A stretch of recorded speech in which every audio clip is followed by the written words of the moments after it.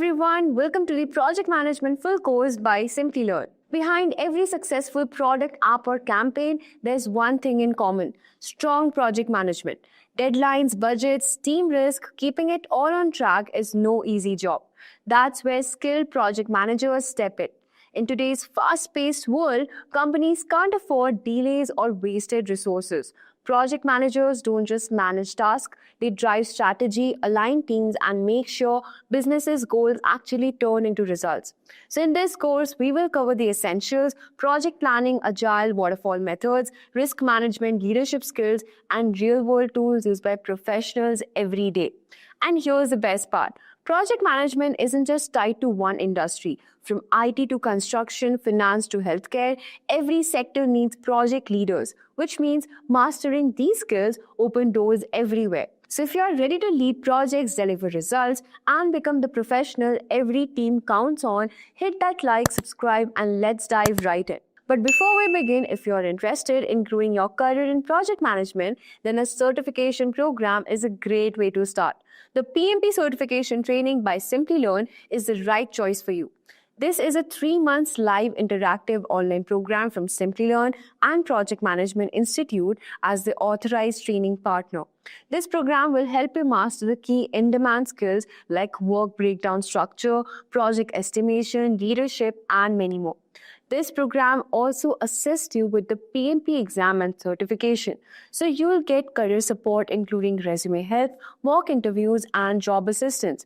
So whether you're switching careers or upskilling, this program gives you all the well-structured courses covering key domains, enhancing your project management skills to stay ahead. So what are you waiting for? Hurry up and enroll now, and you can find the course link below. So let's get started. So the PMP certification acknowledges project managers who have demonstrated their skills in managing people, processes, and business priorities in professional projects. It's essentially a mark of excellence and leadership in project management. So before you can apply for the PMP exam, you need to make sure you meet certain criteria. So it's like a checklist to confirm that you have the right background to take on the exam. So let's look at what you need to qualify. So there are two main sets of criteria based on your educational background. Let's break them down. Now, if you have a 4-year college or university degree, you need to meet these requirements. You need 36 months of experience leading projects in the past 8 years and 35 hours of project management education or training, or you need to have a CAPM certification. Now, if you only have a high school diploma or secondary school diploma, here's what you need: 60 months of experience leading projects in the past 8 years and 35 hours of project management education or training, or a CAPM certification. So first, you'll need to gather information about your experience and training. So here's what you'll need to document. Number 1, projects you have led, like where did you work, what was your role, and what were your responsibilities, and how long did the projects last. And second, training you have completed, which must include which institutes did you attend, what courses did you complete, how many qualifying hours of project management training do you have, and so on. So make sure to have all these details ready to go for your application. So once you've gathered all your information, it's time to complete and submit your PMP application. So here's a quick overview of the process. So start by setting up your PMI account. You can do this now or wait until you are ready to apply. So take your time with the application because it's a save as you go process. So you can take breaks if you need to. Now, before you begin, you must make sure that you have registered for a PMI org user account. So having known all that, now let's move on to how the PMP exam will look like. So you'll need to pass a rigorous exam consisting of 180 questions, and you'll have 230 minutes, which is just a little over 3 hours and 45 minutes to complete the entire test. So that's a lot of questions. So managing your time effectively is key. Now, this isn't just any test though. It's designed by experienced project leaders to reflect real-life scenarios you'll face on the job. Now, the exam is also available in multiple languages, including Arabic, Chinese, English, French, German, Hebrew, etc. So this ensures that project managers from around the world can take the exam in their preferred language. Now, what does the PMP certification actually validate? Let's break that down now. So number 1, motivating people and teams. You'll learn how to inspire and guide your team through every phase of a project. ensuring everyone stays on track and motivated. Number 2, using various approaches. You'll be skilled in predictive, agile, and hybrid methodologies. This means you'll know how to choose the best way to work for each unique project. Number 3, highlighting project success. You'll be able to demonstrate the success of your projects and show how they contribute to the strategic goals of your organization. So, now having known all this, where do you actually study for the PMP exam? So, some of the resources you can consider is Andrew Ramdale's YouTube channel.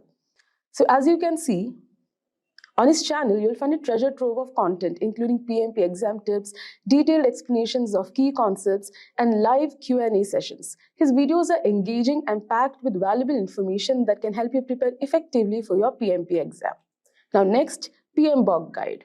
So the Project Management Body of Knowledge, or PMBOK Guide, is the official handbook for the PMP exam, published by the Project Management Institute. So it's packed with all the essential knowledge you need about project management processes and practices. Now next are PMP exam prep books. So some of the books that you can refer is PMP Exam Prep by Rita, the PMP Exam How to Pass on Your First Try by Andy Crow, Head First PMP by Jennifer Green and Andrew Stellman. Now next is online courses. So online courses are another great way to prepare for the PMP exam. These courses offer video lectures, practice exams, and interactive content. Now the next is practice exams. Now practice exams are crucial for getting a feel for the actual exam. They help you identify your strengths and weaknesses and get used to the exam format. So you can try out PMI's official practice exam. So the PMI website offers an official practice exam that's a great way to experience the test environment and question types. Now, you can also consider Simplilearn's free practice exam. So, the Simplilearn's practice test is free and based on PMBOK Guide, it includes around 200 multiple choice questions. So, that was a complete overview of the PMP exam. Now, let's see some of the tips that you can keep in mind while preparing and writing the exam. So, understand the exam content outline. So first, make sure you're familiar with the PMP exam content outline. This document breaks down the exam into domains, tasks, and enablers. So understanding this outline helps you focus on what's really important for the exam. Focus on the 5 domains, like people, process, business environment. Make sure you know the tasks and enablers for each domain. Now, practice, practice, and practice. One of the most important tips is to practice as much as you can. Taking practice exams helps you get familiar with the question format and identify weak areas. Use flashcards for key terms. So flashcards are a fantastic tool for memorizing key terms and concepts. Then focus on the most common concepts. So some concepts appear more frequently on the exam than others. So focus on these high impact topics. So key concepts include the 5 process groups, 49 processes, knowledge areas, and formulas. So make sure you're comfortable with these areas. And then understand the agile and traditional frameworks. So the PMP exam tests both agile and traditional project management approaches. So understand the principles of agile as well as the traditional PM methodologies. Review the Agile Manifesto, Scrum framework, and how agile practices integrate with traditional PMP processes. Now, while writing the exam, read questions carefully. So during the exam, read each question carefully. Make sure you understand what's being asked before you jump to an answer. Now, manage your time wisely. So time management is crucial for such exams. You have 230 minutes for 180 questions, which means you should aim for around 1.5 minutes per question, and then eliminate wrong answers. So if you're unsure about a question, what you can do is use the process of elimination to narrow down your choices. So that's a wrap on our tips for passing the PMP certification exam. I really hope you found these insights helpful and that they boost your confidence as you prepare. So what is project management? Now, as defined in PMI's PMBOK, project management is application of knowledge, skills, tools and techniques to project activities to meet project requirements. So every project will have an objective to accomplish. Similarly, the objective of project management is to make the final deliverables in a finite time and budget. This involves having clear understanding about the deliverables of the project, required resources for the project, resource in terms of human resources, technical resources, financial resources, etc. Project manager should have a full picture of those aspects. We can call it as constraints or aspects, and manage those throughout the project life cycle, for which a project manager should have a full view about a project and what is that this project has to accomplish. That objective should be clear. So, as part of project management, the 6 constraints which project managers should look at are scope, time, quality, cost, risk and resources. So, each of these areas has very important role to play in project management. The clarity in scope, the clarity in terms of schedule within which the project has to be delivered, the cost, what it incurs to that particular project. Once it is finalized, one cannot vary, one cannot change without any proper approvals. Similar to that, we have quality management, which has to ensure the scope, the specifications, what are defined, project output will be accordingly achieved. Risk, every project is taken up for a specific reason by organization. So organization should assess the risk associated with the project, and similarly as project progresses, various different risks has to be identified, like risk related to project management, risk related to technology area, risk related to resources, risk related to financial things. So broadly, risk management plays a very important role. So there will be something called contingency reserve kept for a identified risk above the cost what is estimated for various deliverables from the project. So every project require resources. Resources may be in terms of human resources, financial resources, technology resources, environmental resources. So all these resources are used to produce the output of the project. So these resources has to be managed with the sufficient optimization and standardizations required. Now let us understand the definition of a project. So what is a project? PMI defines a project as a temporary endeavor undertaken to create a unique product, service or result. The temporary nature of a project indicates that a project has a definite beginning and end. So when I say product, unique product, it means every output, it may be similar products you are producing with the same features and functionality, but the output of every project is unique because it is unique in terms of all the 6 constraints what we just discussed now. Now when I say product, it is very easy for us to visualize. It may be a desktop, it may be a laptop, it may be a car, it may be a machine, etc. But how do I visualize a service? Now project's output is a service. Now it's about building a capability. A project, through a project, a capability can be built to ensure services can be provided. That's what the output of project is, service. For example, if I think about a taxi services, for providing a taxi services, I need a mobile app, I need taxi, I need a server, I need a data center. So all these are various different products and services. Here service example can be internet service. So combination of all these services and products builds the capability for an organizations who can provide the taxi services. So building that capability, we say it is an output of a particular project which is called service. Similarly, results can be improvement of something, improvement in customer satisfaction, increase in some specific objectives or specific results needs to be achieved in performance perspective. So output of every project will be unique product or a service or a result. This we need to clearly understand. So when we say there is a definite beginning and end, every project starts at a certain point in time and ends at certain point in time. So it has a definite beginning and end. That is the reason it is temporary in nature. It is not an ongoing business activity. Before we begin, let's have a look at an incident where two project managers, John and Ted, are talking to each other. John is a senior project manager while Ted is a part of his team. John finds Ted to be upset, so he asks him is there anything he can help him with, to which Ted replies that his project failed. John further asks him what could be the possible reason for the project failure. Ted tells him that it's because he was not able to manage the time and budget. Now John asks him if he is PMP certified, to which Ted says he isn't. Then John suggests Ted that he must take the PMP certification, which will not only give his project better performance, but also help him upskill in his career. So today we will discuss about PMP certification in detail. Let's first have a look at all the topics we will cover. We will begin with what is PMP, then we will check top 10 reasons to get PMP certified, followed by the basics of PMP. Then after we know the PMP basic concepts, we will check who can get this certification and pattern for the PMP exam. Then we will learn about the PMBOK guide, which is an integral part to prepare for the PMP exam. Finally, we will see the cost and the validity of the certification. So without any further ado, let's begin with what is PMP.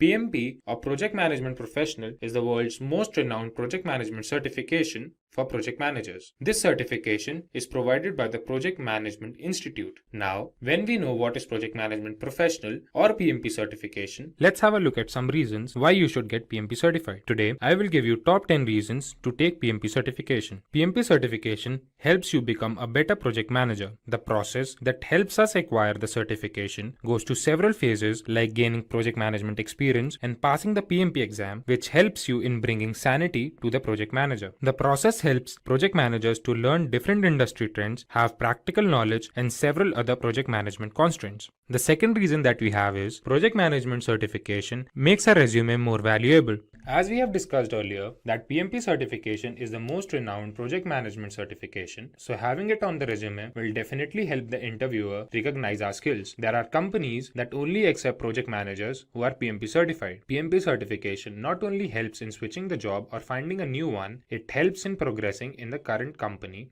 as well. The third reason that we have is it provides more job opportunities. When one acquires the PMP certification, it proves that one has expertise in completing the project effectively and efficiently. So the certification increases the trust factor of the interviewer in you and increases your probability of getting that job. The fourth reason that we have is salary hikes. PMP certified project manager is one of the highest paid jobs around the globe, and this trend will continue to grow. The global survey by the Project Management Institute shows that PMP certified project managers tend to get 20% more salary than the non-certified project managers. The next reason that we have is PMP certification validates your dedication to the job. The certification requires several months of training. It requires several hours of project management experience and exposure. This experience and exposure explains the seriousness of a project manager towards its career path. Then, sixth we have is PMP certification is globally acknowledged. PMP certification is the most renowned certification all over the world. It helps project managers to be a part of different types of industries all over the globe. PMP certification is the most renowned certification all over the world. Project managers who are PMP certified may get jobs in different types of industries all over the world. PMP certification not only provides theoretical knowledge but also helps in gaining practical knowledge, which further helps in increasing the confidence of a project manager. The next reason that we have is better project performance. PMP certified project managers tend to deliver better projects than the non-PMP certified project managers. This is because PMP certified project managers are well aware of 5 process groups, 10 knowledge areas, and 49 processes, which helps them have a clear picture of different aspects involved in a project.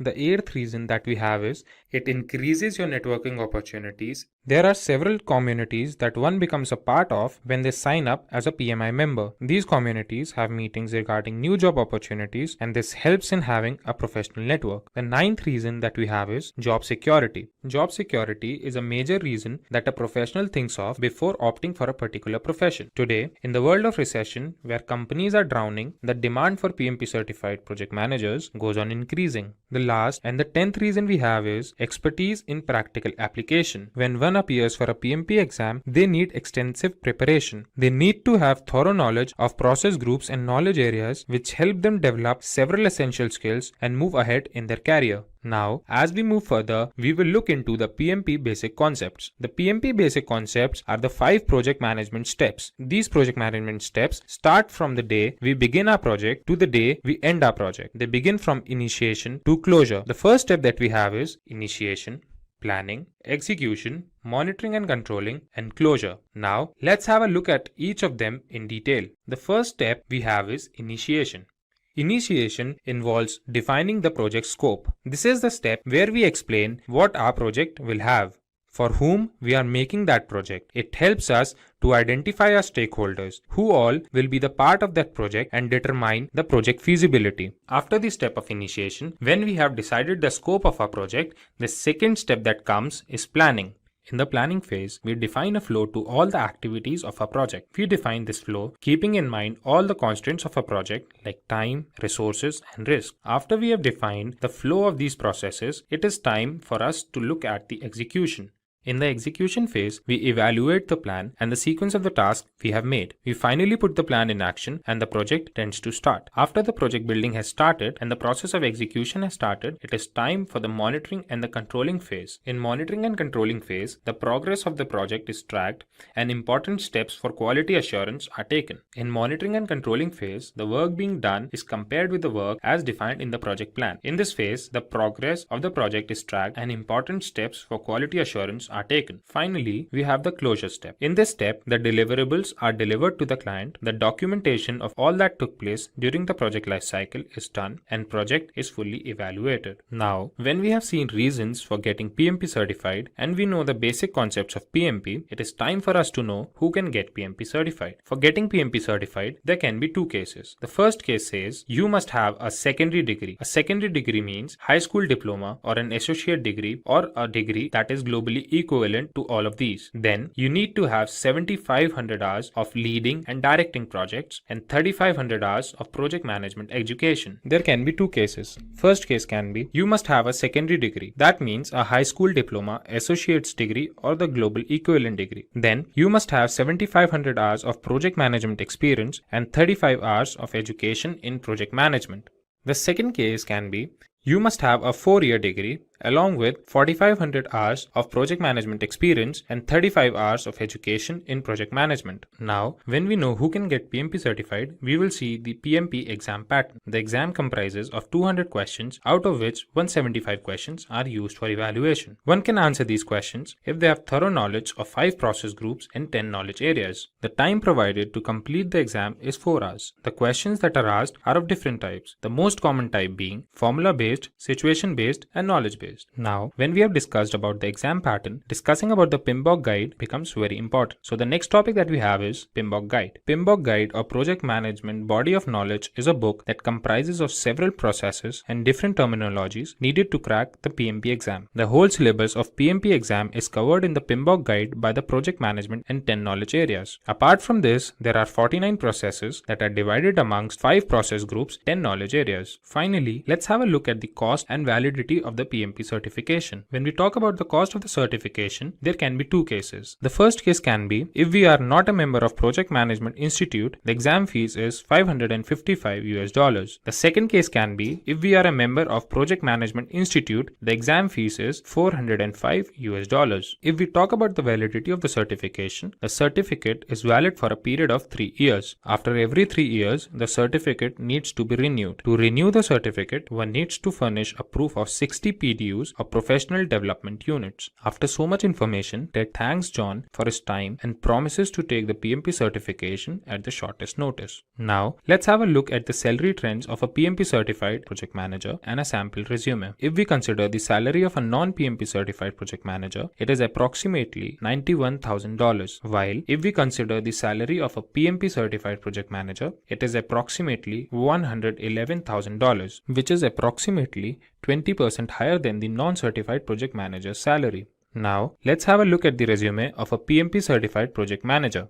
If you are somebody with PMP certification and looking for a project manager or a senior project manager role, your resume should look something like this. The summary in the beginning would include how much experience you have and anything that supports your claim of being a project manager. Like here, James Brown has written, he has more than 10 years of experience with generating and building projects. Then, when you talk about your experience, you should put something that emphasizes on the responsibilities that you had, your area of expertise, put something that shows your skill set for the desired post, and also something that you learned from your former job role. This shows that you have command over your work and also the determination to skill and upskill yourself. Like here, James Brown has 3 years of experience as an assistant manager training new associates and then more than 3 years of experience as a project manager where he not only led projects but also learned new project management tools like Trello and Primavera. After this, add relevant information regarding your education. Your resume must include skills that you have or you have gained in your years of experience. Like here, James Brown has divided his skills into two parts, where he has written his technical skills and non-technical skills. He has included a skill of agile and quality assurance software, as well as he has his knowledge of different project management tools. Then putting your certifications play a major role. This proves that you are up to date and updated with current market trends. James Brown has his certifications in C and Java, and more importantly, he has his project management certification, project management professional. Here's Max, an assistant project manager who looks tensed and is pacing around the room. Then Jack, a project manager who works with him, walks into the room and asks him, why does he seem so tensed? To which Max replies he's facing difficulty in estimating the budget. Jack responds, it might be because he's not planning the project properly. Jack reassures Max and begins to tell him about project planning.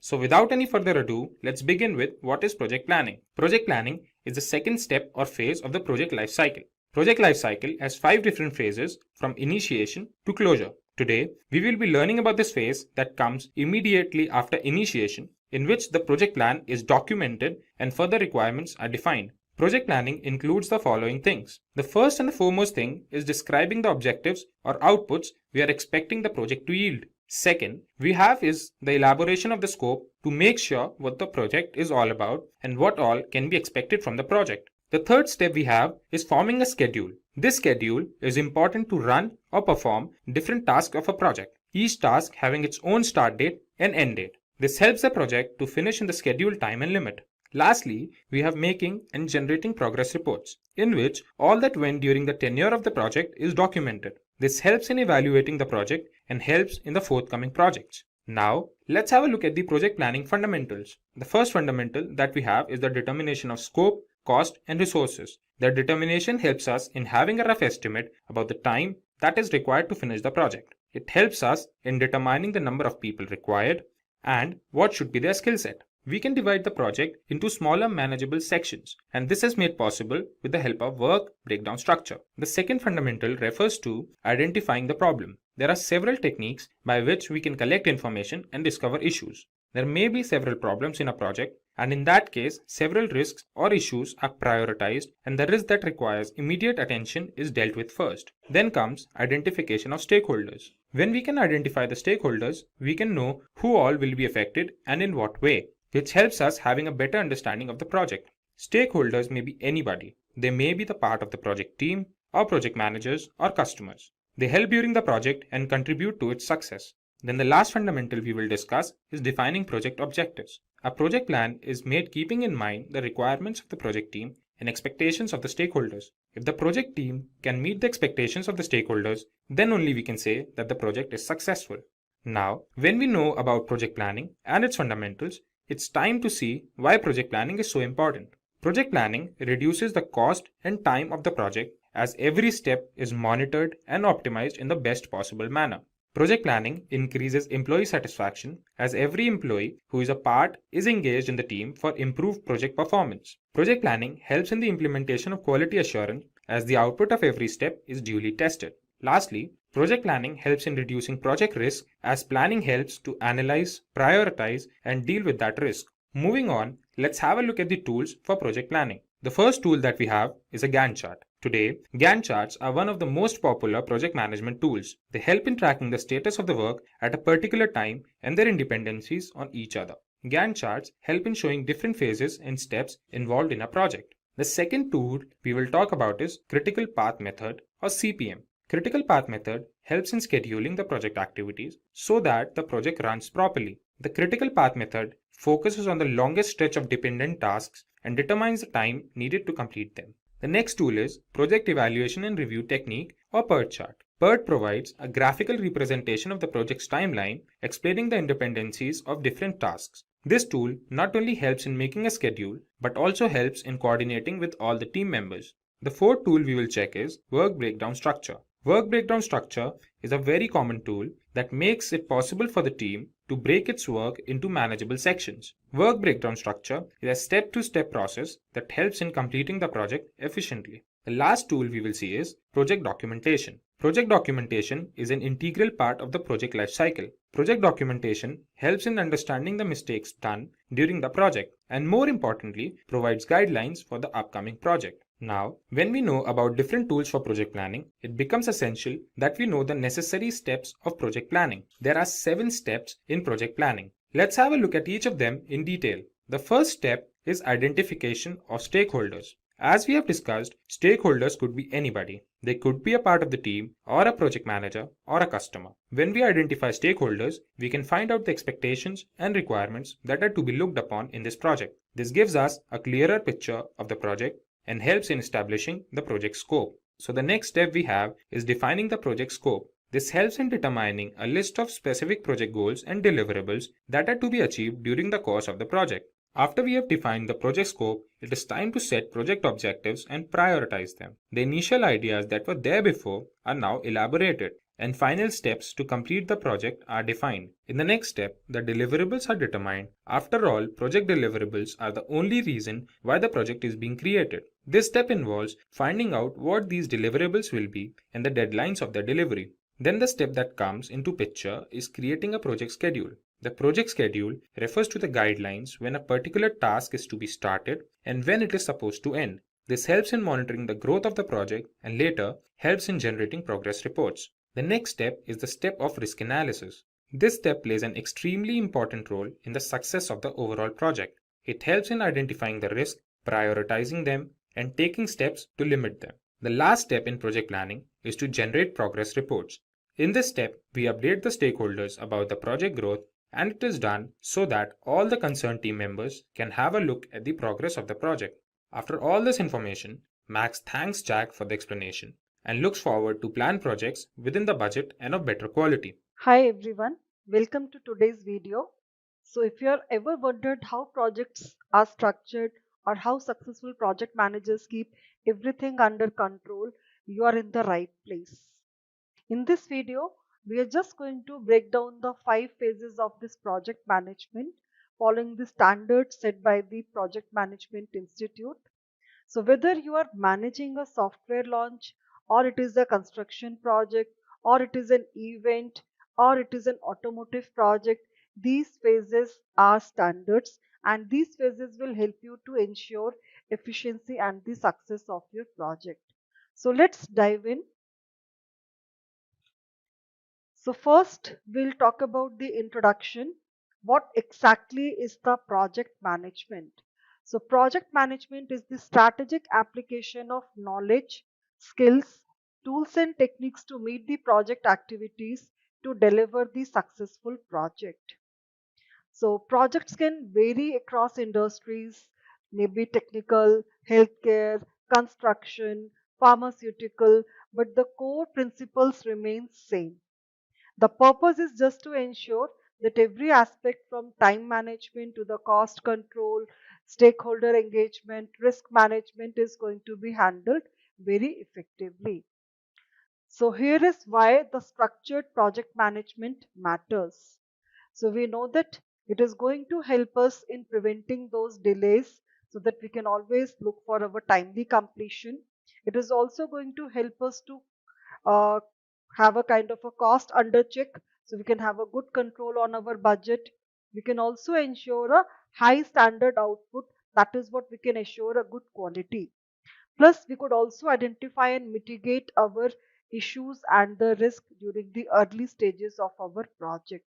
And to achieve this success, we do follow 5 essential project management phases in our project. So let's talk about the project management framework, which is going to emphasize the structured methodologies so that we can enhance our project success. So standardized approach, that is the global project management principles. So here we are referring to the internationally recognized best practices, which is going to ensure that we are all consistent in our managing project across the different industries and regions. So these common standards, best standards are basically from the Project Management Institute's PMBOK, Project Management Body of Knowledge. And we know that project life cycle phases, that is what we'll discuss, which is nothing but your initiation, planning, execution, monitoring and controlling, and closing. We'll also talk about this process groups and knowledge areas because project management body of knowledge frameworks have divided the project management into the core knowledge areas That is what we talk about: the scope, schedule, cost, quality, communication, risk, procurement, stakeholders. So it is just going to ensure an holistic approach towards the project. So definitely it is going to have an improved project success, so that if you implement your structured framework, it is definitely going to lead to the better stakeholder alignment, better risk mitigation, the proper resource optimization, and also your measurable outcome for the project. So ultimately, it is going to increase the probability of achieving your project goals. Now, the various project management process groups will discuss. So, the first phase in any project life cycle is the initiation. That is where we just define our project objectives, we define our feasibility. Then we have the plan, where we are going to outline our scope, schedule, budget, and risk. We have third phase, that is the execution, which is all about coordinating the resources and implementing those plans. Then finally we have a monitoring and close controlling phase, where we are going to keep track of all our progress, and we can all make the adjustment in our plans also if we find any kind of deviations or the variances. Then lastly, where we have a closure phase, so we just complete our deliverables and we do evaluate our project success. So let's talk about the first phase, that is the initiation. So this is where the foundation of project is laid out. Now the goal of this phase is just to define the project and obtaining the authorization to proceed. Without proper initiation, projects like scope creep, your misalignment with the stakeholders, and unclear objectives would be there. So the key activities in this initiation phase is: we develop our project charter, which is the formal document that authorizes the project, and it is going to outline its objectives, scope, stakeholders, risk, constraints, assumptions, all those high level information about the project. This is what like we would be considering for our detailed planning. Then secondly, we have to identify the stakeholders. So we need to understand who all will be impacted by our project outcome, or who may be influencing our project outcome, so that we can always have our effective communication and the proper stakeholder alignment. Third is you have to define your project objectives and goals. So we need to establish clear, measurable goals which is going to serve as benchmark for our project success. So by the end of this initiation phase, you will have a clear-cut direction and authorization to proceed further.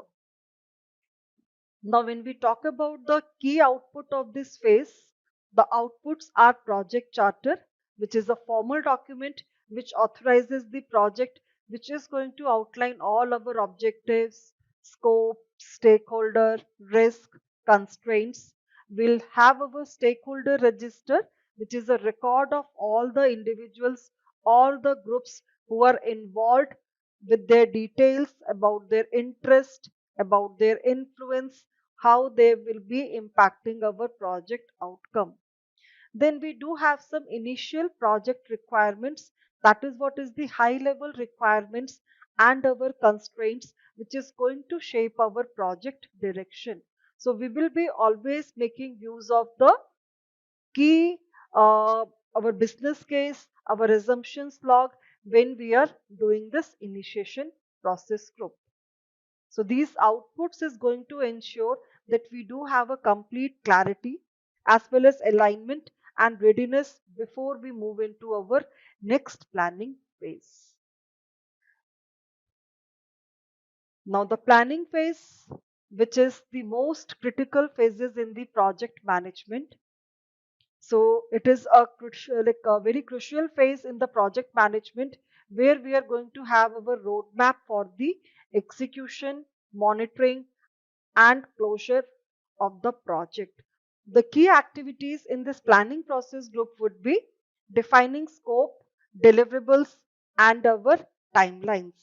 So we have to develop a detailed project management plan, where we are going to have the detailed plan for our scope, schedule, cost, risk, communication, procurement, quality, stakeholders. Then we are going to have our risk management planning, where we will be identifying those potential risks and their strategies. We would be using the techniques like SWOT analysis, Monte Carlo simulation, all those qualitative and quantitative risk analysis for managing. Then finally, you have to have a resource and communication planning. So you would be allocating your human, financial, material resources effectively on our project activities. So we are going to define our communication channels and what would be our reporting structures for the stakeholders in our planning process. So the planning process is going to produce several key outputs, which is going to serve as a foundation for our project execution. So the first one is your comprehensive plan, which is going to have a detailed about all our integration of scope, schedule, cost, risk, communication, procurement, and our stakeholder strategies. It is also going to give us a detailed scope statement with the work breakdown structure. That is just going to define our project boundaries, and it is going to organize our work into the manageable components. We'll also have our schedule and the cost baselines. These baselines are the approved versions that we would be referring to throughout our project monitoring. So we do use our techniques like critical path method, Gantt chart, or if we are working with the agile methodologies, we do make use of our sprints for our planning. Then we do have our risk registers, your procurement strategies, all those would be the output of our planning process groups. So think of this planning process group is we are just going to lay down our blueprint before constructing any building. The better the plan, smoother would be your execution. Now let's talk about the execution process group. So where all the planning comes to the life. So the execution process group is where the project management plan is just put into the action, where we are going to ensure the deliverables are created and objectives are met. Here are the key activities that are involved in our execution. So we direct and manage our project work. So that is where we have to always coordinate our people and resources. We have to ensure that we are following a smooth execution throughout our proper communication and collaboration. We are going to have our stakeholder engagement. We need to maintain transparency throughout our project by doing the regular updates, meetings with them, feedback also. So we are going to address their concerns proactively so that we can ensure we all are aligned with our project objective. We do have to perform our project task according to the plan that we have defined. So we have to do all our quality assurance. So where we have to do the testings, validations, right? So we have to ensure that our all deliverables are meeting this predefined standards that we have laid out in our quality plan also. You would be implementing your risk responses as well during your execution. You have to conduct your procurement also during your execution, and we would be monitoring our project performance. So the key deliverables of our execution process group would be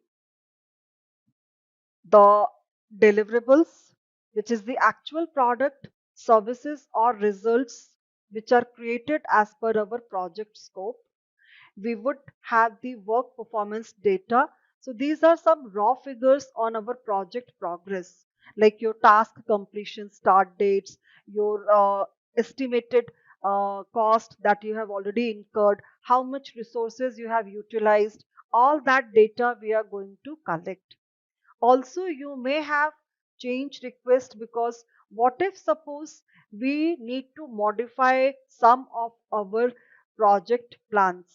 Maybe we have got something to change our project scope, or maybe based on the stakeholders' feedback, we have to modify our plans. So that is what you would be having the outputs. Then also you would be having your issue logs updations. You would be also having your quality reports during this particular process group as an output. So the execution phase is where project managers are going to ensure that everything runs smoothly, where we are also addressing our any kind of emerging challenges. So we have to align with our strategic business goals. Also, we have to ensure that project is contributing towards the organizational success. Now, as we know, project is never just set and forget, which is why the monitoring and controlling phase is very, very crucial. So monitoring and controlling process group ensures that the project stays on track by continuously evaluating your performance and making necessary adjustment in our plan wherever it is required. So the key activities in monitoring and controlling are: you have to measure your project performance. So by tracking our key performance indicators that we have to use, so that we can always compare our actual progress against the plan.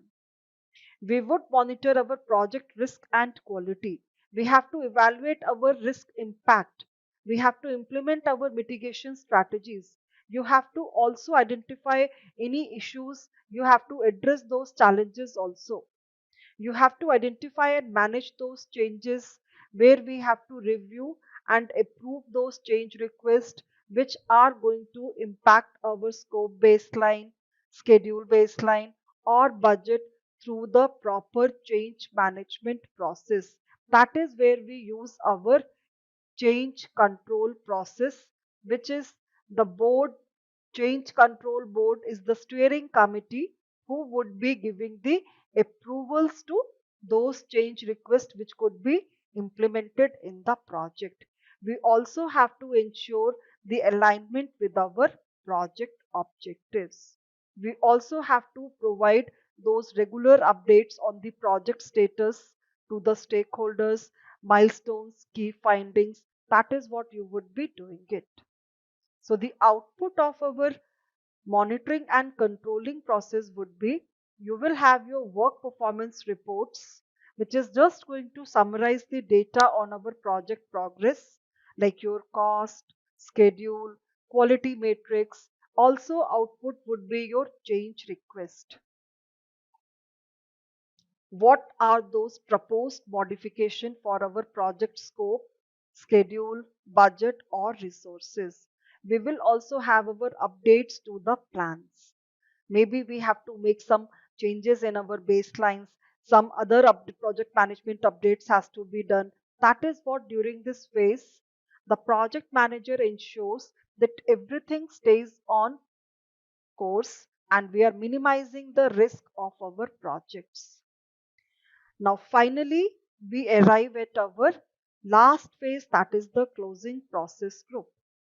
Now, this closing process group is the moment where we are going to just wrap up our phase or the project. So, the closing ensures that all the project activities are formally completed. We have documented our lessons learned registers, and we have also handed over the deliverables. So the key activities in our closing process group would be: you have to finalize all the deliverables. So we need to ensure that all project outputs meet our agreed upon scope and quality standards. You also have to ensure that we have done our contract closure also. There is no vendor obligations. And we have also closed our financial accounts. We have also completed our project documentations. We have to capture all our insights on our project success, challenges, improvement, so that it is going to help us in our future projects. And also we have to document our lessons learned registers. And after that, we would be releasing our team and doing the acknowledgement of their contributions. So the output of our closing project process group is we will have our final project report, that is the closure report. Our formal acceptance documentation would be there, and we know that the stakeholders confirms the approval of their deliverables, and we are going to update our lessons learned registers. That is what becomes a part of our organizational process assets. So, a strong closing phase ensures that the future project should benefit from the insights and the improvement. So, mastering these phases will always help you to run your smoother, more successful project, no matter what industry you are working with. So, the integration is nothing but it is the backbone of the project management, which ensures that all the processes work together seamlessly.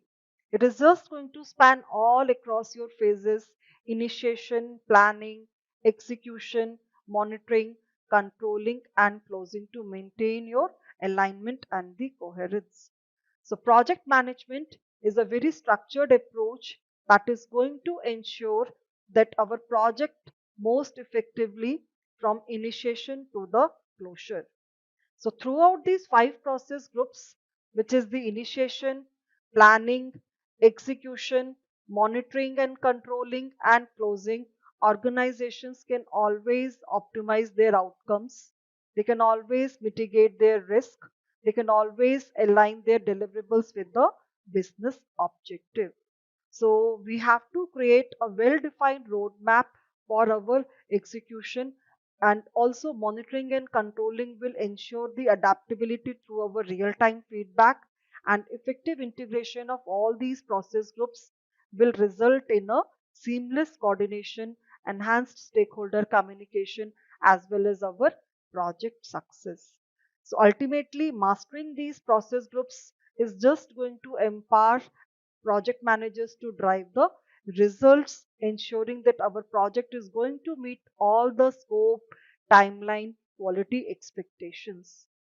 Right? So, this is a continuous learning cycle that refines our strategies for the future initiatives.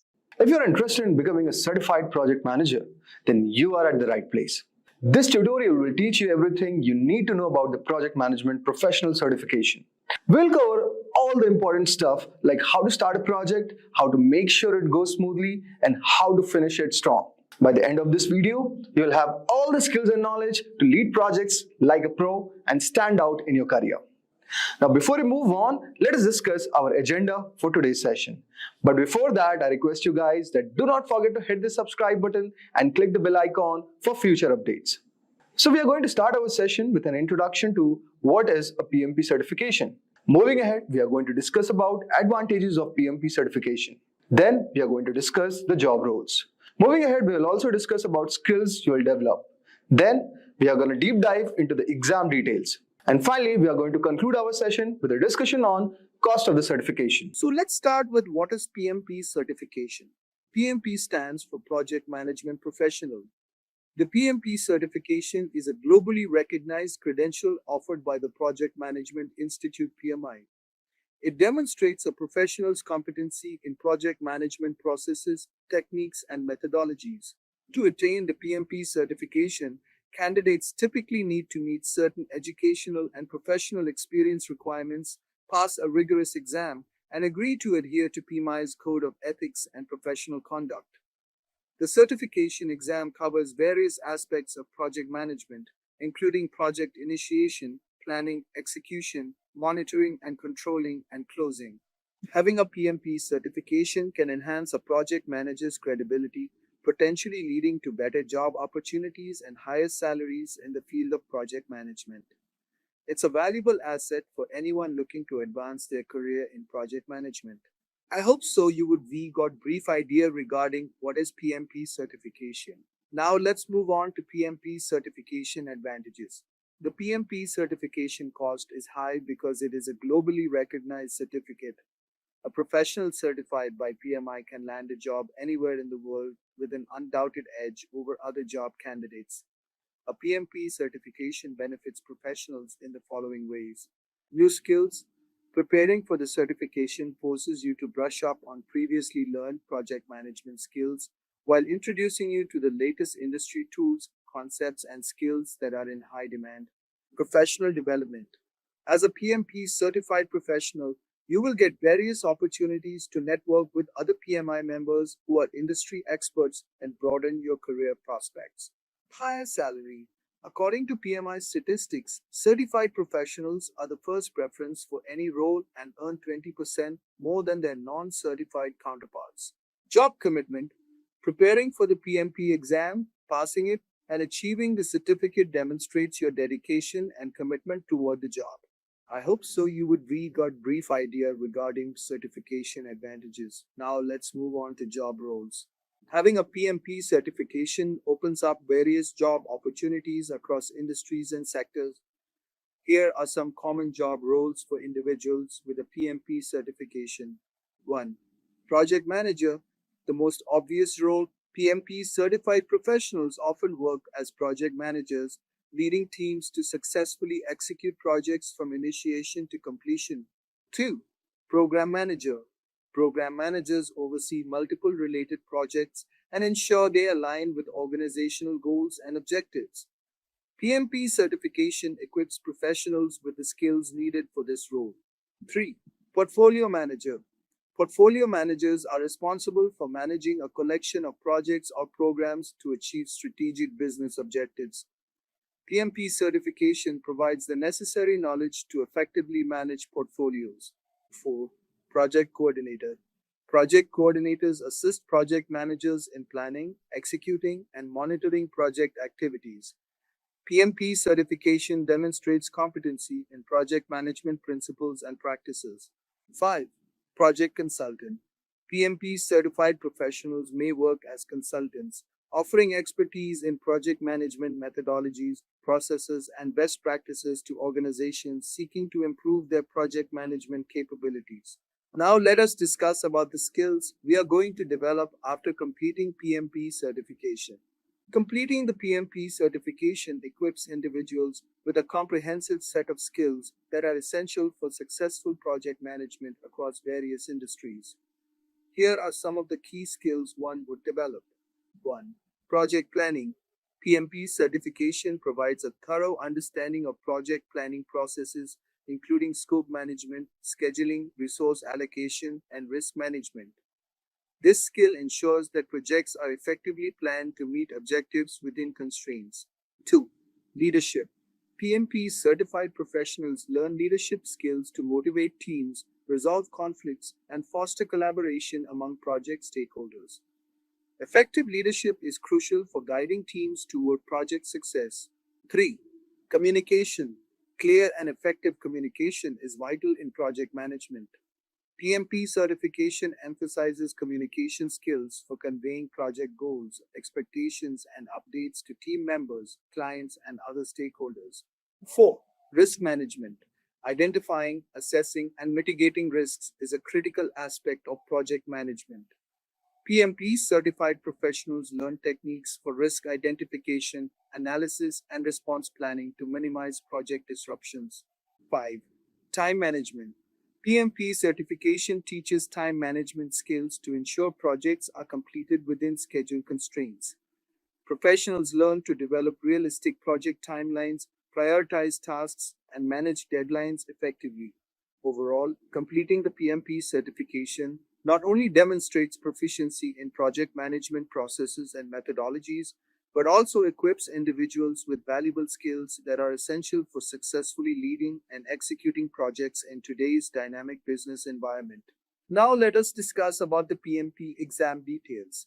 The PMP exam is a rigorous assessment designed to evaluate a candidate's knowledge and understanding of project management principles, processes, and best practices as outlined in the Project Management Body of Knowledge PMBOK Guide published by the Project Management Institute PMI.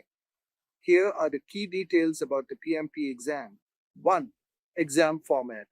The PMP exam is a computer-based test consisting of 180 multiple-choice questions. Out of these, 175 questions are scored, while the remaining 5 are pretest questions used for future exam development and do not affect the candidate's score. 2. Exam content. The exam content is based on the PM Board guide and other reference materials designated by PMI. It covers 5 domains of project management: initiating, planning, executing, monitoring and controlling, closing. 3. Exam duration. The PMP exam has a duration of 230 minutes, 3 hours and 50 minutes. This includes the time for completing the exam and a 10-minute break if desired. 5. Exam eligibility. To be eligible to take the PMP exam, candidates must meet certain educational and professional experience requirements set by PMI. As of my last update, the general requirements include a 4-year degree bachelor's or global equivalent and at least 3 years of project management experience with 500 hours leading and directing projects plus 35 hours of project management education, or a secondary degree, high school diploma, associate's degree, or global equivalent with at least 5 years of project management experience with 500 hours leading and directing projects plus 35 hours of project management education. It's essential for candidates to thoroughly review the exam handbook and familiarize themselves with PMI's policies and procedures before scheduling and taking the PMP exam. Now let us discuss about the PMP certification cost. PMP certification cost. Wondering what the cost of quality PMP is? PMP cost incurred to earn 35 PDAs varies from country to country from $300 to $5,000. Re-examination fee structure. For PMI members, $275. For non-PMI members, $375. A person choosing to become a PMI member at the time of application will have to shell out a PMP price of $555, which will cover both the examination and the membership fees. Interestingly, even if a person doesn't wish to become a PMI member, HESH will anyway have to pay the same PMP exam fee. Hence, we recommend you to apply for the PMI membership option so that paying your PMP course fee is more practical. After going through the PMP certification cost, let us next learn what exactly is its renewal fee. And we will see the steps how to become a project manager. And you could see the first step is understanding the role, the second is getting certification, third is you should have experience, then skills, and then you should expand your knowledge with time, and you should build your network, and then demonstrate the leadership, and you should have a good portfolio and your professional growth, and then you should seek employment and ace the interview. So we'll discuss each of the particular steps to becoming a project manager. So becoming a project manager is an exciting and rewarding journey that requires a combination of skills, knowledge and experience. Whether you are starting from scratch or transitioning from a related role, here's a comprehensive guide on becoming a project manager. Starting with the first skill, that is understand the role. Begin by clearly understanding what project management entails. Project managers are responsible for planning, organizing, and overseeing projects from start to finish. They coordinate resources, manage budgets, mitigate risks, and ensure timely delivery of project objectives. Research the key responsibilities, industry standards, and the best practices associated with project management. And the next skill is acquire education and certifications. While not always mandatory, obtaining a degree in a relevant field such as business administration or project management can provide a strong foundation. Additionally, consider pursuing certifications such as Project Management Professional (PMP) or Certified Associate in Project Management (CAPM) that is offered by Project Management Institute (PMI). These credentials demonstrate your commitment and competence in the field. Next skill we have is gain relevant experience. To build practical skills, seek opportunities to work on projects in any capacity. Offer to assist project managers or volunteer for projects within your organization. This hands-on experience will provide valuable insights into project dynamics, team collaboration, and problem solving. Document your project involvement and accomplishments to showcase your experience to future employers. And next skill you need is develop key skills. Project managers require diverse skill set. Enhance your skills in areas such as communication, leadership, organization, negotiation, time management, and risk management. Effective communication is particularly crucial for collaborating with stakeholders, managing conflicts, and ensuring project goals are understood by the team. Next, you should expand your knowledge. Continuously learn and stay updated on industry trends, methodologies, and tools. Familiarize yourself with project management frameworks like Agile, Scrum, or Waterfall, and explore project management software and collaboration tools such as Microsoft Project, Jira, or Trello. Attend workshops, webinars, or conferences to network with industry professionals and learn from their experiences. Next, you should build a network. Networking is vital to career development. Connect with other project managers, join professional associations, and participate in online communities. Engage in discussions, share knowledge, and seek mentorship opportunities. Building a strong professional network can provide guidance, job leads, and opportunities for collaboration. Next is demonstrate leadership. Project managers are leaders who inspire and motivate their teams. Showcase your leadership qualities by taking on additional responsibilities, leading small projects, or coordinating cross functional teams. Seek opportunities to manage team dynamics, resolve conflicts, and foster a positive work environment. Leadership experience will strengthen your project management credentials. Next is develop a portfolio. Create project management portfolio that highlights your achievements, successful projects, and the impact you made. Include project plans, timeline, budgets, and any metrics demonstrating your ability to deliver results. This tangible evidence will distinguish you from other candidates during job applications or interviews. Next is pursue professional growth. Embrace continuous professional development by seeking learning opportunities, attending workshops, and obtaining advanced certifications. Stay informed about emerging trends and technologies in project management and explore specialized areas such as risk management, change management, or stakeholder engagement. A commitment to ongoing growth will position you as a dedicated and knowledgeable project manager. And the next we have is seek employment opportunities. Once you have acquired the necessary skills, knowledge, and experience, explore project management job openings. Tailor your resume and cover letter to highlight your project management expertise, showcase relevant achievements, and emphasize your ability to deliver successful outcomes. Leverage your network and online job platforms to discover suitable opportunities. And the last we have is ace the interview.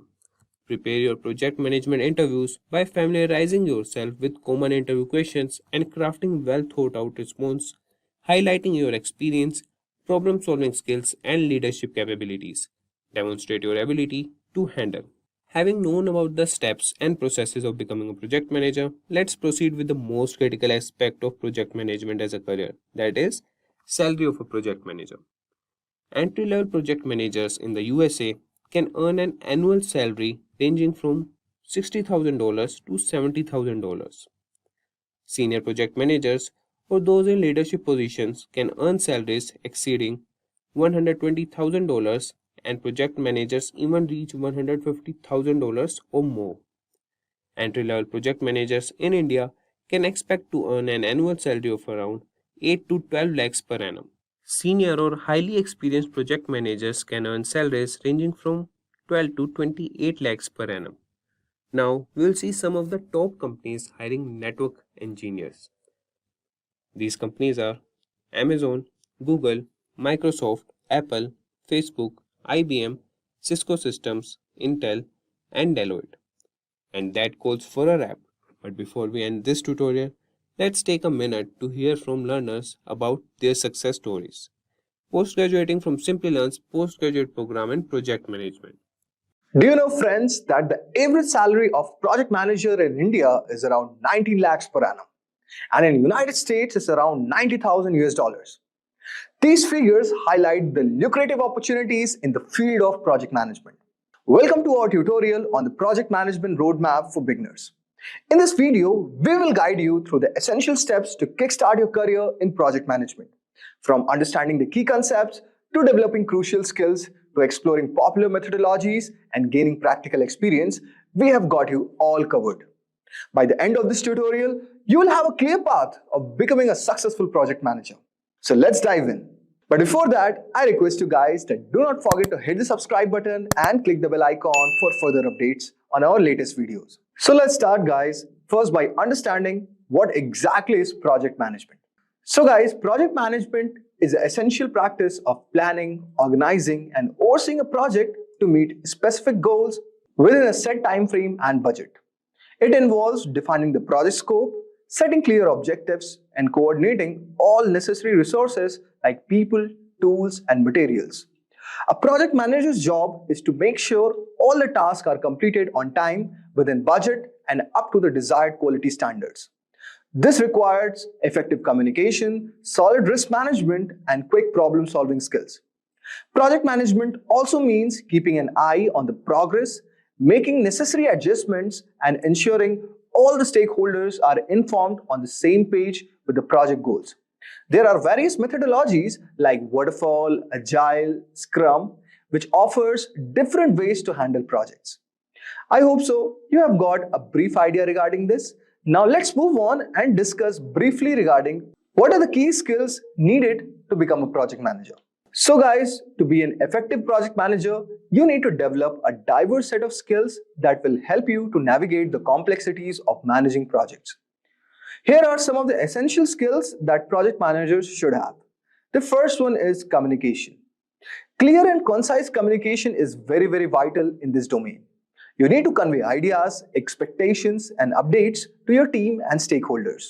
Effective communication helps to avoid misunderstandings and keeps everyone aligned with the project goals. The second one is organization. Being organized is very crucial for managing multiple tasks, deadlines, and resources. An organized project manager can keep track of all the project components and ensures everything runs smoothly. Third one which we have is problem solving. Projects rarely go exactly as planned. So strong problem solving skills are very essential. You need to quickly identify issues, analyze possible solutions, and implement the best course of action to keep the project on track. Next one we have is leadership. Inspiring and motivating your team is a key aspect of project management. A good leader guides their team, delegates tasks effectively, and fosters a positive and productive work environment. Next one we have all over here, that is time management. So guys, prioritizing tasks and managing your time efficiently ensures that project milestones are met. Good time management helps you to stay on schedule, meet deadlines without compromising the quality. Next one we have is adaptability. Projects can be unpredictable sometimes. So being adaptable and flexible is very important. You need to adjust plans, strategies as necessary to accommodate changes and unforeseen challenges. And finally we have is solid risk management. You know friends that identifying potential risk and developing strategies to mitigate them is very crucial for project success. Effective risk management helps to minimize the impact of uncertainties on the project. So by honing these skills, you can become a more effective project manager, capable of leading your team to success and delivering projects that meet or exceed expectations. Now we are going to move forward to understand the core project management concepts. So guys, understanding core project management concepts is very essential for successfully managing the project. The first one that we have all over here is scope. So guys, scope defines what the project will deliver and work required to complete it. Clearly outlining the scope helps to prevent scope creep, where uncontrolled changes or continuous growth can derail the project. Next one we have all over here is resources. This involves identifying and allocating the necessary resources, including team members, tools, material, and budget. Efficient resource management ensures that the project has everything it needs to proceed without delays. The third one that we have all over here, that is schedule. So guys, the project schedule outlines the timeline for all tasks and milestones. Creating a detailed schedule helps you to keep the project on track and ensures that deadlines are met. The fourth one that we have all over here is budget. So guys, this is very important factor. And managing the project budget involves estimating cost, setting budget, and controlling expenses to ensure the project remains financially viable. Effective budget management helps prevent cost overruns. Finally, we have is risk management and quality. Let's first talk about risk management. So guys, identifying, assessing and mitigating risk is very crucial. A proactive approach to risk management can help anticipate potential issues and develop contingency plans, reducing the impact of the project. If we talk about quality, then ensuring that the project meets the required standards and specification, it is very required for it to become a success. So quality management also involves setting quality criteria, continuously monitoring and evaluating the project deliverables. Now let's move on and discuss about project management methodologies. So guys, project management methodologies provide a structured approaches to managing projects and ensuring efficiency and consistency. The first one that we are going to discuss all over here is called waterfall model. It is a linear and sequential approach where each phase of the project must be completed before moving on to the next. It's best suited for projects with well-defined requirements and minimal changes. The next one that we have all over here is called Agile. Actually, Agile is an iterative and flexible approach that focuses on delivering small, incremental improvements.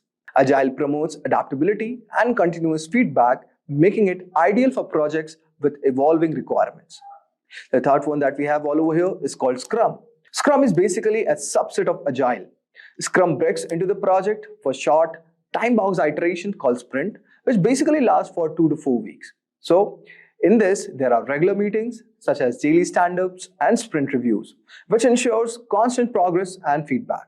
So guys, choosing the right methodology depends upon the project's nature, requirement, and team dynamics. Ensuring a tailored approach to project management is very crucial. Now let us discuss about some of the tools that you should be aware of if you want to become a project manager.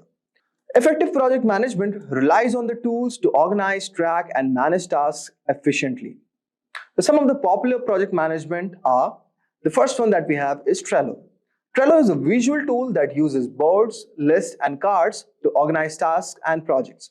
It's highly intuitive and flexible, making it ideal for teams that prefer a straightforward, visual approach to managing tasks and tracking progress. Next we have all over here is Asana. Asana offers a comprehensive suite of features for task management, project planning, and team collaboration. With its ability to create projects, assign tasks, set deadlines, and track progress, Asana helps to ensure that everyone stays on the same page. The third one that we have all over here is called Microsoft Project. This tool is a powerful project management software which is used for planning, scheduling, and managing projects. It offers advanced features like Gantt Charts, resource management, portfolio management, making it suitable for complex projects. Next one that we have all over here is called Jira. Originally designed for software development teams, Jira is an excellent tool for managing agile projects. It supports Scrum and Kanban methodologies, which enables teams to plan sprints, track issues, and monitor progress through detailed reporting. Next one that we have all over here is called Slack. While primarily it is a communication tool, but Slack integrates with many project management tools to facilitate seamless collaboration. Teams can communicate in real time, share files, integrate other tools to create a centralized hub for project activities. So these were some of the tools that you should be aware of, and by leveraging these tools, project managers can enhance their productivity, improve collaboration, and ensure that projects are completed on time and within budget. Now let us move to our final part, that is certification and education. So guys, pursuing formal education and certifications can significantly enhance your career in the project management. Here are some of the key educational paths and certifications you can consider if you want to become a project manager. The first one is degree programs. A bachelor's degree in business administration, management, or a related field provides a strong foundation in essential business and management principles. For those seeking advanced knowledge, a master's degree in project management or an MBA with focus on project management can offer a depth expertise and improve career prospects. The next one that we have all over here is called Certified Associate in Project Management. This entry-level certification is from Project Management Institute and it is ideal for beginners. It actually demonstrates your understanding of fundamental projects and management concepts and prepares you for more advanced certification. A third one that we have all over here is called Project Management Professional. It also offered by PMI Institute. The PMP certification is one of the most recognized and respectable credentials in the field. It requires significant project management experience and demonstrates your ability to manage and lead projects effectively. The next one that we have all over here is called Scrum Master Certification. For those interested in Agile project management, the Scrum Master certification validates your expertise in Scrum practices. It is suitable for project managers working in dynamic and fast-paced environments. Next one that we have all over here is called Prince2 certification. It stands for Projects and Control Environments. This certification focuses on structured project management method suitable for managing projects with a defined framework. It is widely used in the UK and internationally. Next one that we have all over here is called Six Sigma certifications. The Six Sigma methodologies focus on improving processes and reducing defects.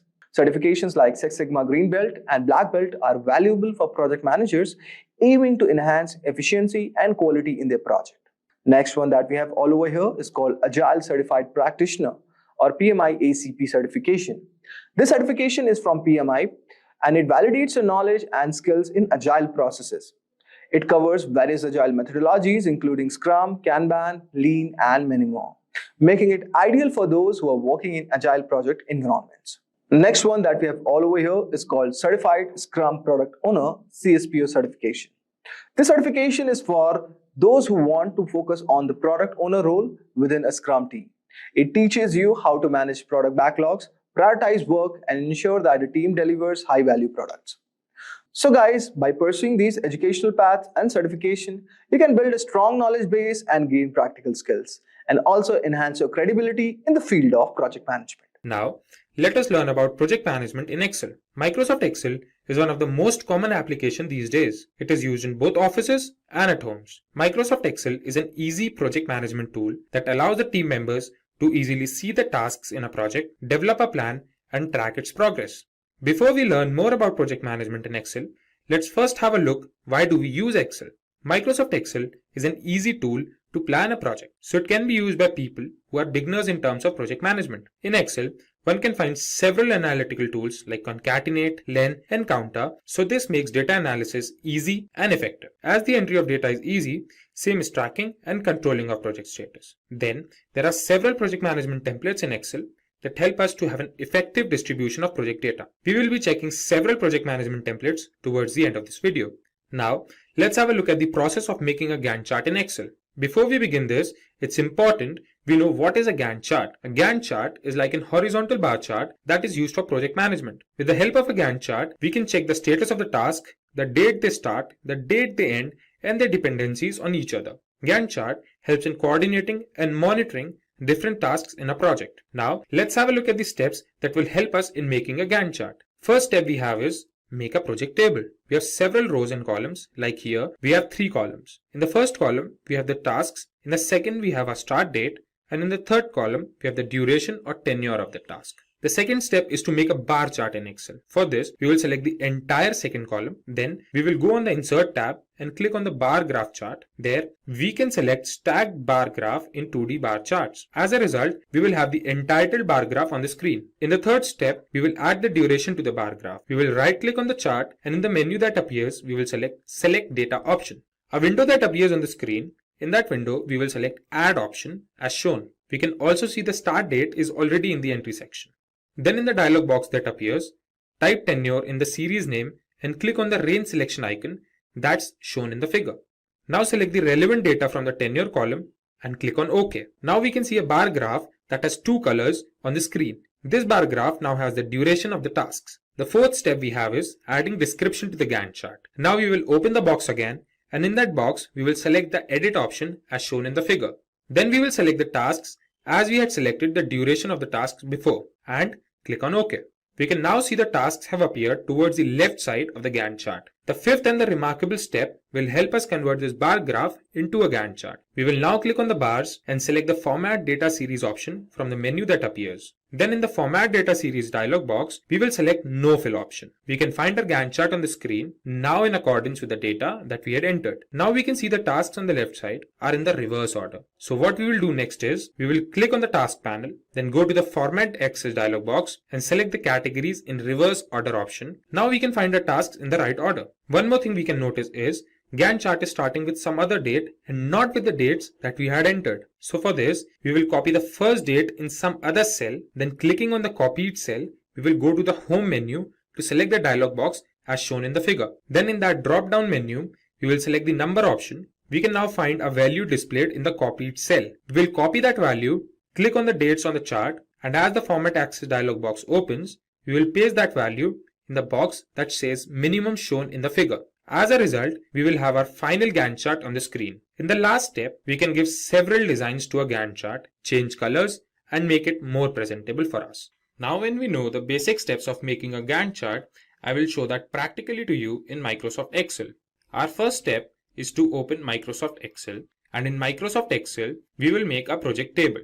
In a project table, we will have 3 columns. The first column will be task, the second column will have the start date, the third column will have tenure or the duration of the task. So beginning with tasks, we have task 1. In task 1, we have 1.1, 1.2, 1.3. Then comes task 2. In task 2, we have 2.1, 2.2, 2.3 and 2.4. Then we have task 3. In task 3, we will have 2 subsections, 3.1 and 3.2. Then we will start with the starting dates. In starting dates, we will put 1st January. The task 1.1 will be 1st of January. Then this will be 4th January. Let's say this is 5th January. Then we will put this as 11th of January. And this will be again 11th January only. This will be 15th January. Let's put this as 17th January. Let this be 19th January. Task 3 begins on 23rd January. And the 3.2 section begins at 26th of January. Now let's put the tenure or the duration of the task. We will begin with task 1.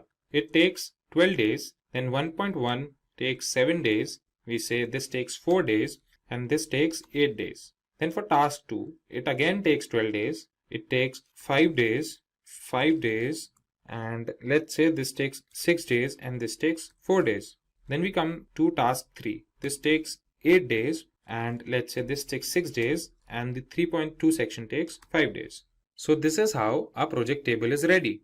In the second step, we will select the entire second column. After we have selected this column, we will go to the Insert tab. In the Insert tab, we'll go to the bar columns, and in this, we will select 2D stacked bar charts. Now we have the entitled bar chart in accordance to our data on the screen. Then comes the third step. We will add the duration of the tasks to the bar graph. We will click on the chart, and after we click on the chart, we will select Select Data option. In the Select Data Source dialog box, we find the start date is already there. Now we will click on Add, and after we click on Add, in the series name section, we will put tenure. Then in the series value, we will click on this icon and select the entire tenure series and click on OK. So this is the bar graph that we have now. This is now in 2 colors, the orange color and the blue color. This bar graph now has the duration of all the tasks in our project table. Now in the fourth step, now it's time for us to add description to our Gantt chart. Instead of this 1, 2, 3, 4, 5, we will put task 1, task 2 and the subtasks. So what we will do is, we will again go to that box, we will left click on the Gantt chart, select the Select Data option, and then we'll go to the start date. Here, we'll select the Edit option. In the Edit option, we will select all the tasks and click on OK. Now we can see all the tasks are aligned towards the left of the bar chart.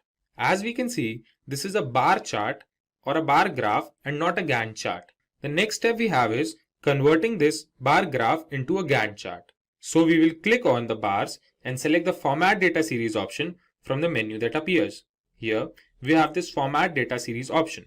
Now we can see the dialog box on the screen. Here we'll go into the color section, fill section, and then we will select no fill. Now we can see the blue lines have disappeared. So this looks like a Gantt chart. So now when we have a Gantt chart on the screen, we can notice that the tasks here are in the reverse order. So what we will do is, we will click on these tasks and select the Format Axis option. Here, we will select Categories in reverse order. We can see our Gantt chart is now in order, like we have our task 1 on the top and task 3 at the bottom. The dates are starting from 11th of December, but the dates we have provided are from 1st of January. Now we will copy this cell, then go on the dates box. Here, we'll go to Format Axis. In the Format Axis, we can see minimum. In this minimum, we will paste this value and press enter. As we press enter, we can see our Gantt chart starting from the date that we wanted to start, and that too in the correct order, starting from task 1 to task 3. Now as a result, we have our final Gantt chart on the screen. In the last step, what we can do is make our Gantt chart more representable. We can change the color of these bars, we can give them shapes, and we can do many other things to make it more presentable. We will first select the bars. Like what we will do is, we will select task 1 and let's say we give it the color blue. Then task 2, we will give it color green, and in task 3, we'll give it the color black. So here the subsections will give different colors to the subsections as well. Then we come to task 2.1. This is how we can change the color of these cells, or apart from changing colors, we can select a bar graph and do the gradient fill. So this is how we can make a Gantt chart more presentable. After changing the colors or changing the shapes, we have our final Gantt chart on the screen. Finally, let's have a look at some Microsoft Excel templates for project management. Microsoft Excel templates help in collecting data, putting them into order, and check their dependencies with each other. With the help of these templates, we can monitor the status of the tasks, and we can also check the progress our project has made. Moving forth, we will check some important Microsoft Excel templates. The first template we have is Excel Project Review Template. This template helps us have an overview of the project. We can have a clear understanding of all the tasks that are planned and that are completed. This helps project managers to measure the progress of the project and take further steps accordingly. Second template we will check is Excel Budget Template. In this template, we can monitor all the expenditures of our project. It helps us in managing the budget of a project and also helps in comparing the budget of a project at different phases. Let's have a look at the budget template in Excel once. We can download this template from officetimeline.com. The Gantt chart towards the right is in accordance with the dates towards the left. If we fluctuate the date, we can see the template working. The start date for task 1 could be changed to 10th June. If we change this date to 10 June, we can see the fluctuation in the Gantt chart. So this is how we can use this template directly. Let's have a look at the third template now. Third template we will see is Excel Sprint Project Tracker Template. This template is used majorly in agile projects, where the project is made in several sprints or sessions. This template includes the start date, the end date, and the duration of each task. We can also see the percentage completed of each task. Let's have a look at the Sprint Project Tracker template as well. We can see the Gantt chart towards the right and the data towards the left. So if we change any data, we can see the Gantt chart changing. For example, we can change the data in Sprint 2 Feature 3. Let's change the start date to July 2nd. We can see the Gantt chart changing.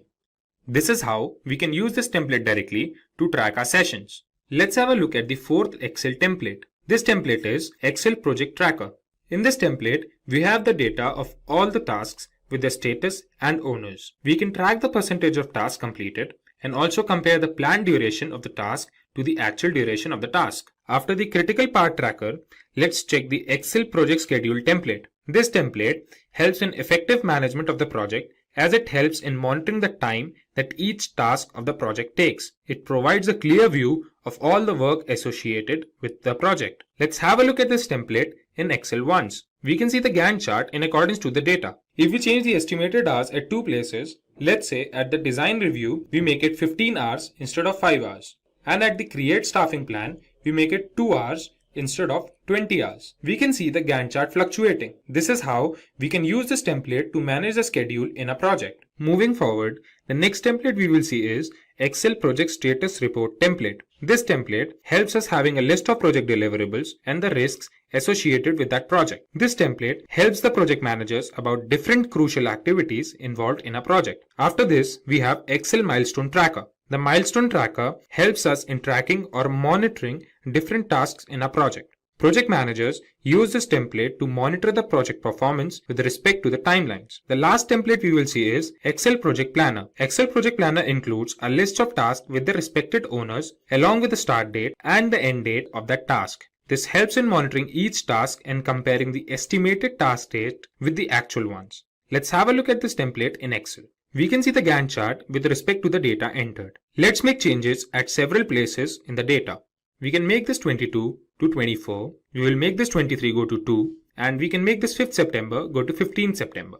And when we make the changes, we can realize the Gantt chart is fluctuating. So this is how we can use this template to plan a project effectively and efficiently. If you are looking to become a skilled project manager, have a look at the postgraduate program in project management by Simplilearn. A project is a temporary endeavor undertaken to create a unique product, service, or result. For example, developing a new product, service, or result, constructing a building, industrial plant, or infrastructure, and implementing, improving, or enhancing existing business processes and procedures. In the next screen, we will focus on the characteristics of a project. A project can be distinguished based on its characteristics. The definition describes two characteristics of a project. First, it is temporary in nature. Temporary here does not mean short in duration. A project can extend for long duration based on the requirements. For example, creating a new indigenous missile defense system for a country. However, there is always a definite planned start and end date for a project. It cannot go on indefinitely. Secondly, the project is supposed to produce a unique output. The output could be a product, service, or result. There can be many common activities between two projects, but the outcome of each project should be unique in some way or the other. Now, let us look at what marks the end of a project. A project ends when either the objectives are met or the project is terminated because the objectives will not or cannot be met. The other reason to terminate the project can be that the need for the output of the project does not exist anymore. Usually, the sponsor of the project takes a call about the closure of the project. It is important to differentiate project work from regular operational work. For example, your office receptionist does the same work every day of picking any incoming call and directing the call to the right person in the office. This is an ongoing repetitive work and can be classified as operation. Operations, unlike projects, are neither temporary nor unique.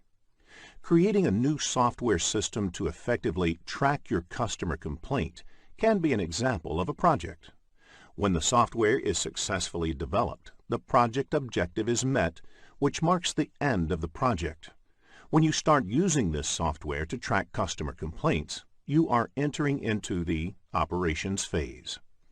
In the next screen, let us now look into project management.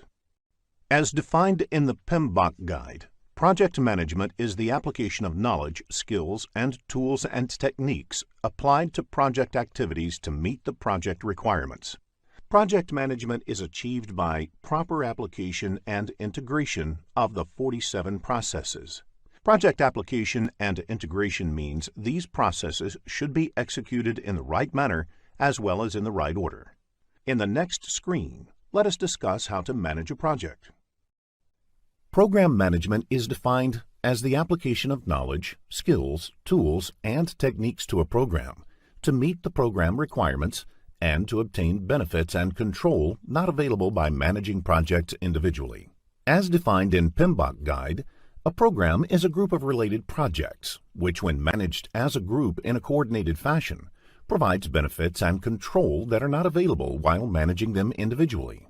These benefits could be from decreased risk, economies of scale, improved management of dependencies, delivery of additional capabilities, optimal utilization of shared resources, and so on.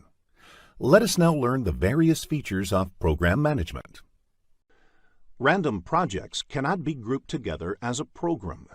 The projects in a program should be related in some way or the other, and there should be some value added in managing them together. A project may not be a part of any program, but a program will always have projects. A project can also be executed as a standalone project.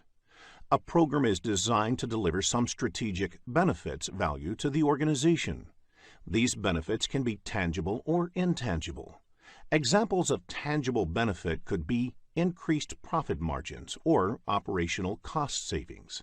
Examples of intangible benefits could be improved team morale or building up certain competencies.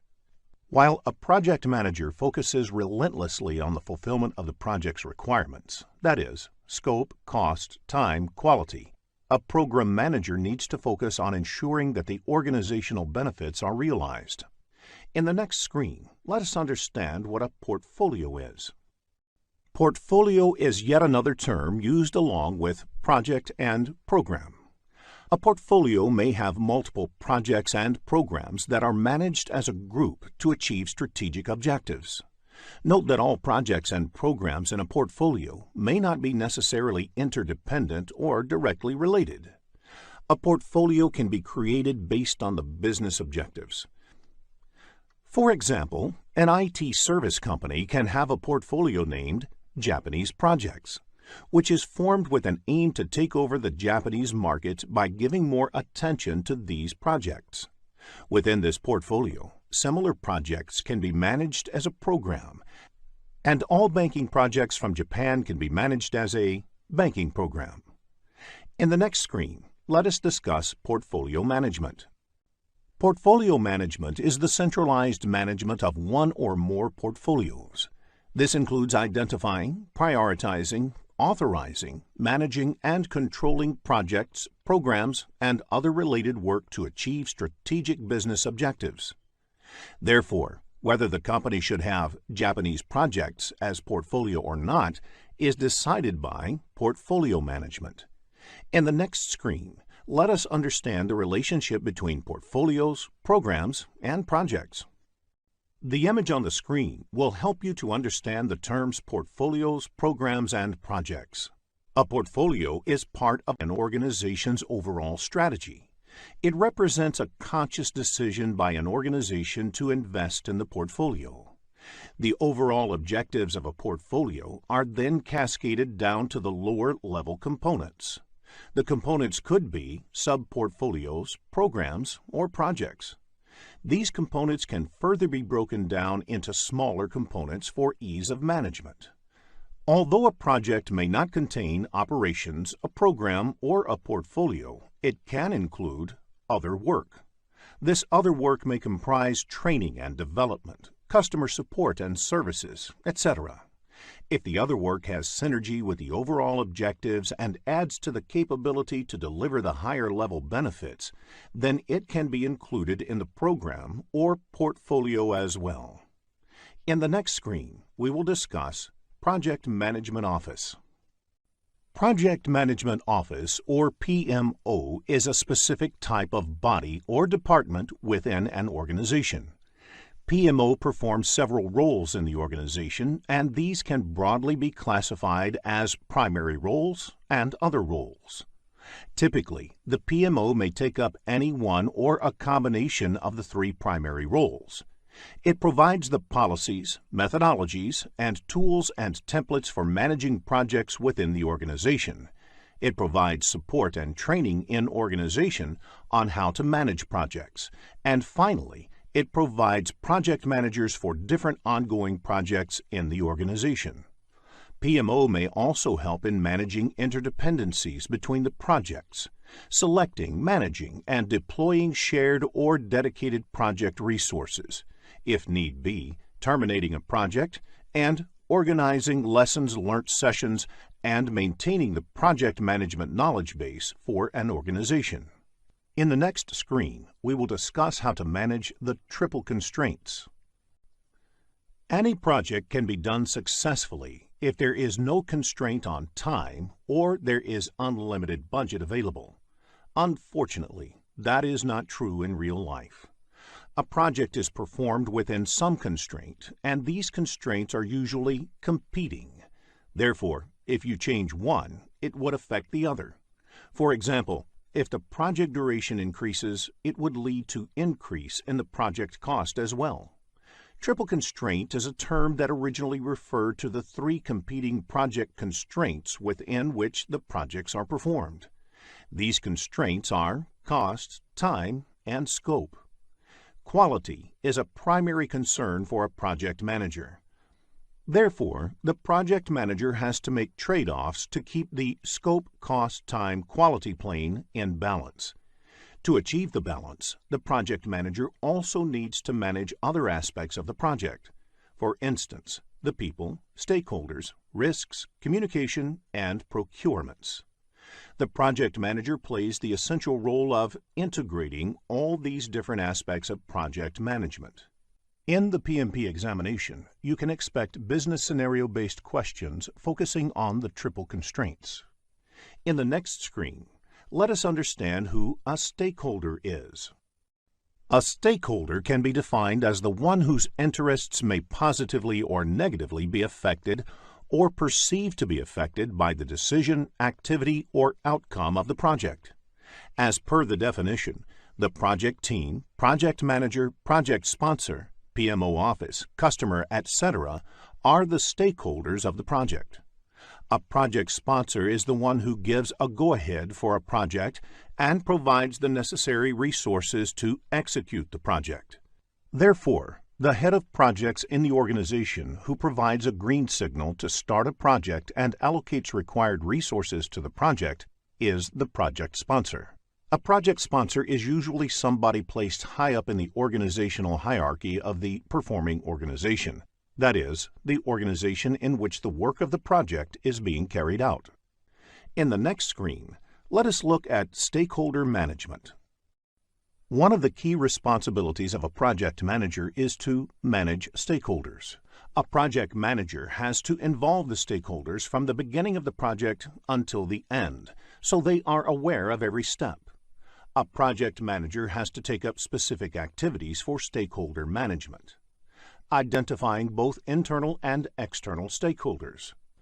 Missing out any stakeholder can be disastrous for a project. A stakeholder who is identified towards the end of the project may come up with his own requirement at that stage, and incorporating them can be risky. Determining stakeholder requirements. After identifying all the stakeholders, the project manager also needs to ensure that their requirements are clearly identified. Sometimes, stakeholders might themselves not know of their requirement, and it is the job of the project manager to get them right by doing a proper stakeholder requirement analysis. Determining stakeholder expectations. Stakeholders might also have some unstated expectations, which need to be clarified to see if it can become a project requirement. It is again the role of the project manager to determine the stakeholder's expectation. Communicating with stakeholders. Once all the stated and unstated stakeholder requirements are known, the project manager, as part of stakeholder analysis, should focus on communicating them regularly to keep stakeholders involved in the project. Once you understand the practices of stakeholder management, it will be easier for you to answer scenario-based questions in the examination. In the next screen, let us look at the various organization structure. Projects are performed in an organization, and the functioning of the organization might affect the project. The different organization structure types explained here are based on the level of authority that a project manager gets into in those organizations. In a functional type of organization, the organization is grouped by the area of specialization within different functional areas. For instance, marketing, accounting, engineering, etc. are departments within the organization. Each employee typically reports to a functional manager. In such types of organization, normally projects are undertaken within the department itself. If a project requires any assistance from another department, the request moves from the head of the requesting department to the head of the concerned department.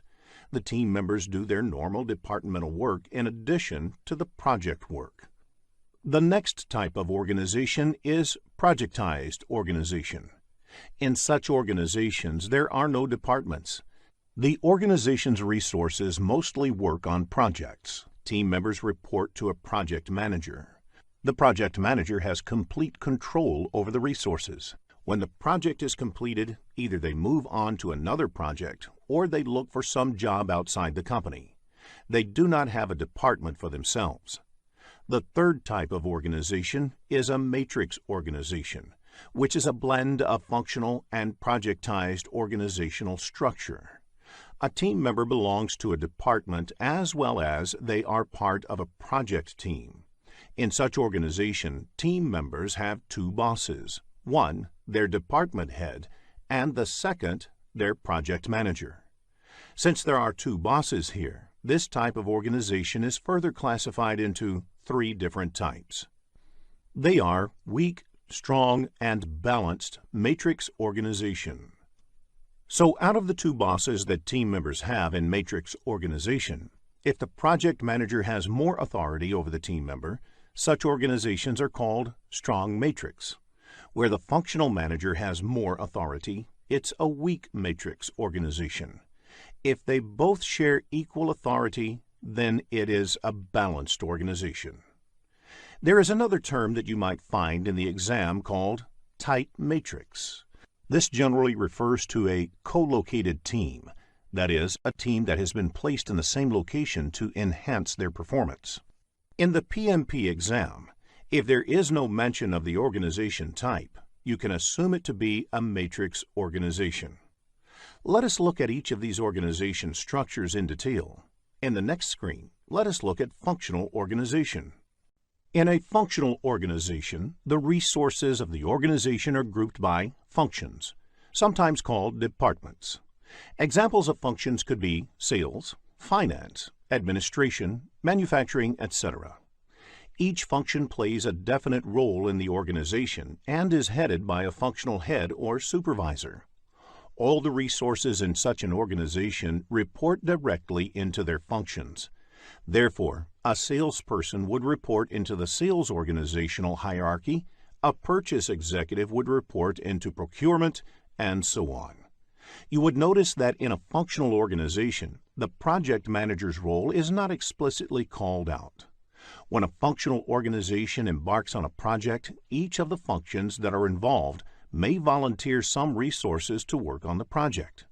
One of these resources may end up playing the project manager's role. The resource assignments may not even be full-time, and sometimes even the project manager is part-time. Since the project manager has no authority over any of the resources, they are dependent on the functional heads. This makes it more challenging for the project manager to coordinate in the team. However, functional organizations provide an opportunity for specialization. For example, if a purchase executive was reporting into the purchase department, that executive would have exposure to all the purchasing that happens within the organization and has a well-defined career path. In functional organizations, project management happens at the functional head level. Next, let us look at the projectized organization in the next screen.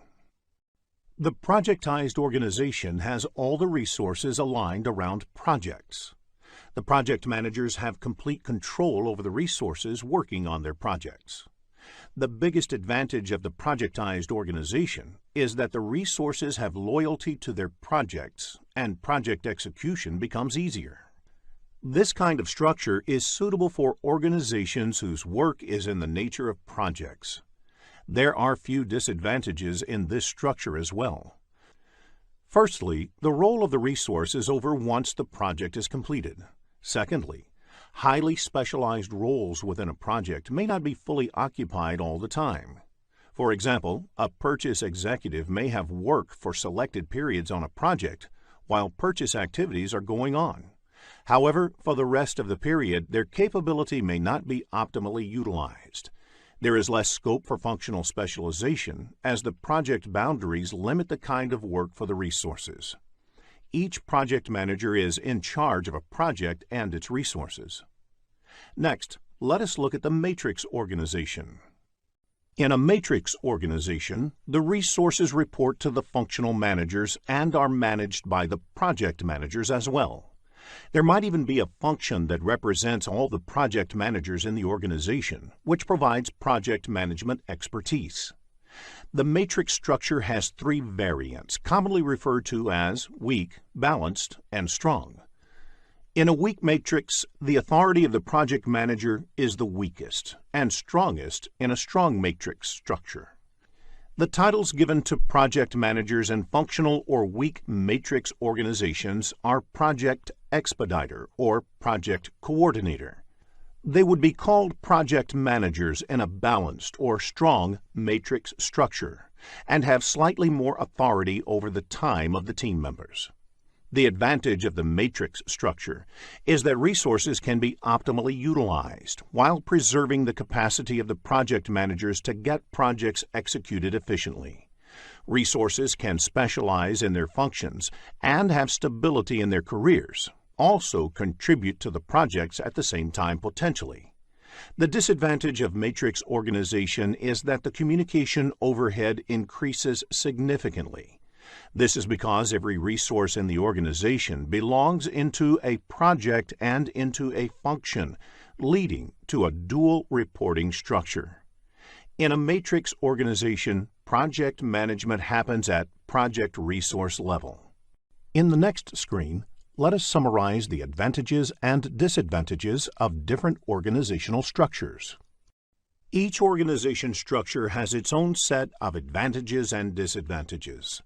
The advantage of functional organizations is that resources may find clearly defined career paths and achieve specialization and skill development in their respective fields. It will be a flexible workforce since only one manager will be responsible, avoiding confusion. The disadvantage of such organization type is that project work is hampered. Department work is always given higher priority than the project work. In addition, there is no career path in project management, which leads to lower interest in projects. In the case of the projectized organization, one of the clear advantages is better communication within the projects. Since project work is the only work team members are doing, it also leads to loyalty towards the project goals. The disadvantage of such organization type is the inefficient use of resources, because every project team has their own support function. Therefore, this might lead to the duplication of effort. It also leads to the resources being left with no work, since their roles are over once the project is completed. It also hampers skill development, because the project requirements dictate what kind of work team members perform at different stages on a project. Now, let us look at the matrix organization. It also has the advantage of better coordination and maximum utilization of resources. However, the disadvantage is the higher potential for conflict among the managers, which might lead to communication complexity and overhead management. In the next screen, let us focus on the comparison on project lifecycle and product lifecycle. Project lifecycle spans the initiation of a project until the closure of the project. The product lifecycle, on the other hand, also encompasses the operational and maintenance phases. A typical product lifecycle starts with conception of the product and goes until its withdrawal from the market. The withdrawal might be because it becomes obsolete, or there is no further need for the product in the market. A product has a long life cycle. A product can require or spawn many projects over its life.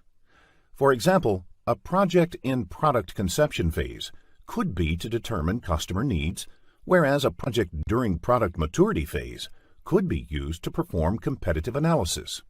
Typically, a product lifecycle is longer than the project lifecycle. A project also has its own lifecycle, and this lifecycle depends upon the industry and the organization within which the project is being executed. Sometimes different organizations within the same industry use different life cycles. There can be questions in the exam based on the comparison of project life cycle and product life cycle, so understanding the differences will be useful in answering such questions. In the next screen, let us discuss more on project life cycle. A life cycle is composed of phases. Each phase represents a discrete unit of work required to be done on the project. There are different ways of classifying project life cycles. Let us first discuss the sequential versus overlapping life cycle. In sequential phases, the subsequent phase starts only after the previous phase has been completed, whereas in overlapping phases, two or more phases may run in parallel for some time. This could help fast-tracking and compressing the amount of time required. The other way of classifying life cycles is how they go about the process of planning. In predictive life cycles, there is a large upfront planning phase where all the details of scope, cost, time are planned before beginning the subsequent phases. These phases then are executed in either sequential or overlapping modes. They are suitable for large projects where all the requirements are likely to be known in advance and where upfront planning effort is required to get the necessary approvals.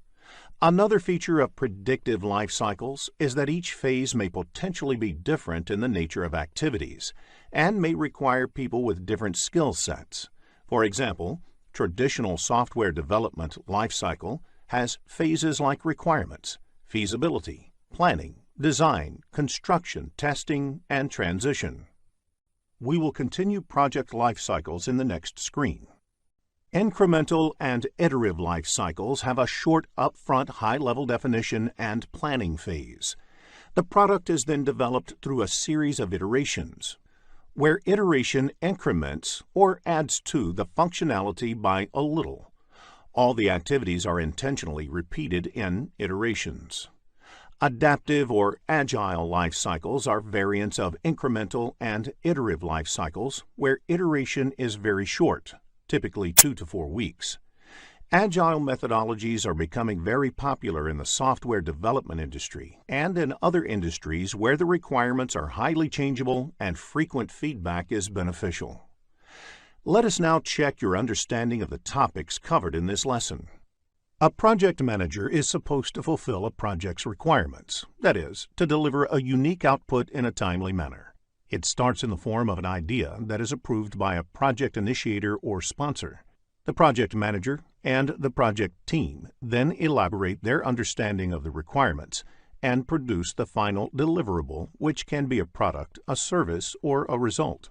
Throughout the project management team needs to ensure that the stakeholders are engaged in the project and their expectations are being managed. The project management team also needs to ensure that there is good communication between the project team and the stakeholders. In addition, the team should make sure that the constraints of scope, cost, time, quality, and others are balanced. In addition to producing deliverables, a project generates data. Such historical data, archives, or records are important for planning future projects. There are 5 major process groups in project management. In the next screen, we will discuss how these process groups are related to each other. The 5 process groups in project management are initiating, planning, executing, monitoring and controlling, and closing processes. The image shows how these process groups interact with each other. The initiating processes occur only once during a project or phase within a project, at the beginning, whereas the closing processes occur only once towards the end. However, planning, executing, and monitoring and controlling processes are repeated several times during a project.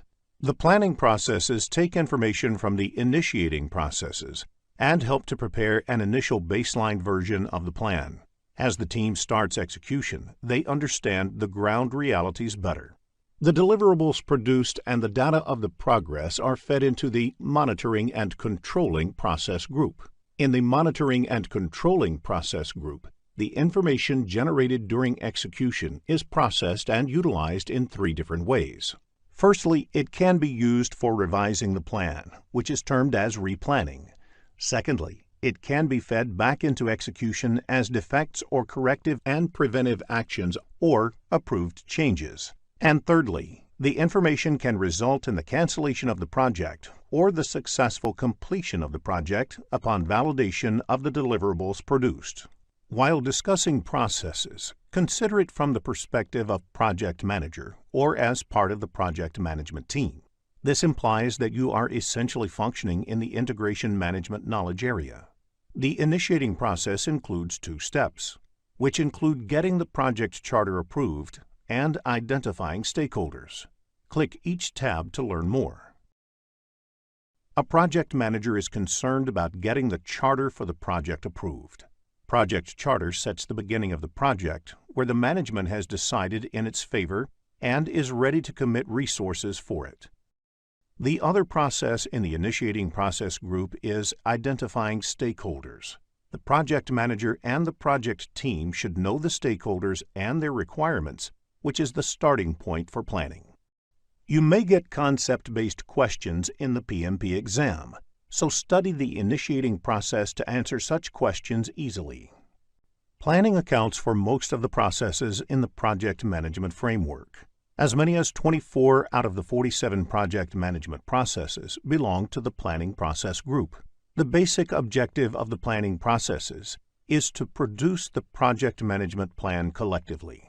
The developed project management plan under integration management assimilates the output of all the planning processes under various knowledge areas. The project management plan is the collection of all subsidiary plans that address different aspects of the project. The project management team integrates all these plans and ensures that they are in harmony with one another. The team also prepares a blueprint of how the project needs to be executed, controlled, and closed. The planning process starts with scope planning, which is to understand exactly what you are trying to achieve. This is translated into a project scope statement, which can be decomposed into a work breakdown structure, or WBS, which forms the basis of other planning processes. Any change to the scope invariably has a bearing on other parameters that can affect the project. Following the same logic, it is easier to understand how the planning processes in other knowledge areas, such as quality, cost, and time, can influence the time that will be taken, the cost that will be incurred, and the way quality will be managed.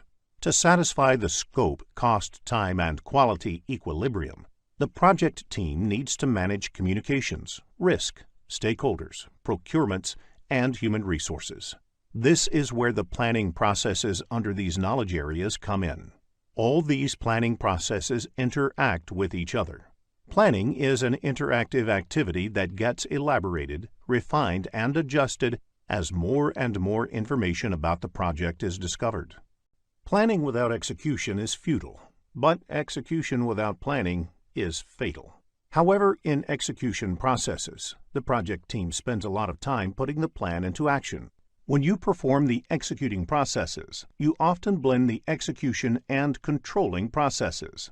Execution is all about performing the plan that is producing the deliverables and providing information on the progress. Processing of this information and the validation of the deliverables is a control function. The executing process is the direct and managed project work, where the project manager essentially puts certain mechanisms in place to ensure that the work is being carried out. The project manager primarily focuses on ensuring that the procurements are conducted. These procurements are deliverables or services that the project needs to buy from external sources. The project manager also needs to ensure smooth flow of communication within the project team and with the external stakeholders. The manager should make sure that stakeholders are engaged in the project and that the processes for managing quality are being followed correctly. It is important for the project manager to make sure that the right team is being used. They have the knowledge and competencies to do the job, and they work together as a team. The project manager should also manage the team to make sure they are positioned for success. Monitoring is observing and getting data about how things are going within the project, whereas controlling is taking actions to bring things back on track. Monitoring and controlling apply to different aspects of project management. The image shows the various areas of project management where monitoring and control applies. However, the knowledge area that has a corresponding control process is human resources, because human resources should be managed, not controlled. An important aspect of controlling is having an elaborate mechanism to handle changes. Closing processes bring a project or a phase within the project to an orderly conclusion. Only two knowledge areas include a closing process. These are integration management and procurement management. Closing a project or a phase falls under integration management and applies to the overall project. Before the project is formally closed, all the procurements or contracts that are entered into for the project must be formally closed as well. Study the closing processes in detail to answer concept-based questions in the PMP exam. If you are looking to become a skilled project manager, have a look at the postgraduate program in project management by Simplilearn. There are 47 processes in project management, grouped into 10 knowledge areas and mapped to 5 process groups. In this lesson, we will look at the first knowledge area, that is, project integration management and its processes. In the next screen, let us understand the concept of project integration management. Project integration management involves unification, consolidation, articulation, and integrative actions that are crucial for successfully completing the project. The project integration management is high-level work that project manager does, and it involves managing interdependencies among the other knowledge areas. The other 9 knowledge areas involve detailed work in a specific direction. For example, project cost management deals only with how to manage cost in a project. The project management processes do not happen independently. For example, a new resource added to the project may require changes in cost or schedule or both. In dealing with such situations, the project manager integrates the processes of project management. The need for integration drives much of the communication and the work of the project manager. Let us discuss the key role of project manager, sponsor, and team in the next screen. Project manager, team members, and project sponsors have different roles to play in a project. The project manager is supposed to play multiple roles in the project. The key role is to perform integration.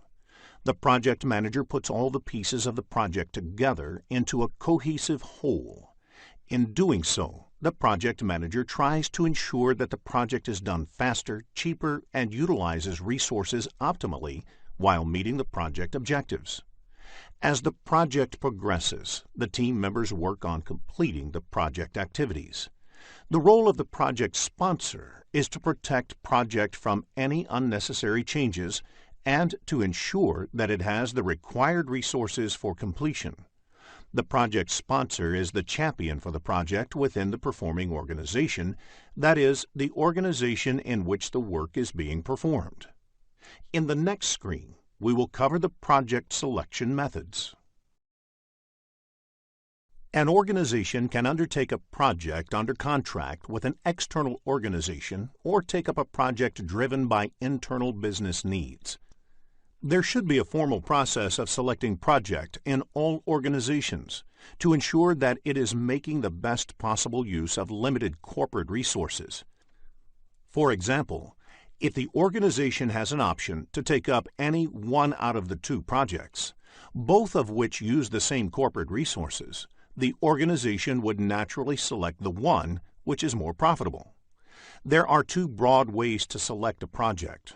One way is the benefit measurement method, where one project is compared with other competing projects.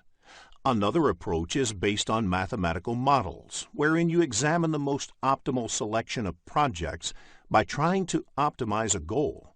For example, maximize operating profits. Such methods may be called constrained optimization methods.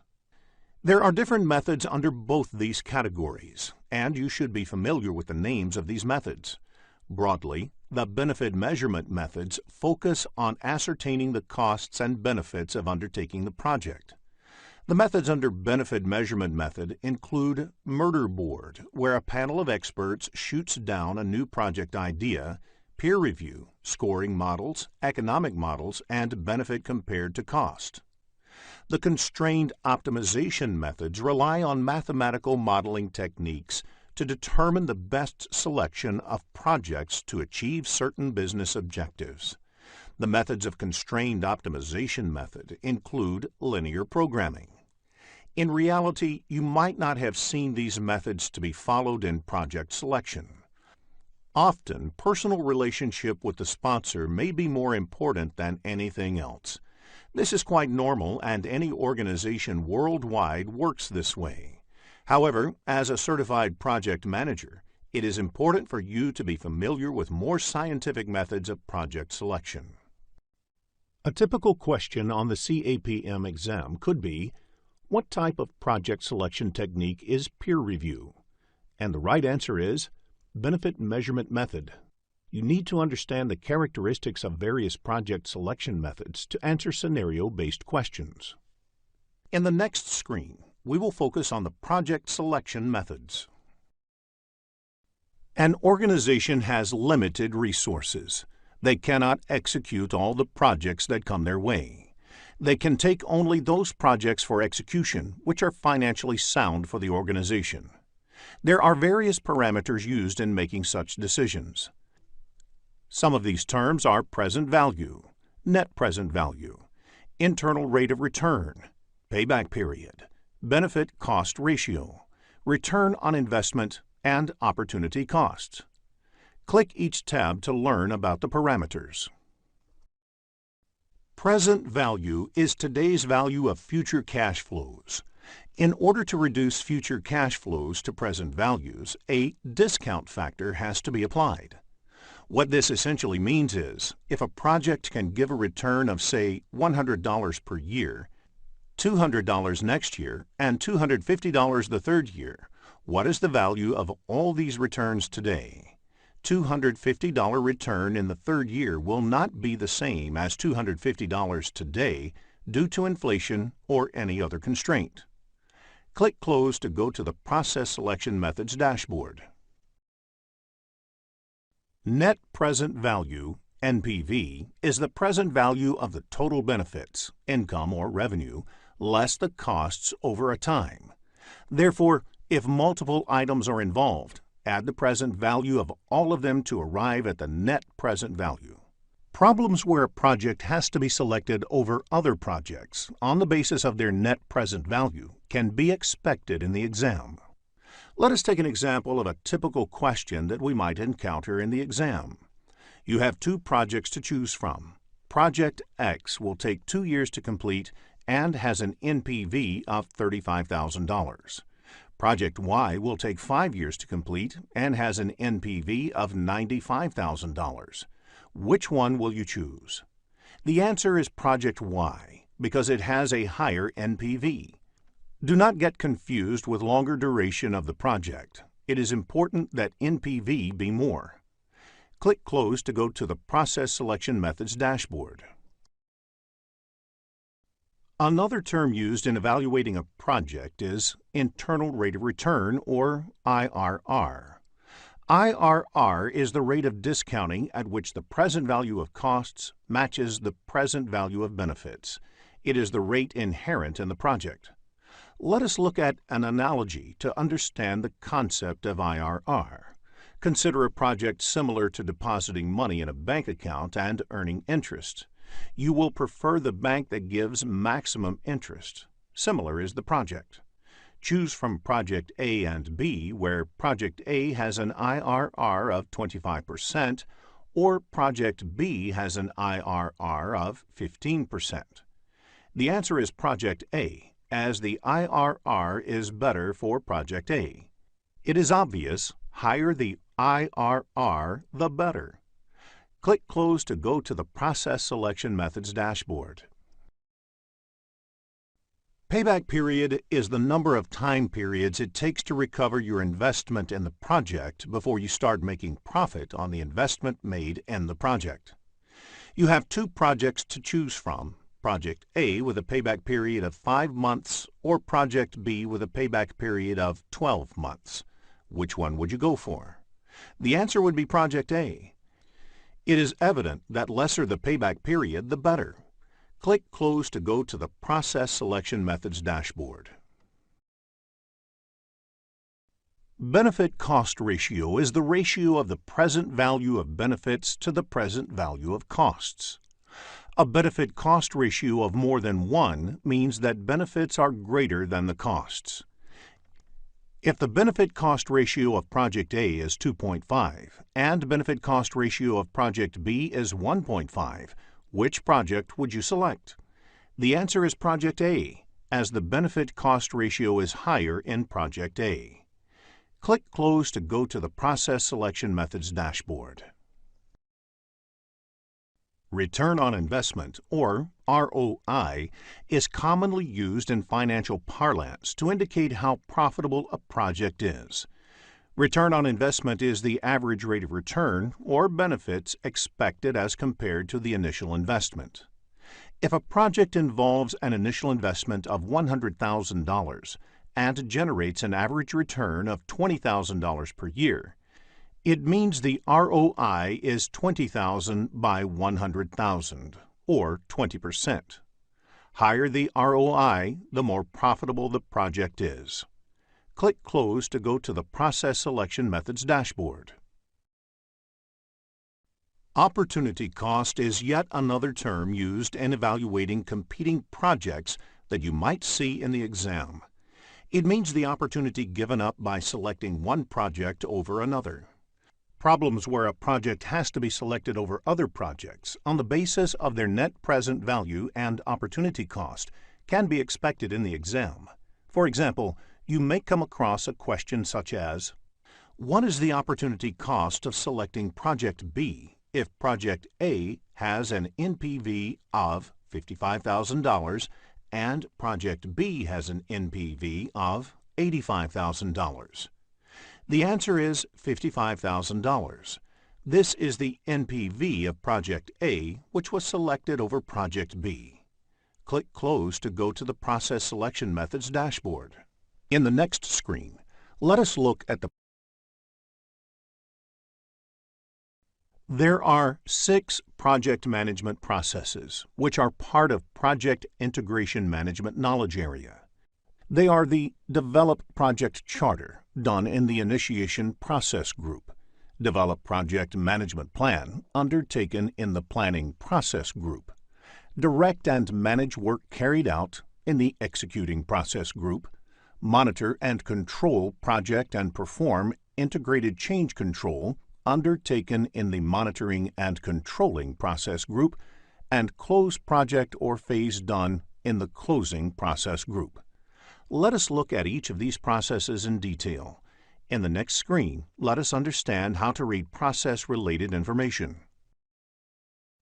As you can see in the project management process diagram, these elements within the knowledge area represent the inputs from the same knowledge area. These elements represent the inputs from other knowledge areas. These represent the tools and techniques used in the process. These are outputs of the process. These represent the output within the same knowledge area, whereas these outputs are fed into the knowledge areas other than the one that the process is a part of. You can observe that the process in the image is color-coded based on the process group. Initiating process group is in yellow, Planning process group is in blue, and so on. You can read the processes and their color codes in the legend box on the bottom left of the screen. The process group affiliation is also indicated in the text of the description. It is important to understand the process group context to appreciate what the process does. In the next screen, let us look at the Develop Project Charter process. Develop Project Charter is an initiating process. A project charter is essentially a document that authorizes a project. Once a project has received a charter, it means that the project manager can start employing the organization's resources for the project activities. Let us look at the key inputs to be considered in preparing the project charter. The first input is the Project Statement of Work. This is created by project sponsor, or the customer describing their needs, project scope, and how the project fits into their strategic goal. If the project is taken up under a contract, the request for proposal, that is, RFP, can be considered as Project Statement of Work. The next input is the business case. This document establishes whether the investment in a project is worth, from a business point of view, the business need for the project, and the cost-benefit analysis. It provides important information to the project manager about the goals of the project and the boundaries in terms of the desired results, cost, etc. If the project is being undertaken as part of a contract or agreement, the agreement provides an important input for the project manager that establishes what must be done in the project. The next input to be considered for project charter is enterprise environmental factors. Any project to be executed within the organization has to deal with the organization culture and existing systems. You can consider this as an organization baggage that comes with the project. This is the reason a project being executed in two different organizations may be done differently. Another factor to be considered is organizational process assets. This is a broad term and includes all the organizational processes, procedures and policies, corporate knowledge base, and historical project information. Every organization develops a set of processes, procedures, and policies that are based on the best practices learned by the organization over time. The historical information includes past project management plans, risks, lessons learned, etc., of similar projects executed. Now, let us look at the tools and techniques used in this process. The first technique is expert judgment. Expert judgment is an invaluable input to the process of formally authorizing a project, because an expert can provide insights into why a project makes business sense or why it does not. From experience, they may be able to shed light about the validity of the business drivers, feasibility, assumptions, and constraints that need to be considered for the project. Facilitation techniques is another technique used. The chartering process is often a collaborative activity involving many influential stakeholders in an organization. Facilitation techniques help bring all these stakeholders together and engage in fruitful discussions in order to arrive at an informed decision whether to go ahead with a project or not. The only output of this project is the project charter. Let us try to understand what the project charter might contain. The project charter usually contains the high-level project requirement, and it should be created by the project sponsor and handed over to the project manager. The project manager can do the groundwork to prepare the project charter, but it must be signed by the project sponsor or somebody in the performing organization who is higher in authority than the project manager. It is important to point out that a project charter is not a project management plan. The detailed risk, schedule, cost analysis, etc. is part of the project management plan and should be done during the project planning phase, when there is more detail on the availability of the project to do so. The charter should be sufficiently high level to accommodate the minor changes that might arise in the project. In the next screen, let us discuss the second process under Project Integration Management, Develop Project Management Plan. This is the process of documenting the actions necessary to define, prepare, integrate, and coordinate the subsidiary plans. Examples of subsidiary plans are Project Time Management Plan, Project Cost Management Plan, Project Human Resource Management Plan, etc. The Project Management Plan does not just describe when the project would start, what activities should be done, and when the project would get over. It is a detailed document and describes how the project would be executed, monitored, and controlled, and closed. Many people think that project schedule developed using Microsoft Project is the project management plan. However, that is not true. Project Management Plan contains all the subsidiary plans and their baseline value. It also contains the allowed variance in the baseline value. Performance measurement baseline of project's time is the total of project baseline time and the agreed time variance for the project. For example, the Time Management Plan section would have mentioned the time taken by a project. The period mentioned in the Project Management Plan is 180 days. This 180-day period is also called the baseline time value. Therefore, the baseline value is the initial agreed value in the project management plan.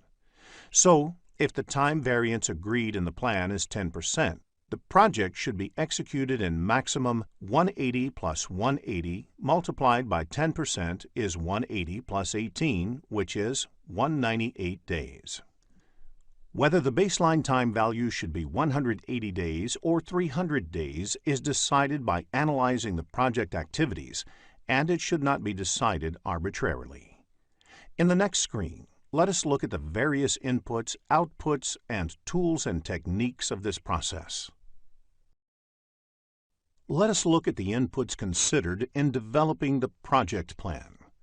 Project charter from the previous process is an important input. The other inputs include output of the other planning processes, because the project management plan is supposed to integrate all of these plans. The examples of other plans are time management plan, cost management plan, and quality management plan, etc. All of these plans are developed over a period as the project progresses. These will be discussed in detail later in this tutorial. In addition to these, enterprise environmental factors and organization process assets are also inputs to developing the project management plan. In fact, these two factors have more influence in developing project management plan than in developing project charter. It is recommended that you understand these inputs, outputs, and tools and techniques clearly, as most of these will be repeated in other processes as well. The two tools and techniques employed in this process are expert judgment and facilitation techniques. The very obvious output of this process is the project management plan. In the next screen, let us look at some of the key terms which are crucial in understanding these processes. Let us look at a few key terms to understand project management processes. The first is the work authorization system. There should be a formal process of authorizing work within the project.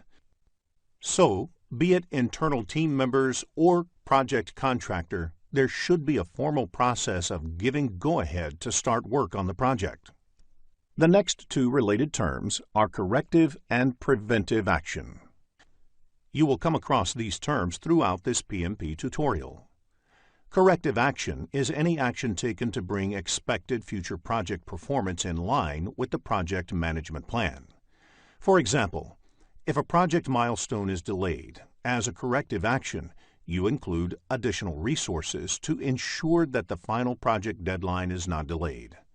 While corrective action involves implementing actions to deal with actual deviations from the performance baselines, preventive action deals with anticipated or possible deviation from performance baselines. For example, to ensure that projects are not delayed, you do a proper estimation of the work and assign enough resources to the project so that they are not delayed. A very important system that needs to be established early on in a project is the change control system. Since projects are executed in a dynamic environment, it is quite natural to expect changes in the project requirements. The change control system is the formal documented procedures, paperwork, tracking systems for authorizing changes. Therefore, the change control system analyzes each of the incoming change requests and decides whether to accept the change request or reject it. A configurable item is any product, service, or result within the project whose characteristics need to be identified, documented, and placed under change control mechanism. Examples of configurable items are project documents, source code, physical parts such as tools, recommended settings for machinery, etc. When a formal configuration management system is put in place, it is essentially establishing a control system that can preserve the characteristics of these items. Now, let us look at the next process of the project integration management knowledge area, which is direct and manage project work. Direct and manage project work is the process of performing the work defined in the project management plan to achieve the project objective. This process marks the performance and completion of activities in a project. The input to this process is obviously the project management plan, since the project is executed as per the project management plan. The other inputs to this process are any approved change requests that need to be implemented. These could be in the form of corrective or preventive actions upon which the team has decided to work. The other two inputs are enterprise environmental factors and organizational process assets. Let us look at the tools and techniques. expert judgment is an important tool used in this process as well. Another technique is the Project Management Information System, or PMIS. The PMIS is a combination of documents, dashboards, software tools, etc., where the data and information related to the project gets collected as the work is being done. During execution, it is natural to expect that plenty of meetings will take place among the team members and among other stakeholders as well. There are several outputs from this process. Project deliverables are produced. As the deliverables are being produced, there would also be data related to the project performance that will be generated, such as what was done, how long did it take, how much did it actually cost, etc. Along with these key outputs, there are changes that new change requests may emerge. This could be because, during the execution phase, the team or the stakeholders may realize that what is being produced is not meeting the expectations or needs, and that something else may need to be done. In the process, project documents and project management plan get updated. Let us look at monitor and control project work in the next screen. Monitor and control project work is the process of tracking, reviewing, and regulating the progress to meet the performance objective or objectives defined in the project management plan. Now, the estimated time performance measurement baseline is 180 days and 10%. The monitor and control project work is the process area that tracks whether 180 days and 10% time performance baseline is being met or not. Let us also look at the key inputs for the monitor and control project work process. Project management plan is the key input, as the performance measurement baselines are part of the project management plan. The other key input to monitor and control project work is work performance information. It is the status of the project, that is, the status of the project deliverables, the cost incurred, the time elapsed in the project, etc. Along with the work performance information, forecasts related to the cost and time form important inputs upon which the project manager has to act. Validated changes confirms that the approved changes have been appropriately incorporated. Enterprise environmental factors and organization process assets are also inputs to this process. Expert judgment, analytical techniques, project management information system, and meetings are the various tools and techniques. One of the outputs of this process area is change requests. Change requests could be in the nature of corrective and preventive actions or defect repair. If the performance measurement baselines are not being met, this process ensures that project manager takes appropriate corrective and preventive action to get close to the performance measurement baselines. Along with the recommended corrective and preventive action, monitor and control project work also results in identifying defects, which must be taken care of. During the defect repair process, many reports related to the performance of the work of the project will be produced. Project management plan and project documents are also updated. In the next screen, let us focus on Perform Integrated Change Control process. Perform Integrated Change Control is the process of reviewing all change requests, approving and managing changes to the project deliverables, organizational process assets, project documents, and the project management plan. This is where all the recommendations for changes, corrective actions, preventive actions, and defect repairs are evaluated across all the knowledge areas and either approved or rejected. The inputs to this process are similar to that of the monitor and control project work process. Project management plan, work performance reports, enterprise environmental factors, and organizational process assets. The only additional input is the change request, since the Perform Integrated Change Control process is supposed to take care of managing the incoming changes. To make a judgment about the change requests, project management plan and the work performance reports are also referred to. Another important tool and technique used in this, along with expert judgment and meetings, is change control tools, and most important among them is Change Control Board. The team takes up the ownership of analyzing each of the incoming changes and also does the impact analysis for the changes, and finally approves or rejects a change. The project manager, project sponsor, and a few of the important stakeholders and team members may be part of the Change Control Board. The process should produce change requests that are approved, a log of change requests processed, requests that were either approved or rejected, and a few updates to the project plan and other documents. Change management and change control is the theme recurring in many questions in the examination. You can expect questions in the exam which test a project manager's response to a particular change in the project. In the next screen, let us take a closer look at functioning of this process. Now, let us look at the process of change. First, the project manager should determine that a change has either already occurred or if the change is necessary. One of the important qualities of a good project manager is that they will push back on unnecessary changes. The next step is to evaluate its impact on the project in totality. The team needs to understand what would be the impact on the time, cost, quality, risk, resource requirements, and so on. Once the impact is known, the project manager along with the team should look for various possible options to accommodate the change.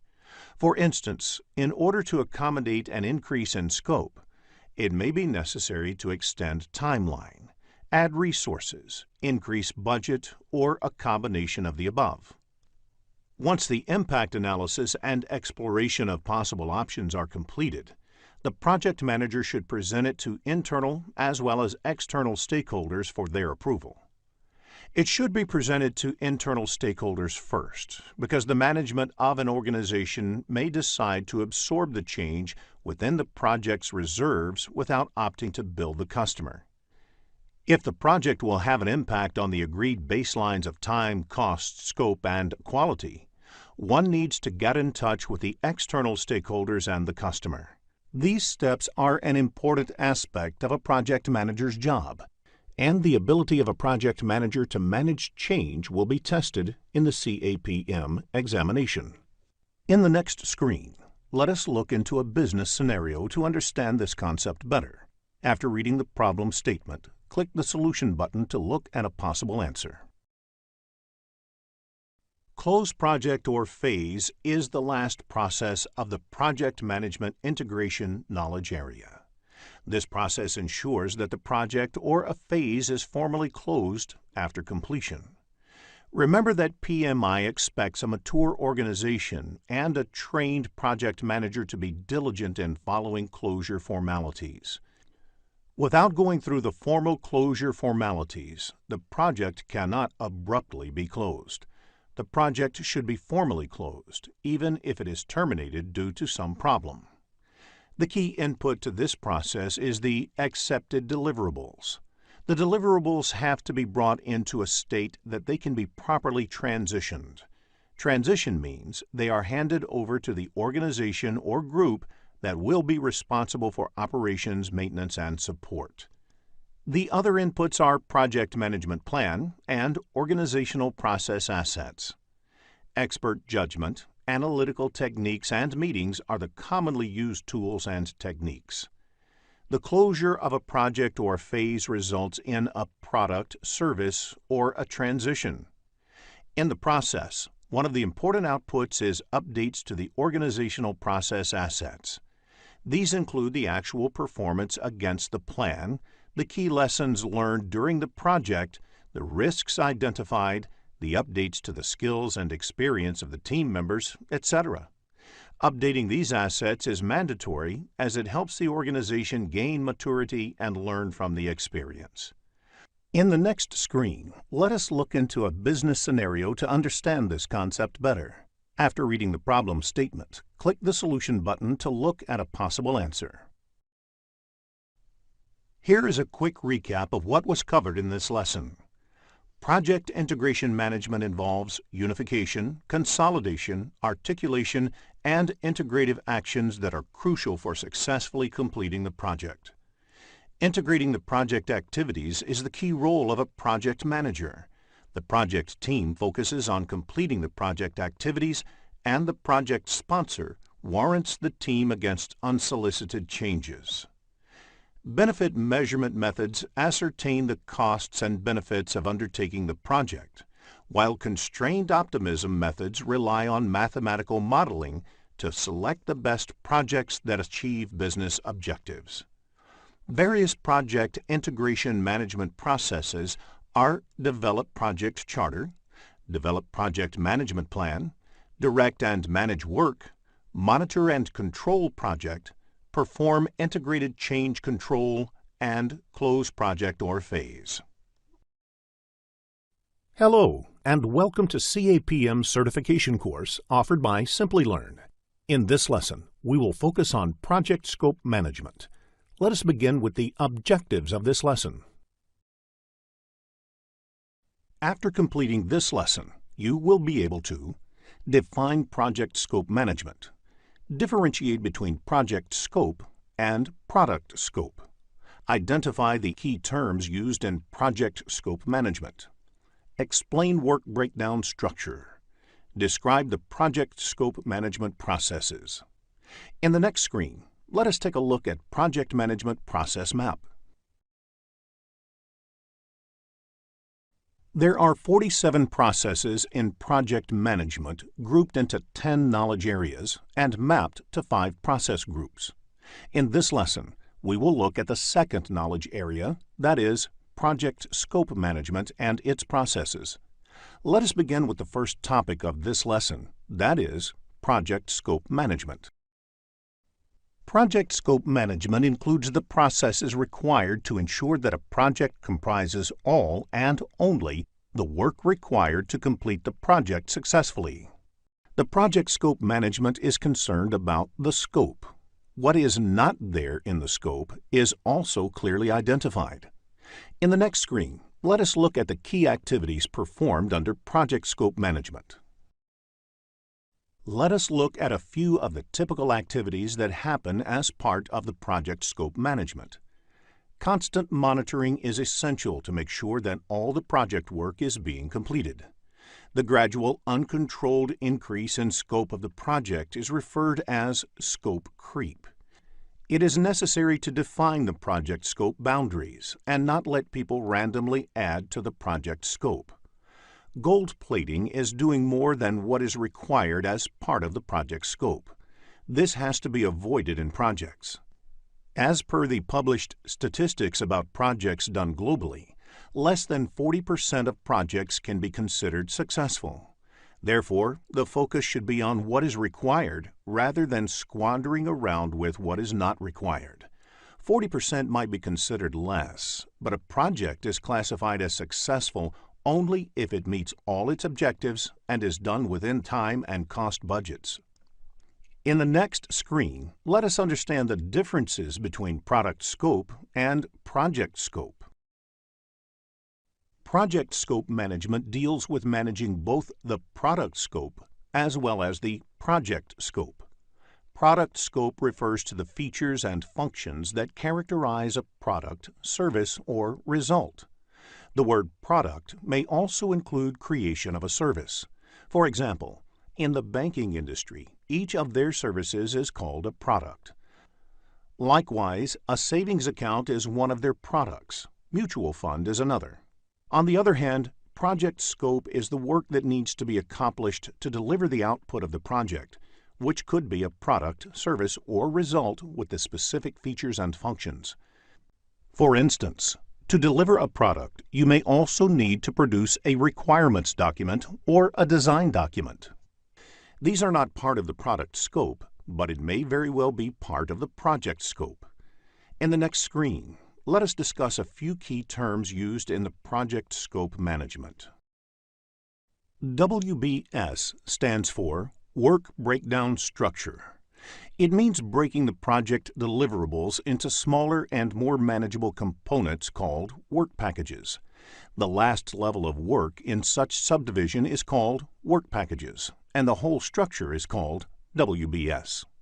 For example, a typical software development project would have various activities, like finalizing requirements, designing the new system, coding, testing, and going live with the new system. Each of these translates into high-level deliverables, which can be further subdivided into smaller activities which are more predictable. WBS Dictionary, like any dictionary, contains the explanation of the terms used in WBS. A typical WBS dictionary has details like the control account, name of the work package, description of the work package, resource assigned, if there are any assumptions or dependencies to complete the work package, the due date to finish the work package, technical dependencies, and so on. WBS Dictionary is useful for the person or group working on the work packages as it further elaborates the decomposed work package. Control account is a level within WBS at which management wishes to exercise control. For example, perform earned value analysis, track performance, etc. In the next screen, let us cover work breakdown structure in detail. Along with the scope statement and the WBS dictionary, the work breakdown structure forms the scope baseline of the project. That is, it should reflect the entire scope of the project. Any deliverables that are not reflected in WBS are not part of the project. The creation of the WBS should involve the whole team. The creation of WBS creates common understanding about the scope and therefore leads to team buy-in. During decomposing the deliverables, you must ensure that each level is complete. That is, it includes all the work in the project before you start to decompose further. Decomposition continues until the lowest level deliverable cannot be logically subdivided further, or they can be estimated with reasonable accuracy. WBS is a deliverable-oriented decomposition. It should only contain deliverables and not activities. While developing the schedule, converting the deliverables into activities is one of the problems as WBS does not contain activity-level details. Concept-based questions on work breakdown structure can be expected in the exam, so it is essential to have a clear understanding of the concept of WBS. In the next screen, let us look into an example which shows how WBS is derived. Work breakdown structure of a core banking software development project is given on the screen. The scope of the project has been divided into WBS elements, like requirements documentation, design and architecture, code, test, and go live. Further, these elements are decomposed into work package level to make it easier to manage the deliverables in terms of scope, cost, and time. It also helps to estimate or assign the specific work packages to team members or groups. The design and architecture has been decomposed to model and prototype.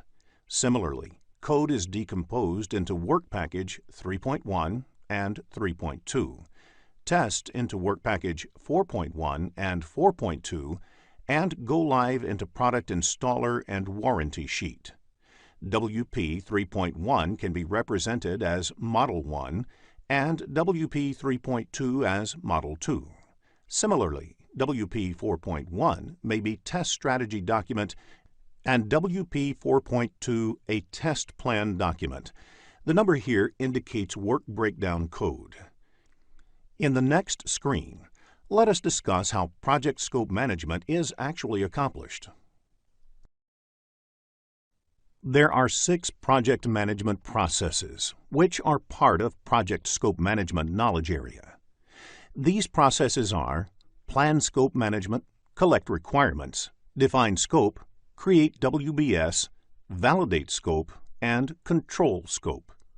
The first 4 processes, that is, plan scope management, collect requirements, define scope, and create WBS, are part of the planning process group, and the remaining 2 processes, validate scope and control scope, are executed as part of the monitoring and controlling process group. In the next few screens, we will look at each of these processes in detail. Let's begin with Plan Scope Management. Plan Scope Management process creates a scope management plan that documents how the project scope will be defined, validated, and controlled. It is usually the starting point of the planning processes on a project. Understanding the scope and how it will be managed is fundamental to planning the other aspects of the project. Let us review the list of inputs to this process. The Project Management Plan provides other subsidiary plans and will help guide the scope planning activities on the project. The Project Charter provides an overall context and the high-level product and project description, which may help determining the approach for the scope management. Enterprise environmental factors provide the organizational context to the project, including the culture of the organization, the infrastructure, key personnel, and so on. Organizational process assets provide inputs such as policies and procedures, historical information, and knowledge base. Now, let us look at the tools and techniques employed in this process. Expert judgment refers to input received from knowledgeable and experienced resources. Meetings may be organized to determine the scope management plan. Everyone responsible for the project scope management, such as the project manager, sponsor, customer, and other stakeholders, must attend these meetings. Now, let us look at the outputs of this process. The scope management plan describes how the project scope will be defined, like who will be involved in the process, whose inputs will be sought, what techniques may be used to get these inputs, etc., developed, that is, in what form will the scope be elaborated and documented, monitored and controlled, and verified.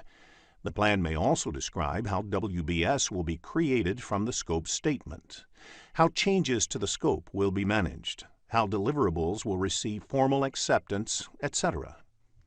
The Requirements Management Plan is a subsidiary of the Project Management Plan that describes how requirements will be analyzed, documented, and managed. A requirement is voiced by a customer or a stakeholder, whereas scope represents what the project team will do or deliver in order to meet that need. The Requirement Management Plan may also describe how the configuration management of requirements will be carried out, how they will be prioritized, how the metrics will be used to rationalize these choices, and how the traceability of the requirements will be maintained throughout the project. You may get questions in the CAPM exam based on the inputs, tools, and techniques and outputs of Plan Scope Management.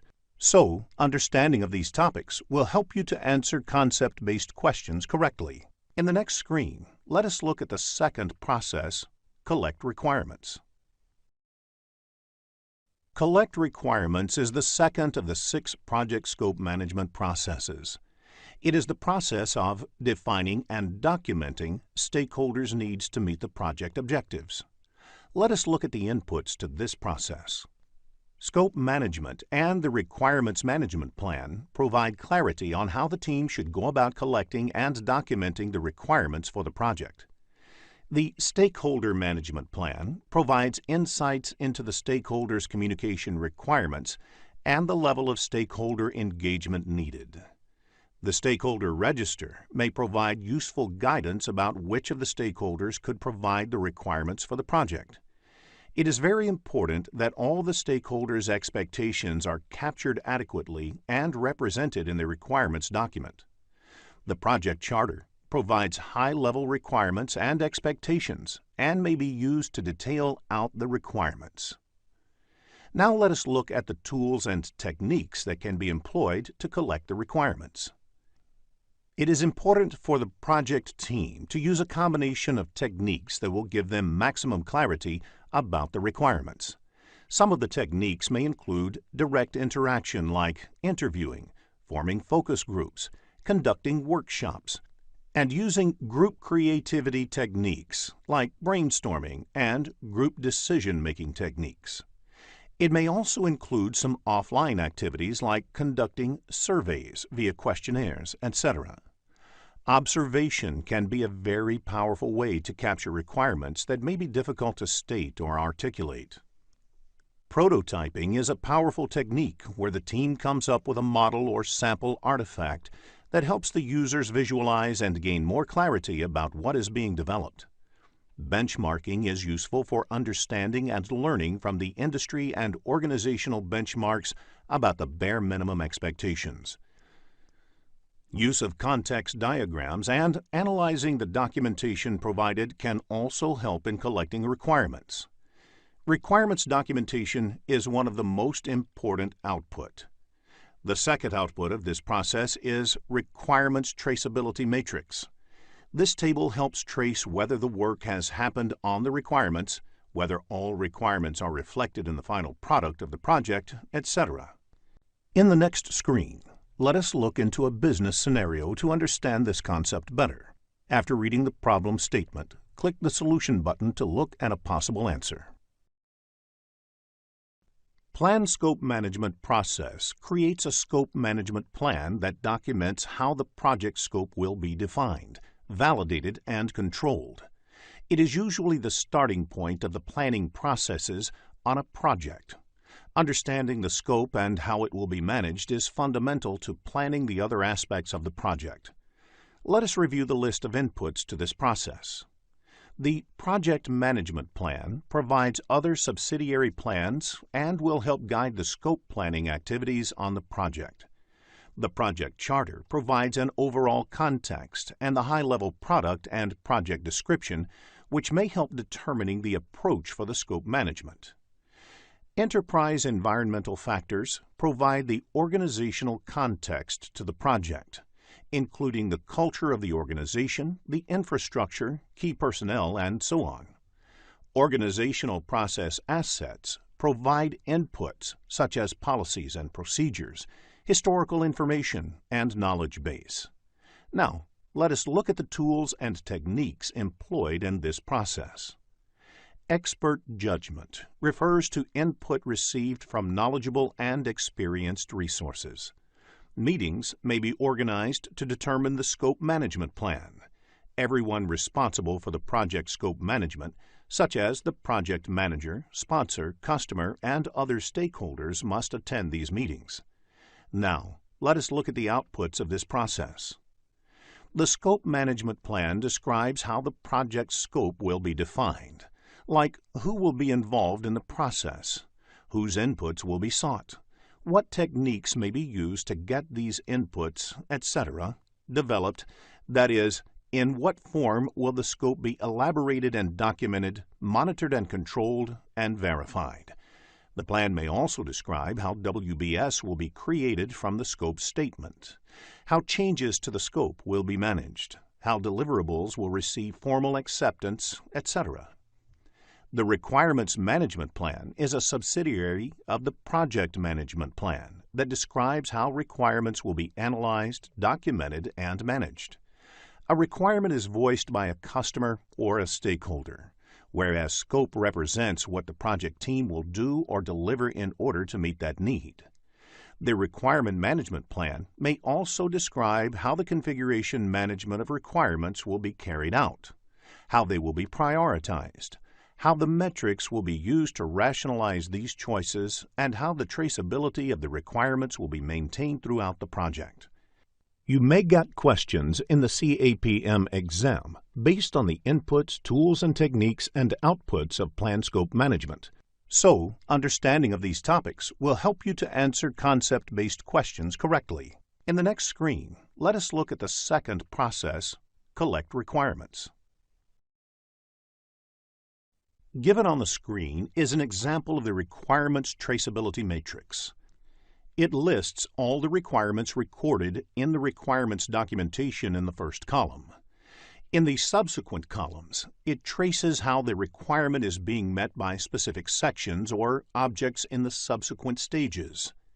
In case of a software development project, the requirement about enabling multi-user access may require changes in multiple places. These are specifically called out in the columns titled Design, Coding, Testing, etc. This ensures each requirement is specifically addressed through all the stages of the life cycle and also provides a backwards traceability by clarifying why a particular change is made at each stage, that is, which requirement is driving these changes. A typical question in the CAPM exam can be one related to the creation of WBS. So understanding the requirements traceability matrix will help you to answer concept-based questions. In the next screen, let us look at the third project scope management process, Define Scope. Given on the screen is an example of the requirements traceability matrix. It lists all the requirements recorded in the requirements documentation in the first column. In the subsequent columns, it traces how the requirement is being met by specific sections or objects in the subsequent stages. In case of a software development project, the requirement about enabling multi-user access may require changes in multiple places. These are specifically called out in the columns titled Design, Coding, Testing, etc. This ensures each requirement is specifically addressed through all the stages of the life cycle and also provides a backwards traceability by clarifying why a particular change is made at each stage, that is, which requirement is driving these changes.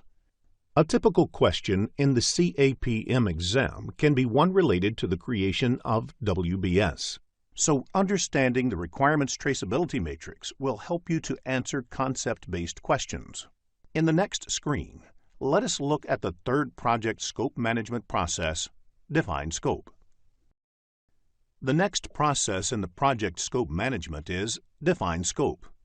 Define Scope is the process of developing a detailed description of the project and product, collect requirements lists for all the different requirements or needs expressed by the stakeholders. Define Scope deals with the detailing these requirements and determining what will be in the scope of the project and what will not be. It belongs to the planning process group. Let us look at the inputs to this process. The Scope Management Plan provides the details about the process of capturing and documenting the scope of the project. Project Charter, which describes the business need of the project, and requirements documentation developed as part of the collect requirement process also form inputs to this process. Organizational process assets are also a part of the Define Scope process. Organization templates may be used to write the project scope or refer to the lessons learned from previous similar projects. For projects which have product instead of a service as an output, product analysis is a commonly used technique. This defines what is required in a project's product. Alternatives generation is a technique used to see if the project requirements can be completed in a different way, similar to lateral thinking. Expert judgment is a technique using an expert, may be an external consultant to look at various requirements and come up with the project scope statement. In order to define the scope, you may also conduct specific workshops that are facilitated to generate ideas around the project scope. The output of this process is the project scope statement, which describes in detail the project's deliverables and the work required to create those deliverables. Therefore, the project scope statement has project's product scope description, product acceptance criteria, project deliverables, and project constraints. This process also results in updating the requirements documentation and requirement traceability matrix developed earlier. Let us look at the next process, Create WBS. The final planning process within scope management is Create WBS. Create WBS is the process of subdividing project deliverables and project work into smaller, more manageable components. It belongs to the planning process group. The WBS is created with project scope statement and the requirements document as input. The Scope Management Plan provides the details about the process of capturing and documenting the scope of the project and how the deliverables should be decomposed in the form of a WBS and how it should be maintained. The templates and standards related to the industry and the specific enterprise may be useful in creating WBS. If there is an organization's template for writing down WBS, that is also used. The other two inputs are organizational process assets and enterprise environmental factors. Decomposition is an important technique used in this process. In decomposition, the project deliverables are subdivided into smaller, more manageable components until the work and deliverables are defined at the work package level. The work package level is the lowest level in the WBS and is the point at which the cost and activity duration of the work can be reliably estimated and managed. The level of detail for work packages vary as per the size and complexity of the project. Another technique used is expert judgment. The output of this process is scope baseline. The project scope statement, WBS, and WBS dictionary are collectively referred to as scope baseline. Scope baseline is part of project management plan. This process also results in project document updates. Implementing WBS may result in getting more clarity about the requirements itself. The requirement document or the project scope statement developed earlier should be updated. In the next screen, let us look at the Validate Scope process. Validate Scope is the process of formalizing acceptance of the completed project deliverables. Validating scope includes reviewing deliverables with the customer or sponsor to ensure they are completed satisfactorily and obtain formal acceptance. Validate scope is closely related to quality control as well. However, scope validation is primarily concerned with acceptance of the deliverables, whereas quality control is primarily concerned with correctness of the deliverables and meeting the quality requirements specified for the deliverables. Quality control is generally performed before scope validation, but these two processes can be performed in parallel as well. Let us look at the inputs to this process. The Project Management Plan provides information about how the deliverables will be validated and accepted by the customer and other stakeholders. The requirements documentation acts as the basis on which the validation activity is to be carried out. The requirements traceability matrix documents how each of the requirements has been implemented and how it can be validated. The fourth input is verified deliverables and implies that the verification activity is first carried out by the team under the control quality process, and only then the deliverable enters the validation process. Work performance data gives more inputs on the deliverables that may be useful in validating and getting acceptance. The technique used to validate scope is inspection and group decision making. Some of the typical activities that are done as part of inspection are measuring, examining, and validating to determine whether the work and deliverables meet requirements and product acceptance criteria.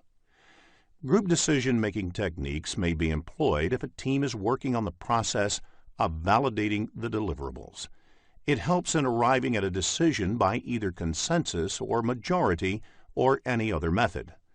The output of this process is the accepted deliverable. Sometimes deliverable might be acceptable and that results in another output, that is, change request.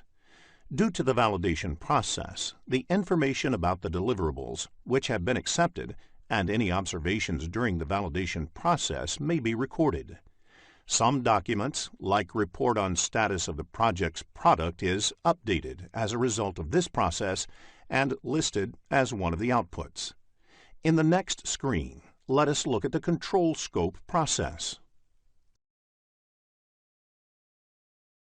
Control scope is the process of monitoring the status of the project and product scope and changes to the scope baseline.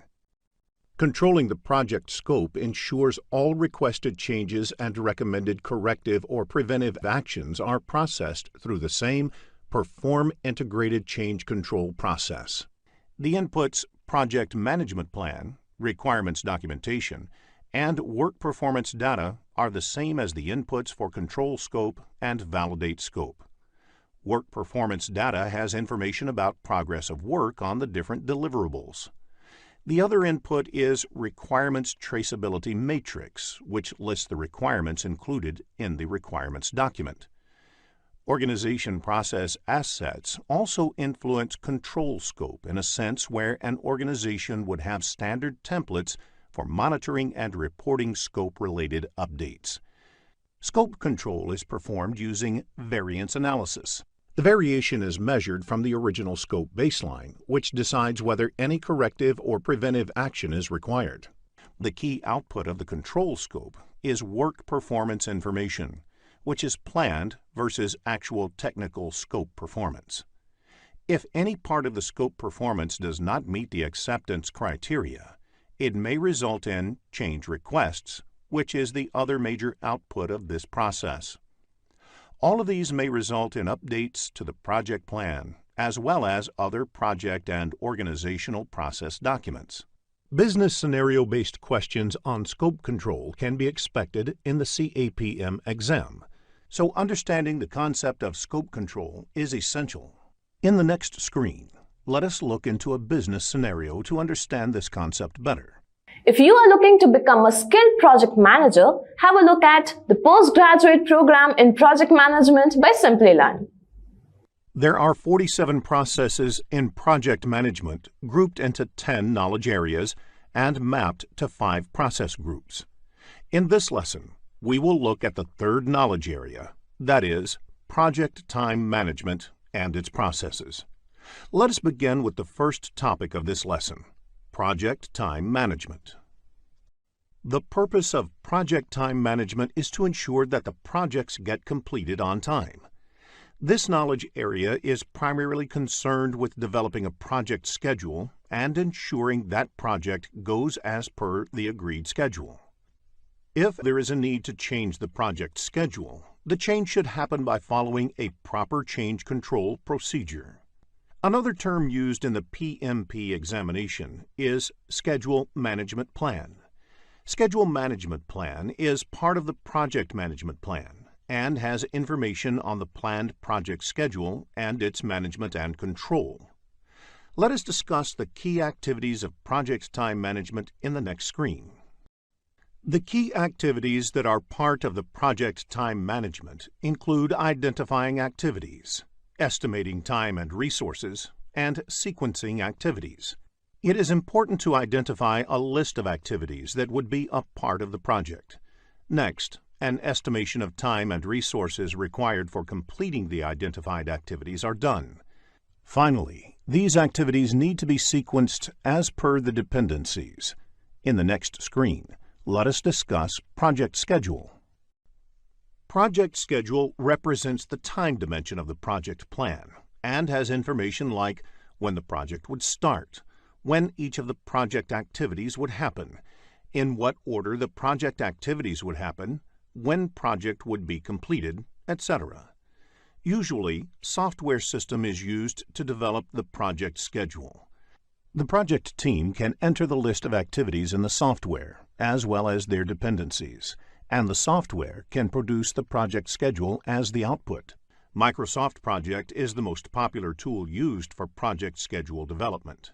Generally, project schedule is considered similar to project management plan. Project management plan is different from project schedule. Project management plan not only has information about the project schedule, but also other important project-related plans, like risk management plan, cost management plan, etc. Let us focus on Gantt chart in the next screen. Gantt chart is a type of bar chart that illustrates a project schedule. It shows the dependencies between the project activities as well as their percent completion. A sample Gantt chart is shown on the screen.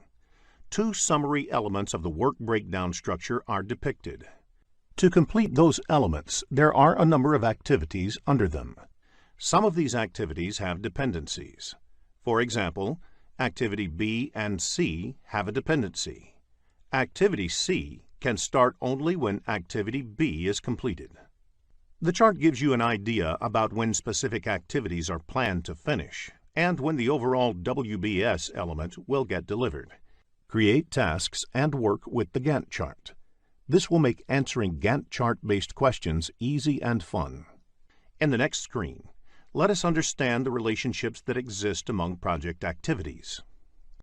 Network diagram is extensively used in the project time management knowledge area to plot the activity dependencies. This is a graphical representation of the project activities in the form of a network. There are two ways to draw a network diagram. In Precedence Diagramming Model, PDM, or Activity on Node, AON, boxes represent activities and the arrows indicate the dependency. This type of network can have all four types of relationships between the activities. In Arrow Diagramming Model, ADM, or Activity on Arrow, AOA, the arrows represent activities. The relationships and sequences can be inferred from the direction of the arrows and linkages between the activities. In such types of network, only finish-to-start relationships can be shown. Such diagrams may need to make use of dummy activities to indicate some dependency between the activities. There may be questions in the PMP exam based on the network diagram, so create and work with the diagram. This will make answering network diagram-based questions easy and fun. In the next screen, let us look at a network diagram. A sample network diagram is shown on the screen. Activities A and C can happen in parallel. B and D require both A and C to complete, whereas E requires both B and D to complete. Activity on Arrow network diagram makes use of hammock activities. They are used to show a comprehensive summary activity combining several other activities underneath for control and reporting purposes. In the next screen, let us look at a few important terms in time management. When a successor activity can start before the predecessor activity can complete, it is considered lead. For example, you can start preparing the test environment 2 weeks before the development activity finishes. When the successor activity has to wait for a few days after the predecessor activity has been completed, it is considered lag. For example, one needs to wait for 2 days for the foundation to settle before work on the pillars for the next floor starts. Rolling wave planning is an iterative planning technique in which the work to be accomplished in the near term is planned in detail, while the work in the future is planned at a higher level. It is a form of progressive elaboration. In the context of estimating techniques, analogous estimating is based on the previous project data. Therefore, if the last 5 similar projects took 6 months to complete, the next one will also take 6 months. This technique employs expert judgment. Another estimating technique is parametric estimating. This technique uses a mathematical model to calculate projected time for an activity based on the historical records from previous projects and other information. A few common parameters are identified based on the previous project data, and that parameter is used to predict the time required to complete the next activity or project. For example, you can normally complete 10 kilometers of highway construction lanes a week. Effort is the total amount of work required to complete the activity. Duration is the amount of time it takes in terms of elapsed or calendar days. If you have an activity that requires 10 people to work for 5 days, the total effort is 50 person days, but the duration is only 5 days. In the next screen, let us look at the project time management processes. There are 7 project time management processes. They are plan schedule management, define activities, sequence activities, estimate activity resources, estimate activity durations, develop schedule, and control schedule. The first 6 processes are executed during the planning process group. The ultimate goal of these planning processes is to develop the project schedule. The seventh and the last process is a part of the monitoring and controlling process group. In the next few screens, let us discuss these processes in detail. We will begin with Plan Schedule Management. As defined in PMBOK Guide, Plan Schedule Management is the process of establishing the policies, procedures, and documentation for planning, developing, managing, executing, and controlling the project schedule. It belongs to the Planning Process Group. Let us look at the inputs to this process. The Project Management Plan provides other subsidiary plans and will guide the schedule planning activities on the project. The Project Charter provides an overall context and the high-level product and project description, which might help determine the approach for schedule management. Few projects might have scheduling constraint. For example, projects of Olympics 2016 should be completed at the same time. Enterprise environmental factors provide the organizational context to the project, including the culture of the organization, the infrastructure like scheduling systems available, key personnel, and so on. Organizational process assets provide inputs such as policies and procedures, templates, past performance data and estimates, historical information, and knowledge base. Now, let us look at the tools and techniques employed in this process. Expert judgment refers to input received from knowledgeable and experienced resources. Experts can draw from their previous experiences the proper approach to govern the schedule on a project. Meetings may be organized to determine the schedule management plan. Anybody responsible for the project schedule management, such as the project manager, sponsor, customer, and other stakeholders, must attend these meetings. Several analytical techniques may be used to determine the schedule management plan.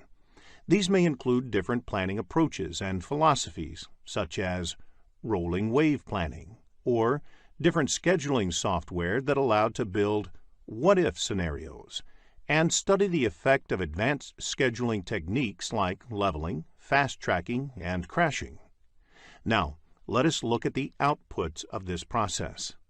Schedule Management Plan is a component of the Project Management Plan that describes the criteria and activities required to arrive at the project schedule, as well as how the project may be baselined, monitored, and controlled. In the next screen, let us define Activities Process. Define activities is the process of identifying the specific actions to be performed to produce the project deliverables. It belongs to the Planning Process Group. The important input for the Define Activities process is the Scope Baseline.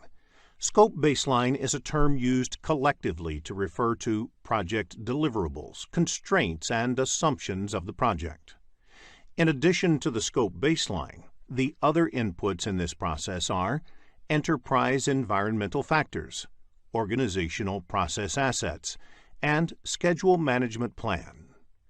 A reason why Enterprise Environmental Factors is an input to define activities is because the organization might be using project management software to define activities, and that may influence the activity definition process. The knowledge base containing historical information regarding activities lists used by previous similar projects is a good example of organization process assets applied to scheduling. The tools and techniques used in defining activities are decomposition and rolling wave planning. The last technique is expert judgment, where the experience of project team members is used in developing detailed activity lists. The output of the process is activity list, activity attributes, and milestone list. Activity list contains a list of identified activities. Activity attributes are the additional information about the activity itself. A milestone is a significant point or event in the project. A milestone list identifies all the milestones and indicates whether the milestone is mandatory or optional. Let us move on to the next process, sequence activities. Sequence activities is the process of identifying and documenting relationships among the project activities and is also part of the planning process group. For every activity and milestone, except the first and last one, is connected to or at least one predecessor and one successor. The inputs to this process are activity list, activity attributes, and milestone list. All these are the outputs of the define activity process.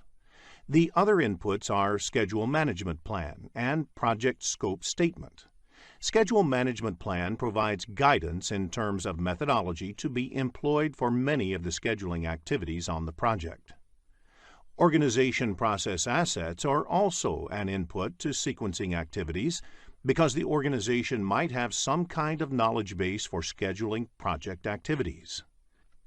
The enterprise environmental factors relevant to this process may be scheduling tools in use, project management information systems, work authorization systems, etc. One of the important tools and techniques used in sequencing activities is the precedence diagramming method.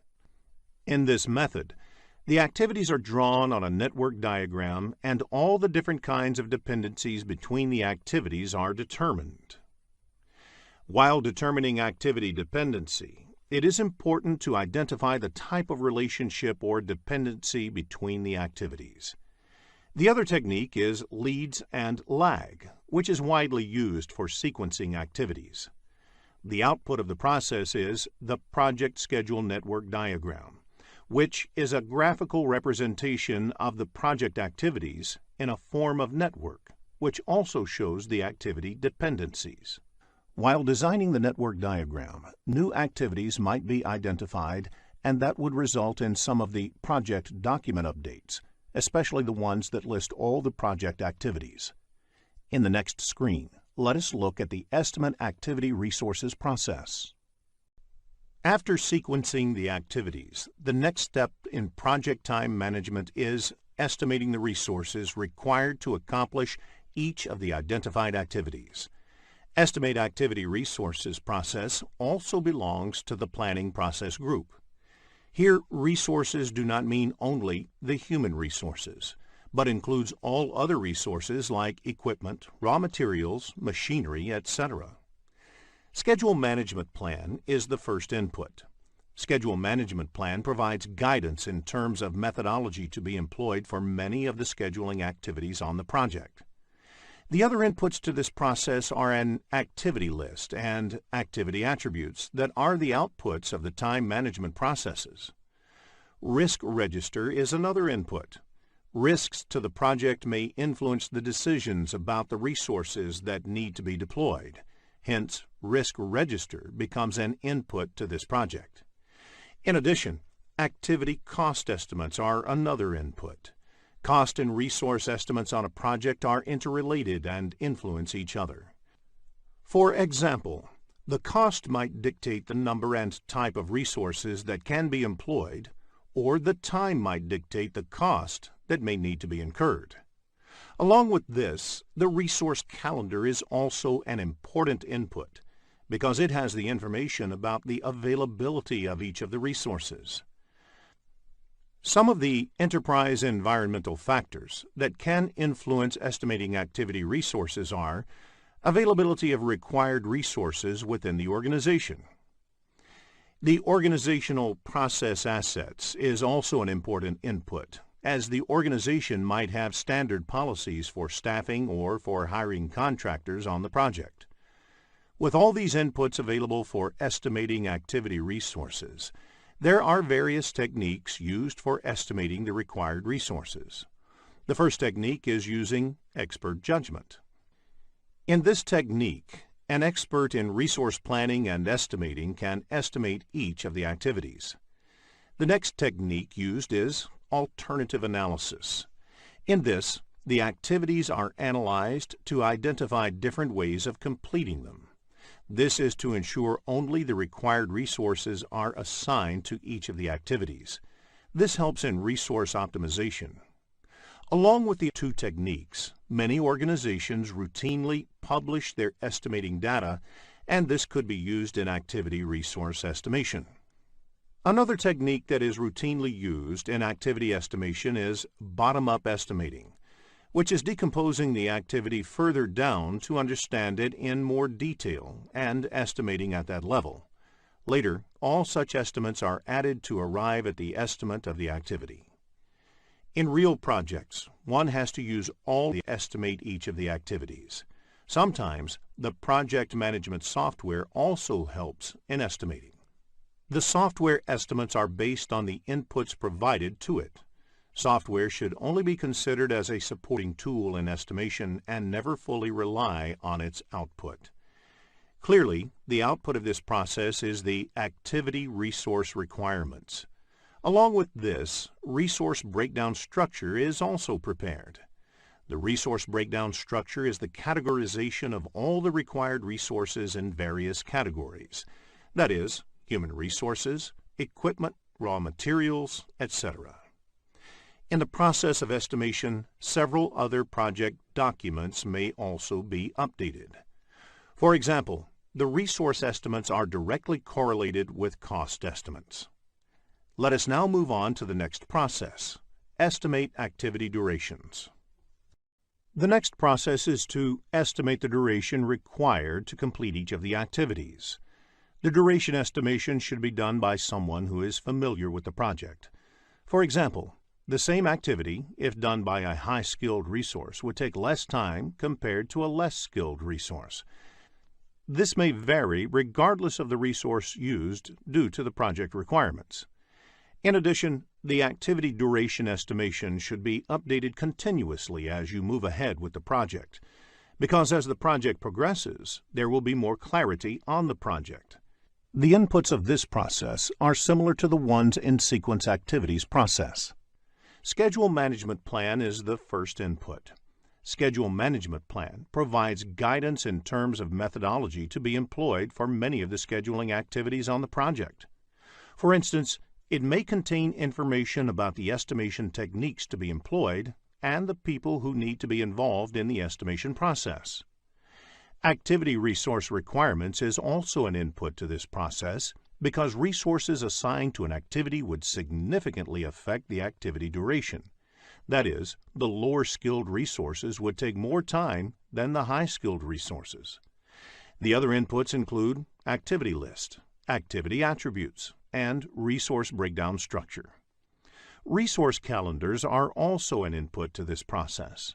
The type and skill set of resources available to the team may have an impact on the time it would take to complete the activities. Risks to the project may influence the decisions about the time required to complete the activity. Hence, risk register becomes an input to this process. The project scope statement defines the constraints and assumptions affecting the project duration. An example of enterprise environmental factor that can affect duration is organization's productivity metrics, which is collected based on the experiences from multiple projects. The last input in this process is organizational process assets. Now, let us look at the tools and techniques used for estimating activity durations. First is the expert judgment, which means using previous project experiences in estimating the current project duration. This can be used with other estimation techniques and used to reconcile differences if different techniques result in different estimates. Three-point estimating is a method where 3 estimates are used instead of 1. It is part of a project management philosophy known as Program Evaluation and Review Technique, PERT. Estimating activity durations is often done as a team exercise, as each activity may require multiple skill sets to be applied. Therefore, it is important to use group decision-making techniques to arrive at a consensus, or at least an estimate that is acceptable to all the team members. Reserve analysis adds buffer into the project schedule to deal with any uncertainty. The contingency reserve may be added as a percentage of the activity duration or fixed number of work periods. The other tools and techniques are analogous estimating and parametric estimating. The outputs of this process are the activity duration estimates and project documents updates. The activity duration estimates is represented in terms of the range of possible results. For example, 10 days plus minus 2 days, that is, the activity would take minimum 8 days and maximum 12 days. In the next screen, let us look into a business scenario to understand this concept better. After reading the problem statement, click the Solution button to look at a possible answer. Develop schedule is the process of analyzing activity sequences, durations, resource requirements, and schedule constraints to create the project schedule. It belongs to the planning process group. Generally, scheduling software is used for developing the project schedule. Entering the activities, durations, and resources into a scheduling tool generates a schedule with planned dates for completing project activities. Developing a project schedule is an iterative process. Revising and maintaining a realistic schedule is a task in itself, and it continues throughout the project as the work progresses. The most of the inputs of this process are the outputs of estimate activity durations process. They are risk register, project scope statement, project staff assignments, resources calendars, organizational process assets, enterprise environmental factors, schedule management plan, activity list, activity attributes, project schedule network diagrams, activity resource requirements, resource breakdown structure, and activity duration estimates. Various tools and techniques are used to develop schedule process. Schedule network analysis is a technique that generates project schedule. It employs various analytical techniques such as critical path method, critical chain method, modeling techniques, and resource optimization techniques to create the project schedule. The other tools and techniques include leads and lags, schedule compression, and scheduling tool. Let us now look at the outputs of this process. The project schedule consists of a minimum planned start date and planned finish date for each activity. Although project schedule can be represented in tabular format, it is more often represented graphically using either bar charts or network diagrams, or a combination of the two. The final schedule, which is the output of the developed schedule process, is also called schedule baseline. Once the schedule is baselined, it can be changed only through formal approvals. Meeting the schedule baseline is one of the measures of project success. Schedule data produced may include number of resources, key milestones, etc. Project calendars specify the available working days and the number of shifts in each day. It indicates how many hours and days are available for the work of the project to be completed. Project management plan updates are a result of the developed schedule process. Many of the other subsidiary plans of the project plan may get impacted, which may include cost management plan, scope management plan, risk management plan, etc. This may also result in other project documents being updated. In the next few screens, let us discuss schedule network analysis techniques. It is essential to know if the required resources are available at that time, along with the time estimate of each of the activities. Since schedule is calendar-based, it helps in estimating the same. Schedule network analysis technique generates project schedule. There are various schedule network techniques. Critical path method relies on determining the critical path on a project schedule. Critical chain method is a variant of the critical path method, wherein the critical chain is determined based on the logical, resource, and other kinds of dependencies between the activities. What-if scenario analysis is about trying to vary a certain parameter to observe the impact on the schedule. For instance, you may want to check result if you put in more resources on a particular activity to reduce its duration. Resource optimization techniques try to arrive at the optimal utilization of the resources used on a project. Ideally, you would want the resources to be fully utilized, but you would also want to build in sufficient buffers in case a certain resource is not available due to various reasons. In the next screen, let us look at the program evaluation and review technique. Program evaluation and review technique is based on 3-point estimates for an activity. The pessimistic estimate refers to the worst-case scenario, whereas most likely estimate is what you expect to happen in a realistic scenario. The optimistic estimate, on the other hand, represents the amount of time an activity would take in the best-case scenario. Based on these three estimates, the expected duration of the estimate is calculated as per the formula given on the screen. The formula for calculating standard deviation of an activity and variance of an activity is also given. There is no question asked on variance, but the formula is important because if the standard deviation of the whole project is to be calculated, the process is to calculate the variance of the whole project and then take its square root to calculate the standard deviation of the project. Concept-based questions on PERT can be expected in the PMP exam, so make a note of the formulae while you prepare for the exam. In the next screen, let us understand PERT with an example. Let us now figure out how we can apply the 3-point estimation that PERT uses in order to draw some useful conclusions. Assume that the optimistic, pessimistic, and most likely estimates are 20, 70, and 30 respectively. Using these values, you can determine the expected duration and the standard deviation as indicated. Now, if the causes of variation are random, you can assume that the actual values would be evenly distributed about the mean and will follow the normal distribution, sometimes referred to as the bell curve. Further, you can use the properties of the normal distribution. There is a 68% probability of the actual value falling within first sigma from the mean, 95.4% probability for the second sigma, and 99.7% probability of the actual value falling within third sigma. Extending this logic, the notion of 6 sigma is reaching a level of confidence that only 3.4 times out of a million would the actual value fall outside the stated range.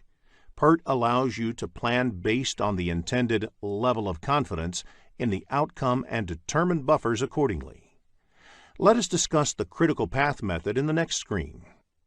Critical path is defined as the longest duration path through a network diagram, which determines the shortest time to complete the project. Float can be considered as a buffer time available to complete an activity. Float is calculated once the network diagram is ready. It is also called as slack. There are 3 kinds of float.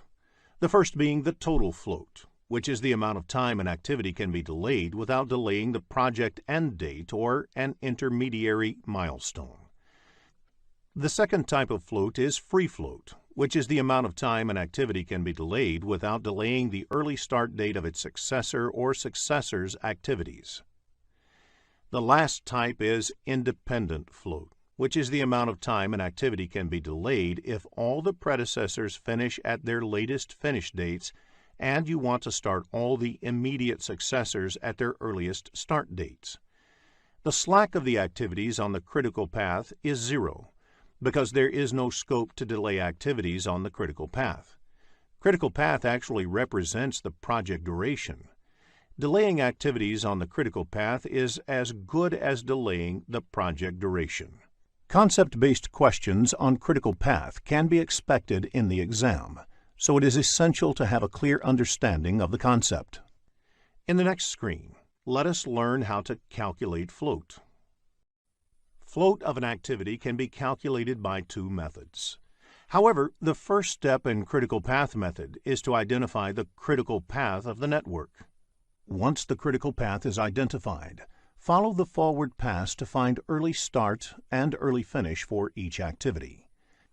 The float of the activities on the critical path is 0, so they represent the overall project duration. Use forward pass or backward pass to calculate the total activity time. Calculate late finish and late start using backward pass method. Note the total float formula before you start for the exam. In the next screen, let us look at forward pass and backward pass methods in detail.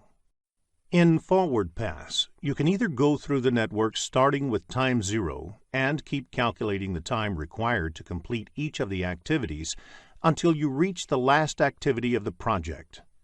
The starting time for each of the activity in this approach is called early start, and the end time for each activity is called the early finish. Alternatively, in backward pass, you can travel through the network from the project end date and calculate the time required to complete each activity. The end date in this approach is called the late finish, and the start date of the activity in this approach is called the late start. The float of the activity is either the difference between the late start and early start, or the difference between the late finish and early finish. Both the differences work out to be the same. Before the start of the PMP exam, please make a note of the total float formula. Let us understand the critical path calculation with an example in the next screen. Let us look at an example for critical path. There are 5 activities in this project and 2 paths in the network diagram. Start, 1, 2, 4, 5, end is one path, and start, 1, 3, 5, end is the second path. Since the duration of the path start 1, 2, 4, 5, end is 18 days, which is more than the duration of the path start 1, 3, 5, end, the critical path of the project is start 1, 2, 4, 5, end. Let us take activity 3 as an example. First, calculate the early start and early finish dates. Activity 3 can start only after activity 1. Since the early finish of activity 1 is 3, it becomes the early start of activity 3. Activity 3 cannot start earlier than 3 because activity 1 can be completed only by then. Therefore, early start of activity 3 is 3, since the duration of the activity is 4 days. The early finish of activity 3 is 3 plus 4 equals 7 days. Now, let us calculate the late start and late finish of activity 3. Late start of activity 5 is 14 days. The activity 3 happens just before activity 5, so the late finish of activity 3 is 14 days. To calculate the late start, you can subtract the duration from late finish. Therefore, the late start of activity 3 is 14 minus 4 equals 10. In the next screen, let us focus on schedule compression. Look at the 4 activities in the table. The normal cost of executing each of the activities, as well as how much each of the activities can be crashed, is also provided. Which activity would you crash to reduce the project time by 1 day? Activity A will be crashed if the duration of the project is reduced by 1 day, as the per unit cost of crashing the activity A is the least. All the activities are assumed to be on the critical path here. While crashing, if you end up saving time on a path, which is not the critical path, you will not end up saving time on the project. In the next screen, let us look into the impact of schedule compression. Different schedule compression techniques have different impact on the project. The impact of fast track leads to risk additions and increase in management time for the project manager. Crash leads to cost addition and increase in management time for the project manager. Reduced scope, on the other hand, saves cost and resources but increases customer dissatisfaction. Likewise, cut quality saves cost and resources but increases risk. Resource reallocation does not add cost or increase risk. In the next screen, let us look into the other techniques used in scheduling. There are several techniques that are used in scheduling projects. What-if scenario analysis. In this technique, questions like, what if a particular scenario changed on the project? Would that produce a shorter schedule? Are put forth to understand the impact of specific changes on the schedule. The goal is to produce a realistic schedule. Monte Carlo analysis. In this method, a computer simulates the outcomes of a project, making use of randomly generated values that map the probability distribution of the input variables. Together, these two techniques are called modeling techniques. Resource optimization techniques. These are also used to produce a resource-limited schedule. Resource optimization results in more stable number of resources used in the project. Critical chain method. This technique develops the project schedule that takes into account both the activity and resource dependencies. In the next screen, let us look at the last process in project time management, control schedule. Control schedule is concerned with determining the status of the project schedule, determining that the project schedule has changed, and managing the actual changes as they occur. The project schedule is an important input to this process. It is the actual schedule that needs to be controlled. Schedule data contains information related to the schedule that may need to be monitored in order to take actions to bring the project back on schedule. Project calendar describes the working hours and days for the project. Work performance data has information like which activities have started, their progress, and which activities have finished. The other inputs of this process are project management plan and organizational process assets. The key tools and techniques of this process are the performance reviews. Performance review is measuring, comparing, and analyzing schedule performance such as actual start and finish dates, percent complete, and remaining duration for work in progress. The other tools and techniques include resource optimization techniques, modeling techniques, schedule compression, leads and lags, scheduling tool, and project management software. In development schedule process, these techniques are used for the first time to develop the project schedule, whereas in control schedule process, these techniques are used to update the project schedule. The key output of the control schedule process is the work performance information. This is represented in the form of schedule variance, SV, and schedule performance index, SPI. As a part of the control schedule process, the project team will generate forecasts, likely schedule for forthcoming activities, and project as a whole. The other outputs include organizational process assets updates, change requests, project management plan updates, and project document updates. If you are looking to become a skilled project manager, have a look at the postgraduate program in project management by Simplilearn. There are 47 processes in project management, grouped into 10 knowledge areas and mapped to 5 process groups.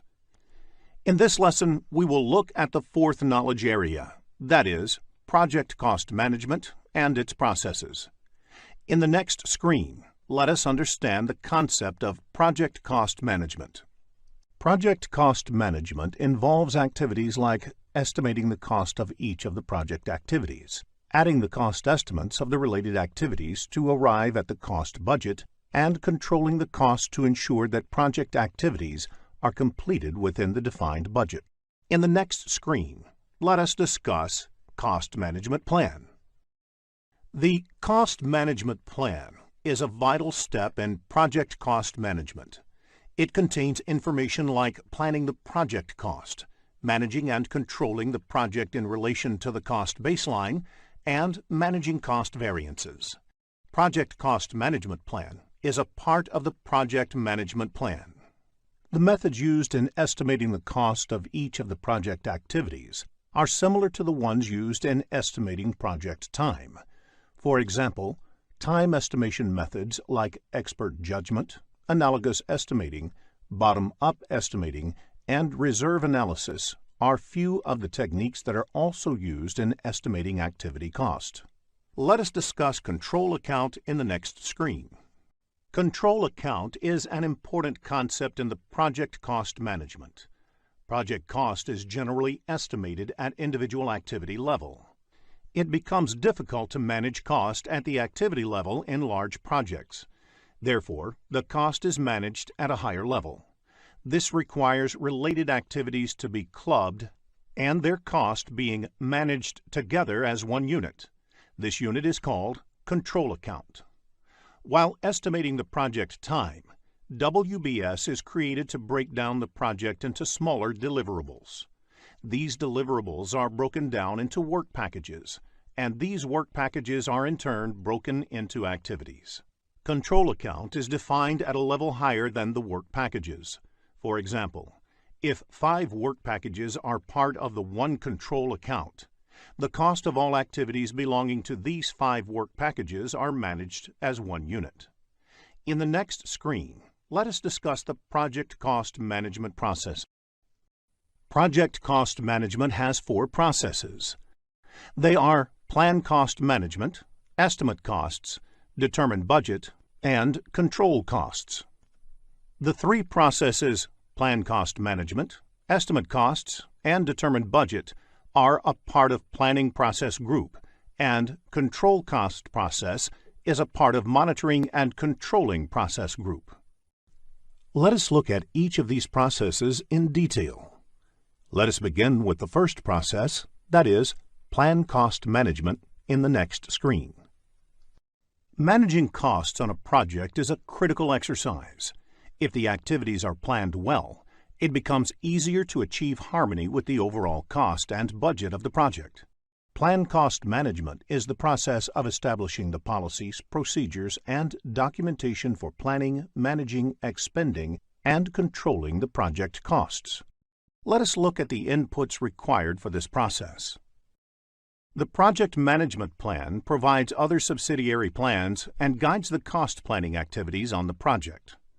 The project charter provides an overall context and high-level product and project description, which help determine the approach for cost management. For example, for some projects, budget could be a constraint, whereas for others, budget would not be a constraint, but subject to the other objectives. Enterprise environmental factors provide the organizational context to the project, including the culture of the organization and the infrastructure, for instance, the scheduling systems available, the key personnel, and so on. Organizational process assets provide inputs such as policies and procedures, templates, past performance, data and estimates, historical information, and knowledge base. Now, let us look at the tools and techniques employed in this process. Expert judgment refers to input received from knowledgeable and experienced resources. Experts can devise an approach to govern the costs on a project by using their previous experiences. Meetings may be organized to determine the cost management plan. Everyone responsible for the project schedule management, such as the project manager, representatives from the appropriate accounting or financial organization, sponsor, customer, and other stakeholders must attend these meetings. Several analytical techniques may be used to determine the cost management plan. These techniques help to map the impact of various decisions on cost. For example, how do risk management processes impact cost, etc. Cost management plan is the primary output of this process. It establishes the units of measure, levels of precision, organizational process links, control accounts to be used, rules for performance measurement and reporting, frequency and methodology of monitoring the costs, and various other details that lay the overall framework for cost management on a project. In the next screen, let us discuss the second process under project cost management. Estimate cost. Estimate cost is the approximation of the monetary resources required to complete a project activity. Cost of a specific activity is estimated based on the information available at that point of time. As the project team gets more information about the project, the activity cost estimation may change. Let us look at the inputs of this process. Scope baseline is the most important input as it details out the project scope of work. Along with that, project schedule is also important. This contains information like when and which resource is required for the project. It is good to remember that the same kind of resources may have different costs at different points of time. Human Resource Management Plan is another important input. Various elements like personnel rates, rewards or recognition programs, etc., are covered in the Human Resource Management Plan, which is important in approximating the cost estimate. Human Resource Management Plan will be discussed in detail in the Human Resource Management Knowledge area. Risk Register is also an input because risk mitigation costs should be considered in cost planning. More information on risk and its effect in the project will be looked at in detail in Risk Management Knowledge area. Another input, Enterprise Environmental Factors, provides organizational context to the project. Organization Process Asset is listed as an input as organizations might have standards set of cost estimation policies or templates. Cost Management Plan is another important input. The Cost Management Plan lays the framework for the cost management processes in the project. It provides guidelines such as the units of measure, accuracy desired, methodologies, and tools to be used, etc. Let us now look at the tools and techniques used in this process. Expert judgment, reserve analysis, analogous estimating, cost of quality, parametric estimating, project management software, bottom-up estimating, three-point estimating, vendor bid analysis, and group decision-making are the various tools and techniques used in this process. Most of the tools and techniques used here are similar to the ones used in the time management knowledge area. Vendor bid analysis is a technique used to estimate project cost. For example, a project requires material procured externally through suppliers. In order to get that, you invite bids from 3 or 4 suppliers and assess their quotations. Based on their quotations, you can get an idea of the costs that will be involved in getting the material for the project. Group decision-making technique is another important technique for project cost estimation. Cost estimation is an exercise which may be carried out by a group or committee in order to gather well-rounded input. Therefore, group decision-making techniques may be used to arrive at a decision that team can work with. The outputs of this process are quite straightforward. Estimates of each of the like how the estimate was developed, what were the assumptions made in estimating, etc.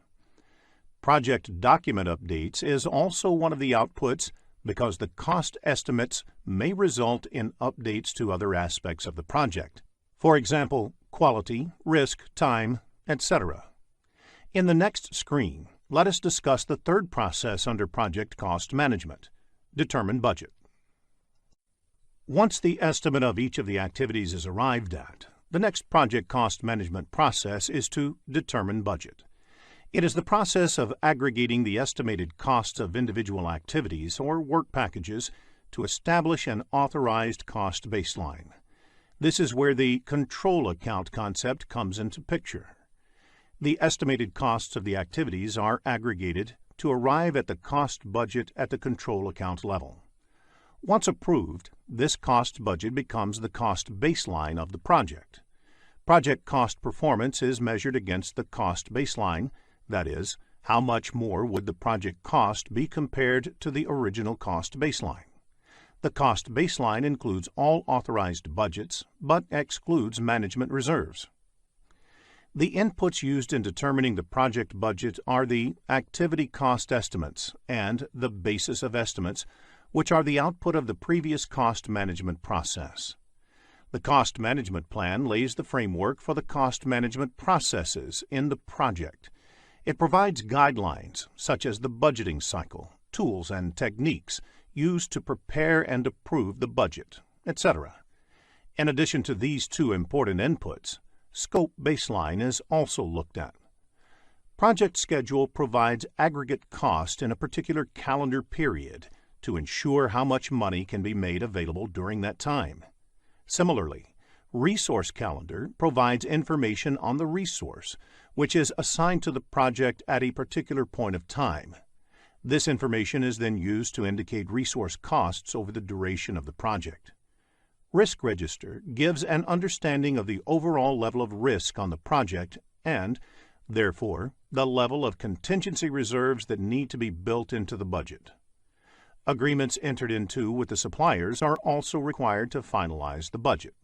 Again, organizational process asset is an input because organization may have few policies for reporting the cost budget, or there might be some cost budgeting tools being used. There are various tools and techniques used in determining budgets.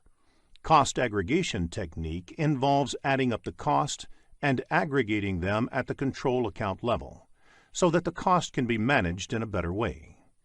In reserve analysis, once the costs are estimated, some extra amount is added to the estimate as a management reserve to take care of any unplanned activities.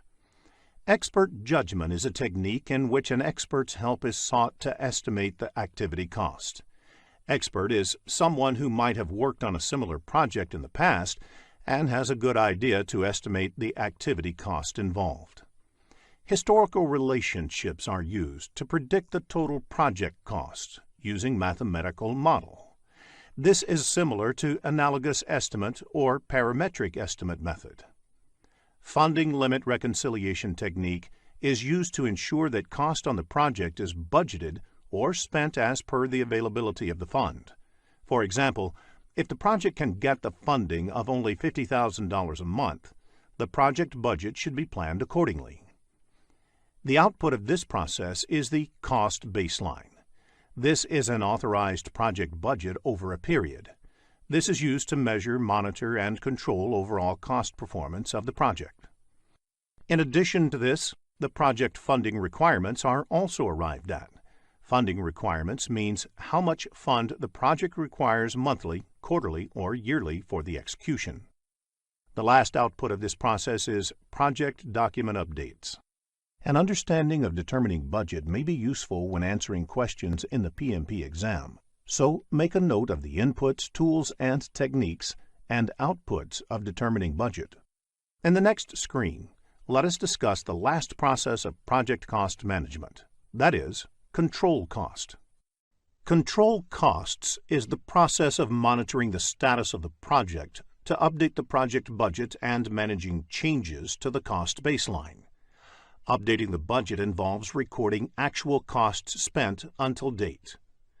Any increase to the authorized budget can only be approved through the Perform Integrated Change Control process. Some of the typical activities that happen as part of the control cost process are ensuring that cost expenditure does not exceed the authorized funding, monitor the cost performance to understand variance, and monitoring the work performance against the funds expended. The inputs to the process are project management plan, organizational process assets, project funding requirements, and work performance data. Work performance data contains the information about the project progress. The important tools and techniques used in controlling costs are earned value analysis management, forecasting, to complete performance index. Other important aspects of controlling costs are the review the performance, analyze the reserves to make sure the project has enough budgetary reserves to meet the expenses, and project management software, which helps in tracking and managing costs. Now, let us look at the output of this process. The key outputs of this process are work performance information in terms of cost variance, CV, schedule variance, SV, and earned value, EV, and forecasts about the cost performance. This process may also result in change requests arising out of cost control measures, as well as updates to project documents, the project management plan, and organizational process assets. Business scenario-based questions on project cost control can be expected in the exam. So if you have questions on these concepts, get them cleared, as that will help you score higher. In the next screen, let us learn about earned value management and its related terms. Earned value technique is an excellent way to track the project progress against the project plan. It is a method of measuring the project performance objectively and comparing it against the project baseline.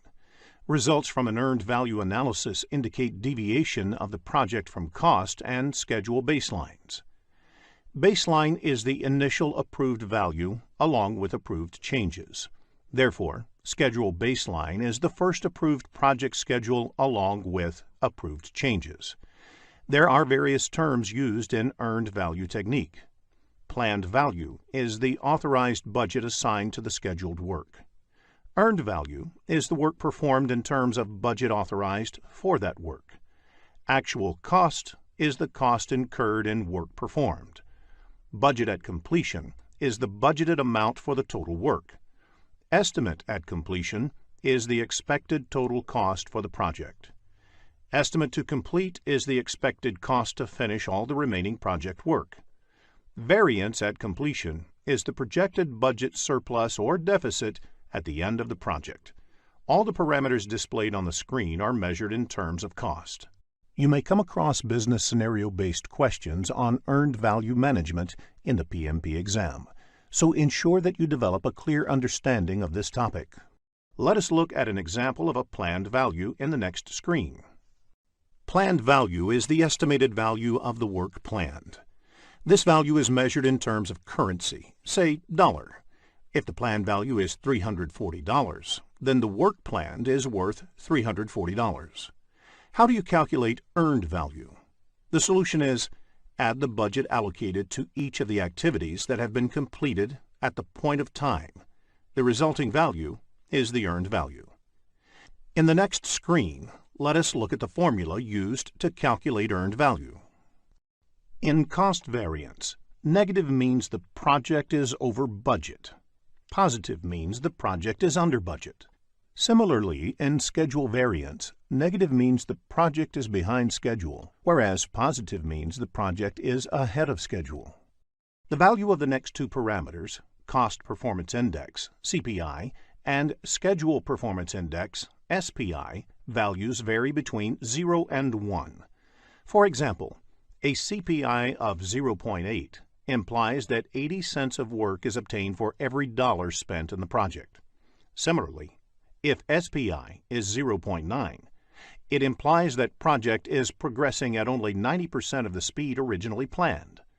The next parameter is Estimate at Completion, or EAC. There are different ways of calculating the EAC value.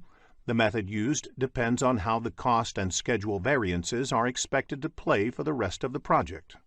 BAC by CPI is used if you expect that the current cost performance will continue until the end of the project. AC plus BAC minus EV is used if you expect that the rest of the project will be managed at the budgeted rate.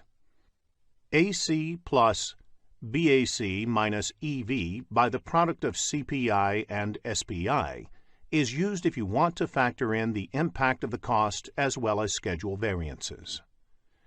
AC plus ETC is used if you want to re-evaluate the project based on a forecast value for the estimated cost of the remainder of the project. The next parameter is Estimate to Complete, or ETC, which is the cost of project from this point to the end. This is calculated by subtracting the actual cost from the estimate at completion. In addition, variance at completion can be calculated by subtracting the estimate at completion from the budget at completion. Variance at completion is the cost estimation whether it is over or under budget. Another parameter is the To Complete Performance Index, or TCPI. This is the cost performance needed to achieve a desired outcome. For example, if the project needs to be managed to the original budget, BAC, then TCPI, that is, the CPI that must be maintained for the rest of the project, is calculated as BAC minus EV by BAC minus AC.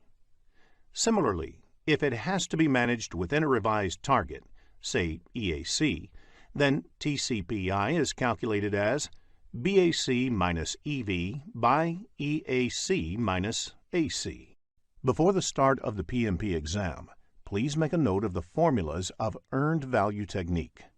In the next screen, let us look into a business scenario to understand this concept better. After reading the problem statement, click the Solution button to look at a possible answer. Let us take the example of a software development project. There are 4 phases, and each phase takes a month to complete and is expected to cost $10,000. The phases are planned to be completed one after the other. The status of the project at the end of the month 3 is summarized in the table. Requirements definition is completed and actual spending on this is $10,000. Architecture and design is done and actual spending on this is $12,000. Development and unit testing is only 50% done, though it was supposed to be completed by 3rd month. It has cost $9,000 until date. System testing and go live has not yet started. Note, S indicates start time, F indicates finish time, and PF indicates that it is partly finished at the end of the month. Based on the above information, calculate the CV, SV, CPI, and SPI of the project. Let us look at a solution in the next screen. Before we end this lesson, let us also look at a few definitions that might be useful for your PMP examination. Law of diminishing return. This means the more you put into something, the less you get out of it. For example, doubling the number of resources working on a project will not necessarily have the time. Working capital. The amount of money the company has to invest on the project and the day-to-day company operations. Funding limit reconciliation. The process of comparing the planned expenditure in a given period with the available funding for that period. Large assets purchased by the company lose value over time. This is called depreciation. There are 2 forms of depreciation, straight line and accelerated. Same amount of depreciation is taken every year. For instance, a car with a price tag of $10,000 and useful life of 10 years is depreciated $1,000 per year. At the end of the 10th year, the value of the car is considered 0 for all accounting purposes. Accelerated depreciation depreciates faster than the straight-line depreciation.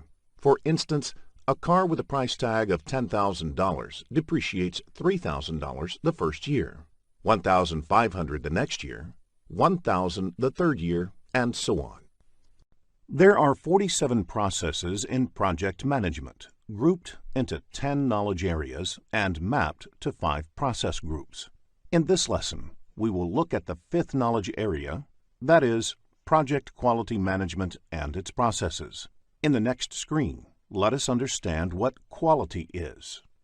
The project manager is responsible for quality in a project. However, it is also the responsibility of each and every one in the project to ensure that whatever they do meets project quality expectations. Quality is defined as the degree to which a set of inherent characteristics fulfills requirements. A project is said to meet quality expectations when all the project requirements agreed in the beginning of the project are met, and the resulting product is usable. Usable means that the intended users can use the product without any problem. In the next screen, let us look at some quality-related terms. It is important to discuss a few terms to understand the concept of quality better. Customer satisfaction is defined as conformance to requirements and fitness for use. It is important to understand the subtle distinction between quality and grade. Grade is a classification based on technical characteristics. Low quality is always a problem, but low grade may not be a problem. Rather, it would be a matter of choice. Similarly, it is important to understand the distinction between precision and accuracy. Precision is the granularity of measurement. That is, how fine-grained can you measure the outcome. Accuracy is how correct you are. That is, how close you are to the desired value. In the next screen, let us understand the concept of optimal level of quality. Quality comes at a cost. More effort put in quality will give better results. However, you cannot keep on investing on increasing the quality, as there is no limit to how much a product can be improved. Investment in quality is determined by knowing the optimal level of quality. Optimal level of quality, as shown in the diagram, is said to be achieved at the point where the incremental revenue from improvement equals the incremental cost to secure it. Suppose you are the manufacturer of toys, but the toys are below quality and the sales are low. To improve the quality, you invest in identifying the demands of children, sharing few samples, and recording their feedbacks. Once all these are captured and implemented in the products, you lure the parents to buy them. As the investment is increased to manufacture good quality toys, the cost will therefore increase, and it might become prohibitive for parents to buy. Optimal level of quality is reached at a point where you get maximum number of buyers for the toys manufactured. Now that we are clear on the concept of quality, in the next screen, let us discuss quality management. Quality management involves performing activities like creating standard policies and procedures, and ensuring that those standard procedures are being followed properly in the project. It aims to ensure that project meets all the initial agreed requirements without any deviation, and that the specified approach to quality is implemented on the project. 3 broad activities are done as part of quality management. They are quality planning, quality assurance, and quality control. Quality planning is the first step when quality-related activities of the project are planned. Quality assurance is the next stage of implementing those quality plans, and quality control is the last stage when periodic checks are done to see if project quality is improving.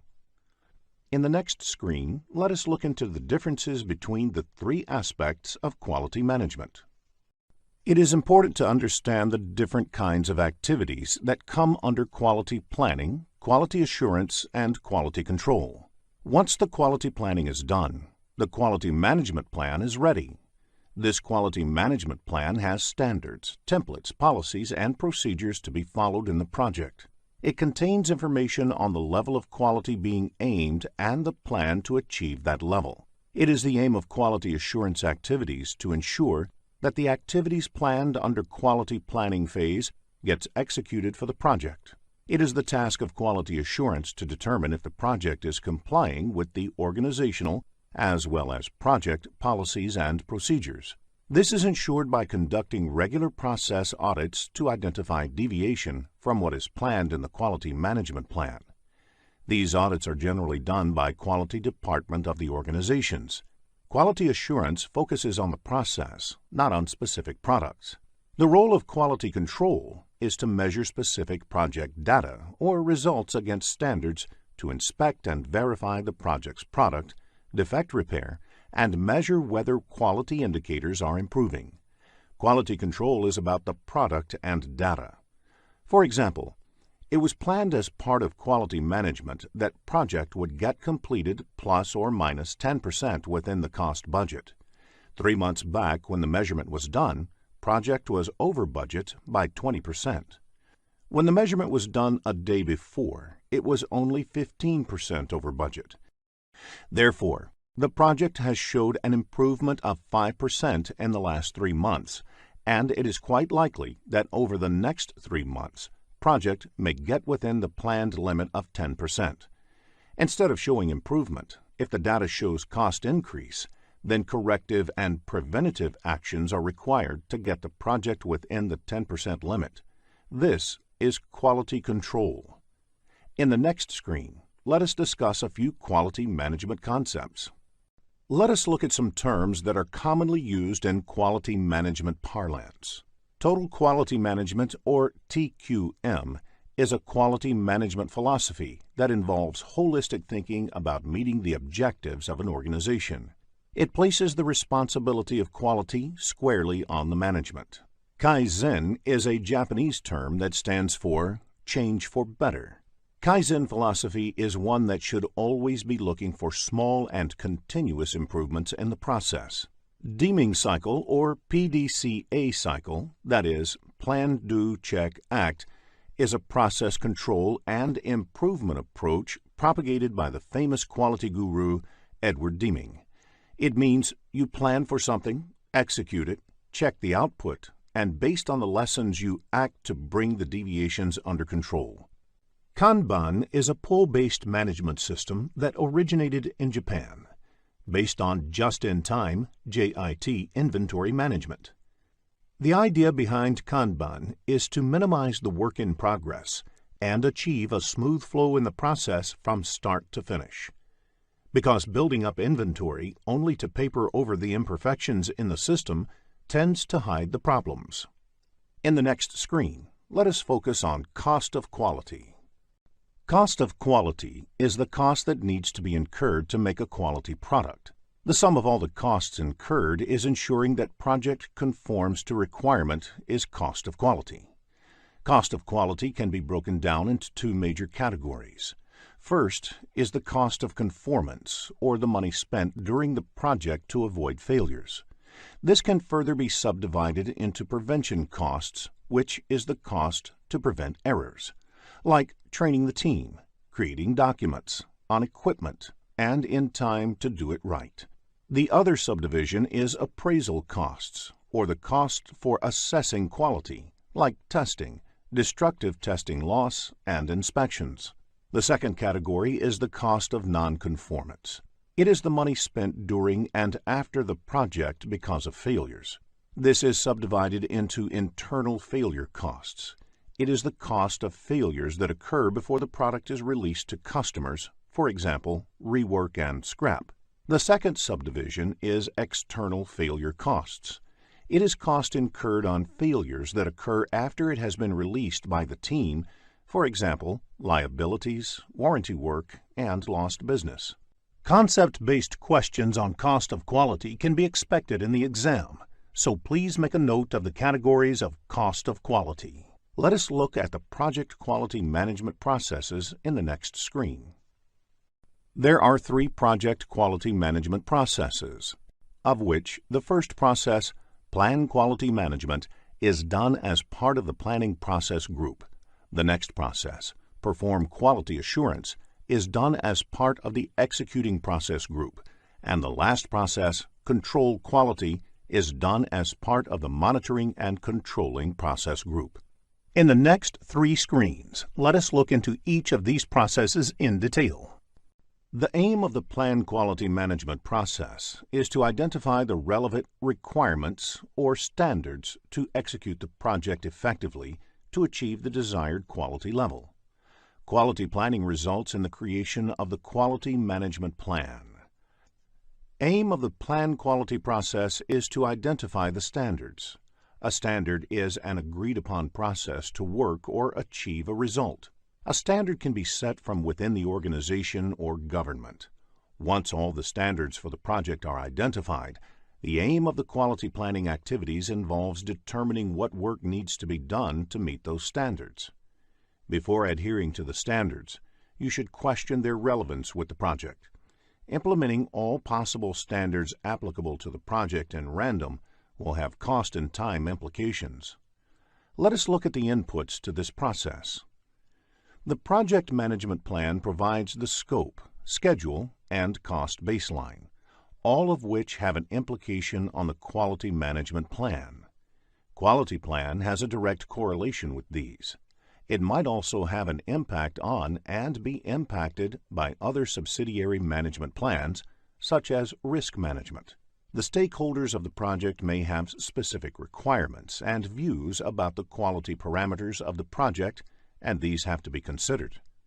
The risk register gives an indication about the kind of risks that are inherent in the project, and also those which must be considered while planning the activities to ensure quality. The requirements for the project need to be considered for planning quality-related activities, because quality is all about meeting the requirements. In addition to these, enterprise environmental factors and organization process assets are also listed as inputs, because the standards can be either from within the organization or from government or other external bodies. Standards from within the organizations are usually the best practices learned over a period while executing numerous projects. An example of government standards can be standards to control air pollution by the motor vehicles, which vehicle manufacturers must adhere to. To accomplish quality planning, first, analyze the benefits versus the costs of meeting quality requirements. Next, identify the cost of quality and confirm if that kind of investment in quality is justified. In addition to these two, benchmarking helps in analyzing the quality of activities of similar projects executed in the past. This helps in identifying the particular quality of output of the previous project, which in turn acts as a basis for the current project's quality planning. Design of experiments can also be used for quality planning. This is a statistical way to determine what variables will improve quality the most. For example, in case of manufacturing doors, it can be determined that increasing the quality of the wood can have maximum impact on improving the quality of the door. In addition, the 7 basic quality tools, also known as the 7 QC tools, are used to determine the plan to achieve the desired level of quality. Statistical sampling as a tool becomes relevant whenever the quality plan cannot be applied to all the artifacts produced. For example, if destructive testing is a requirement, then it can be carried out only on a sample, not on the entire population. Statistical sampling helps in arriving at a representative sample that can give useful information. Other additional tools, such as brainstorming, force field analysis, etc., may be used to determine the quality management plan for the project. Conducting regular meetings is another important tool. The quality management plan has to be determined in a collaborative manner by consulting the team members and other stakeholders. Quality management plan is a key output of this process. Checklist is a list of items to inspect. For example, many of the office buildings have housekeeping checklists to ensure that all floors, cabins, etc. are cleaned. Checklists are created during quality planning and used in quality control. Metrics are project-specific data that need to be measured to check the status of the project. The simplest project metrics can be cost and schedule. Metrics are also decided during quality planning and used in quality control. One of the roles of the project manager is to not only manage the project, but also improve processes in the project to decrease the instances of defects, which in turn saves time and money. Such activities are listed in the Process Improvement Plan, which eventually becomes part of Project Management Plan. As a result of the planning activities, other project documents may also get updated. For example, the Quality Management Plan may result in updates to the cost or resource requirements. There may be questions in the PMP exam based on the Plan Quality Management process, so please ensure you have a fair understanding of the concept before you take the exam. In the next screen, let us discuss the second quality management process. Once the quality planning is over, the next process in project quality management is quality assurance, which involves determining whether the standards are being met and the processes are being followed. Therefore, the input for this process is the work that has been completed during the quality planning stage. They are project documents, quality management plan, process improvement plan, quality metrics, and quality control measurements. Let us look at the tools and techniques used in this process. Quality audit is the process to check whether the project is complying with the organization policies, standards, and procedures, and determine whether these policies, standards, and procedures used are efficient and effective. So a good audit not only looks at this compliance, but also for the new lessons learned from the current project that can help make the future projects better. Process analysis involves using the lessons learned from doing the initial few work to make the remaining work more efficient. For example, if the project involves installing a software package, then the lesson learned from the first few installations can be used to improve the process on remaining installations. Apart from these, all the quality management and control tools, such as the 7 basic quality tools, will be relevant to this process. The key output of this process is project documents updates to ensure that if there is any deviation from agreed standards, it is corrected. Also, If there are any lessons learned that can help improve the future projects, the organization process assets get updated. This quality assurance may result in improvement suggestions, change requests may be generated, and the project management plan may need to be updated. Understanding characteristics of quality assurance tools and techniques may be useful while answering the exam, so prepare this topic well before you take the exam. In the next screen, let us discuss the last process of quality management. The key focus of the quality control activities is on the correctness of the work. Quality control helps answer questions like, is everything okay with the project? Does the project plan require changes to successfully execute the project? Will the project succeed? Etc. Let us look at the inputs to this process. The quality metrics measurements are done continuously to see whether the project quality is improving. The project deliverables are inspected against the planned checklists. Quality control acts upon the deliverables and work performance data produced in execution. It also refers to the project management plan for understanding deviations from the plan. It also considers the approved change requests, information from other project documents, and organizational process assets. There are 7 popular tools and techniques used in doing the quality control activities. They are collectively known as 7 basic tools of quality. Other relevant tools are statistical sampling, inspection or testing, and review of the approved changes. Quality control activities result in quality control measurements, the verified deliverables, validated changes, information about the work being performed, recommended changes, and updates to the organizational process assets, project management plan, and other project documents. In the next screen, let us look into a business scenario to understand this concept better. After reading the problem statement, click the Solution button to look at a possible answer. Six Sigma is a highly disciplined process that focuses on developing and delivering near-perfect products and services consistently. If a large volume of data is plotted over a period of time, you would most probably have a bell-shaped graph. Such graphs are also called normal distribution graph. It's called as normal distribution because any large volume of data is plotted with the intent to track variations would most probably be in a bell-shaped curve.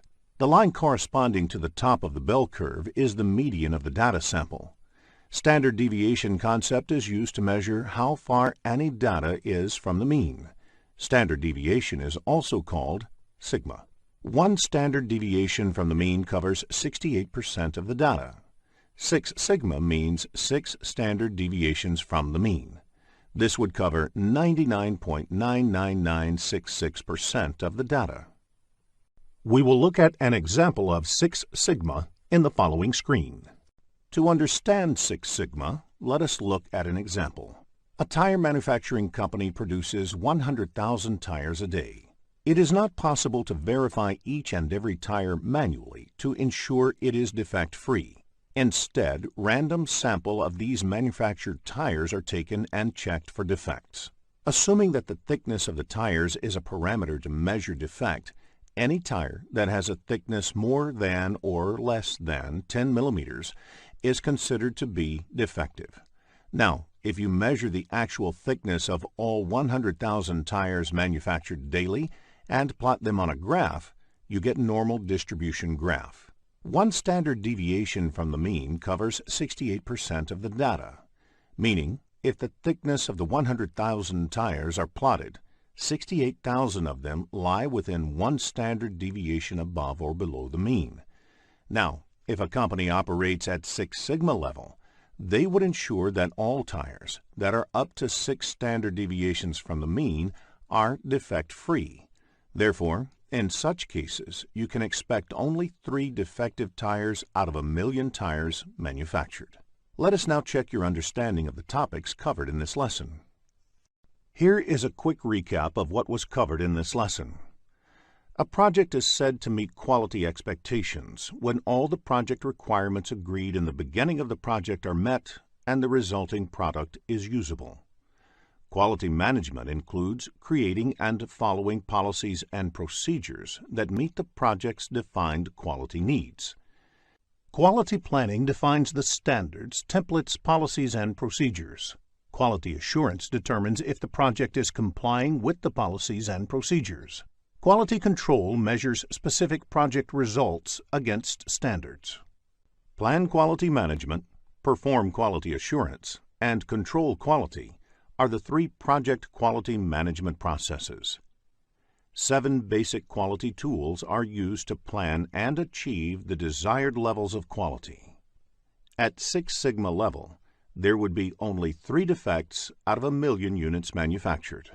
If you are looking to become a skilled project manager, have a look at the postgraduate program in project management by Simplilearn. Project human resource management includes the processes that organize, manage, and lead the project team. One of the key elements of human resource management is that each of the project team members should have clear assignment of their roles and responsibilities. In addition, even the team working on project management tasks should be a part of the project team, and they are responsible for project management functions like initiating, planning, executing, monitoring and controlling, and closing, along with other leadership activities. In the next screen, let us understand the difference between functional and project manager. An organization may have both functional managers and project managers. The difference: functional manager is the one who handles a business function or department. For instance, the HR manager is responsible for the HR department in an organization. Therefore, an HR manager will be a functional manager. Generally, a functional manager is also a subject matter expert. The roles and responsibilities of the functional manager depend upon the core business of the organization and overall organization structure. Functional managers normally own the resources and provide the projects with necessary resources. They also negotiate with the project manager regarding resources. The project manager, on the other hand, is responsible and accountable for the success or failure of a project and the quality of the project. They are not technical experts. The project manager may not have authority over the resources, depending upon the organizational structure. They often have to negotiate with the functional manager for the resources and are responsible for the product quality. A project manager will credit the team with the success of the project and accept the blame for the failure. Now let us look at an example to understand the roles played by functional and project managers. The CEO of an organization initiates a new project to secure an ISO 9001-2008 certification for the company. Now this project would require team members from each of the company departments, and whoever is the project manager of this project will have to request the functional manager to assign one of their team members to the project. Resources assigned to the project go back to their respective departments once the project is completed. Let us now discuss the project human resource management processes in the next screen. There are 4 project human resource management processes. The first process, Plan Human Resource Management, is done as part of the planning process group. The next 3 processes are part of the executing process group. These processes are Acquire Project Team, Develop Project Team, and Manage Project Team. Let us now look into each of these processes in detail. In the next screen, let us begin with Plan Human Resource Management.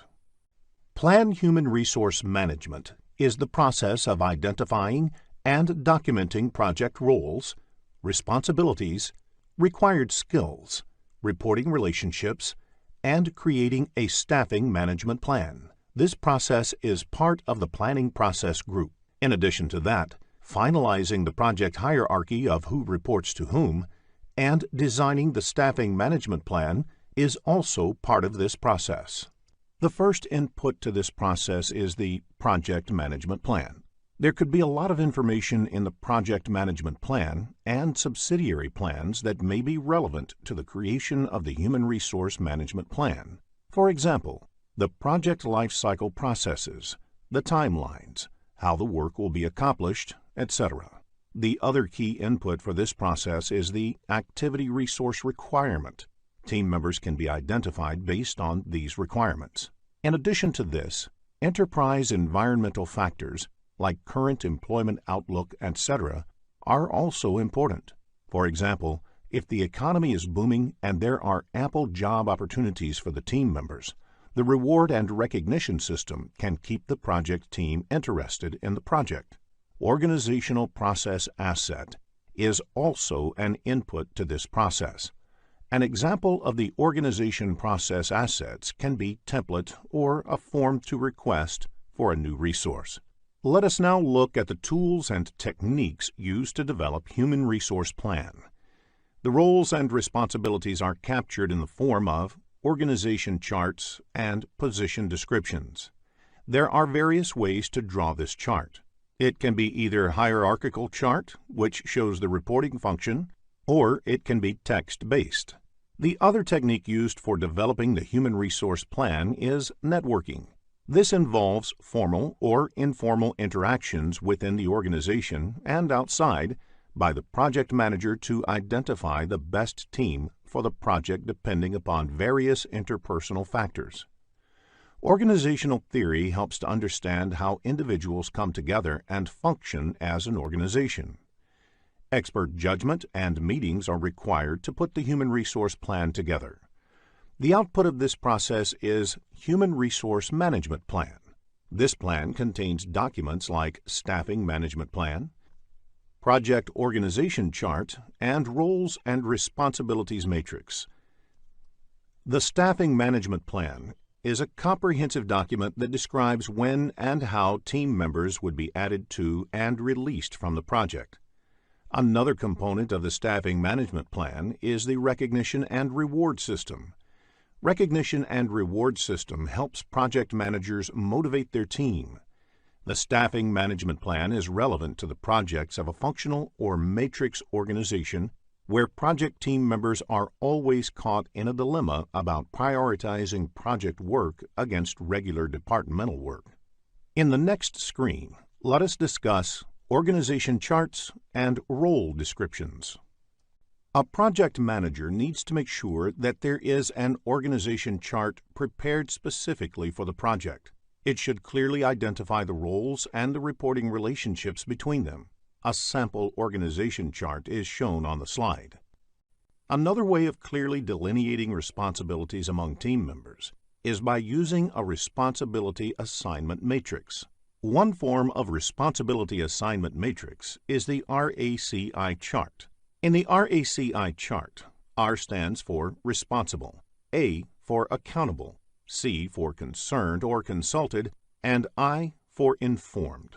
For each important activity or deliverable on the project, it needs to be clearly identified who is responsible or contributes to it, who is ultimately accountable, who is merely concerned about the success, and who needs to be informed or kept in the loop. An example of the RACI chart is shown on the screen. In this case, Project Manager John is accountable for the project plan, and the other team members, Chris, Sally, and Ting, are responsible for completing the plan. Similarly, you can note the roles of each resource in the other activities. In the next screen, let us understand resource histogram. Resource histogram is a method of depicting how many resources are required for the life of a project. If you observe the chart shown on the screen, it indicates that the number of staff hours required on the project increases to a peak in 2014 and then slowly tapers off. Especially for long-running projects, the level of staffing needed may vary considerably over a period. This has implications for other parts of the plan as well. For example, the cost will vary as the number of resources change. This piece of information helps a project manager to understand at what time they need to onboard and offboard resources on a project.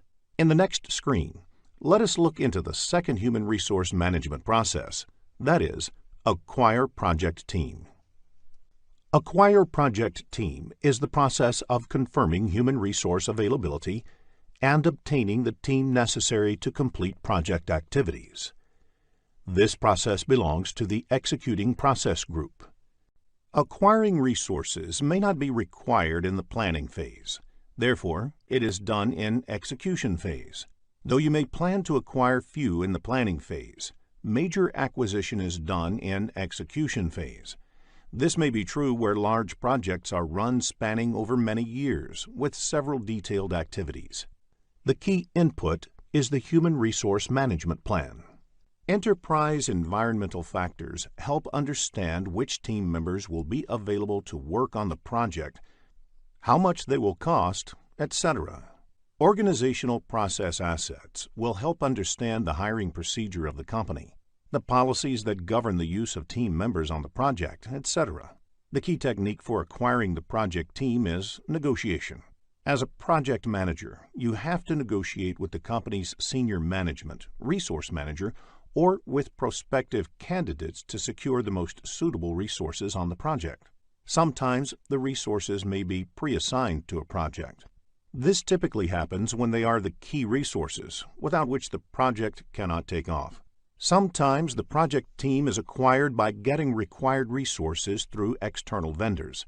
Most of the bigger organizations have approved a list of vendors who provide resources on a contractual basis. Nowadays, the concept of virtual team is also quite popular to get a project team. So even though the project is being conceived in one country, a big part of the team can be in another country. For example, if the project is conceived in the USA, majority of the team can be in Germany and both the teams can coordinate over the phone, email, chat, etc. Multi-criteria decision analysis is also an important tool to achieve the objectives.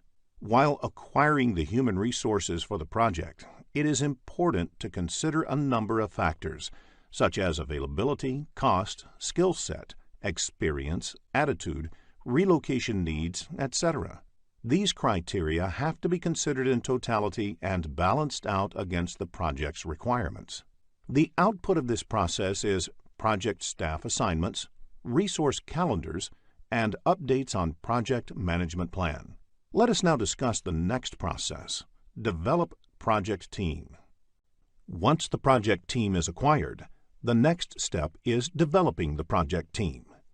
Develop project team is the process of improving competencies, team member interaction, and overall team environment to enhance project performance. This process belongs to the executing process group.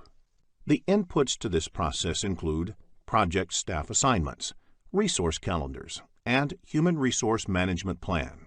One of the techniques used in developing project team is interpersonal skills. It is more of an art than a science, and this is where individual characteristics of project managers matter a lot. If the project manager genuinely commands trust and respects the team members, developing the team becomes easy. Team members look up to the project manager not only for getting project-specific instructions, but also for their career advancement as well. Social activities like celebrating a team member's birthday, going for parties outside the office, etc., helps in team building.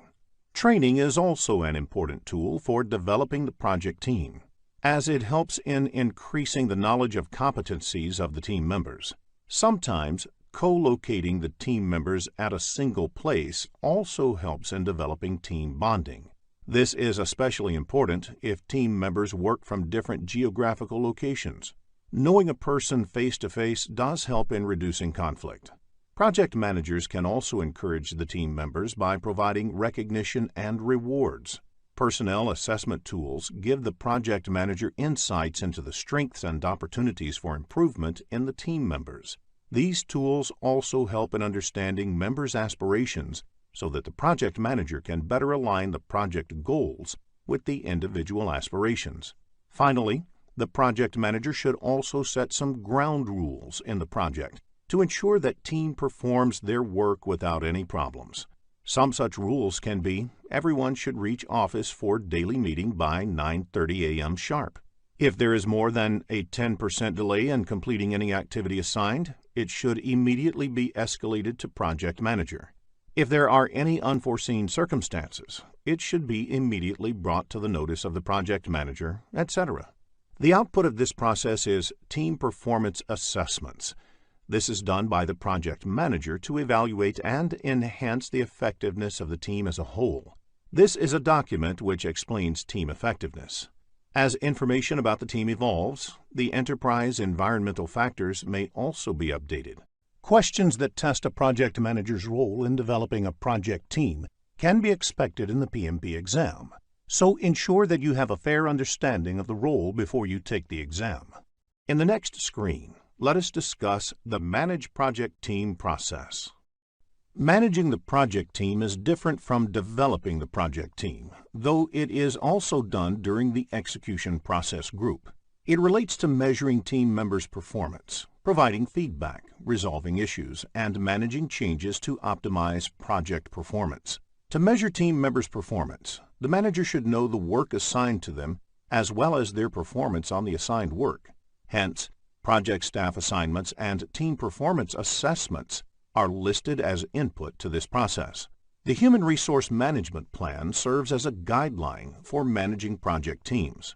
Some organizations have template and procedures to do such assessment, and that being the reason why Organization Process Asset is also one of the inputs to this process. The work performance reports, as well as issue logs, will be inputs because the team management activities have to be performed in this context. Observation and conversation is a technique where the project manager monitors and discusses the tasks done by the team. This does not imply formal project status reports, but having an informal interaction with the team before documenting the project status report. Knowing about the issue early helps in resolving them early. Formal performance appraisals are helpful in evaluating the team members' performance on the project. The project manager creates these with the help of the team supervisors. It is an established practice in most organizations to evaluate team members for their work. This may have a bearing on their future assignments, salary, promotions, etc. Since the power of appraising lies within the project manager, the project manager can use this as an effective tool for managing the team.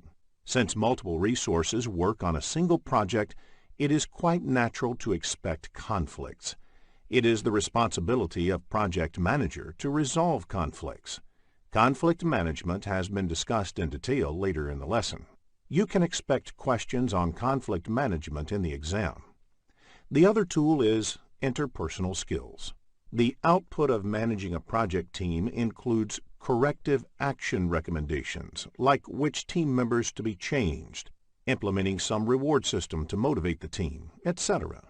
Updating the project management plans, documents, organization process asset, and enterprise environmental factors are the other outputs of this process. There can be questions in the PMP exam that test a project manager's skill in managing a project team. So ensure that you are aware of the inputs, tools and techniques, and outputs of managing a project team. Let us discuss team dynamics in the next screen. Any team naturally goes through several stages as it gets together. These stages are forming, storming, norming, performing, and adjourning. In forming stage, a team formally comes together for the first time. In storming stage, disagreements start to surface. This is followed by norming, when the teams start working together and trusting each other. In performing stage, they are able to deliver results as a team. Finally, the team is adjourned when the work of the project is completed or the project is terminated. In the next screen, let us discuss conflict management. Many organizations look for people with diverse background to get different perspectives about work. If people with diverse backgrounds and culture work on a project, it is quite natural to expect conflict. Conflict often results in opportunities for improvement. The root causes of conflict can be scarce resources, scheduling priorities, and personal work styles. While the popular belief is that personality or ego can be the key reason for conflict, it is the least possible reason for conflict. As a project manager, if you find yourself in between a conflict with a team member, sit across the table and resolve it. If not, they should get their immediate managers involved and try to resolve it. To avoid conflicts, a project manager should let everyone involved have complete clarity about the project. Assign the roles and responsibilities to each of the team members clearly. Ensure that there are no overlapping responsibilities, which could be a possible cause for conflict. Sometimes boredom at work can also lead to conflict. So one of the responsibilities of project manager is to keep motivating the team members and let them work on interesting and challenging assignments. Business scenarios-based questions on conflict management can be expected in the PMP exam, so it is essential to have a fair understanding of the topic. In the next screen, let us look at conflict resolution techniques. There are 5 techniques of resolving conflict. They are withdraw or avoid, smooth or accommodate, compromise or reconcile, force or direct, collaborate, or problem solve. In withdraw or avoid, one retreats from a potential conflict situation or defers the resolution to a later date. This does not resolve the conflict, but allows for more time. In smooth or accommodate, areas of agreement are emphasized to reduce the intensity of the conflict. Again, this does not on its own result in a resolution, but it may succeed in changing the perceptions about the situation. In compromise or reconcile, there is some give and take in order to bring some satisfaction to all parties. Depending on how the process went, this may be perceived as a win-win or a lose-lose situation, because none of the parties really get what they want. In force or direct, a person in a position of authority directs how the matter should be resolved. It may be necessary to do this when the matter has to be resolved immediately. However, this may result in upsetting one or more of the conflicting parties. In collaborate or problem solving, the parties in the conflict are asked to come together to collaborate and look for a resolution to the problem. This offers the greatest likelihood of a satisfactory and permanent resolution, and should be resorted to whenever possible. Business scenario-based problems, where a resolution technique has to be selected, can be expected in the PMP exam. So understanding the conflict resolution techniques is essential. In the next screen, let us look into a business scenario to understand this concept better. After reading the problem statement, click the Solution button to look at a possible answer. One of the key responsibilities of a project manager is to get work done by the team. There are certain powers that a project manager can use to get the work done. A project manager has to use a combination of techniques to get this accomplished. Various powers of a project manager are legitimate or formal, reward, penalty, expert, and referent. In legitimate or formal, project manager can formally assign a work to a team member that he or she has to do. Project manager can reward and recognize the team members. The reward could be as simple as assigning challenging or sought-after work to a team member. This can motivate good performers on the project. Sometimes project manager can penalize the team members for poor performance. Some project managers are able to command authority because of their expertise in a certain field.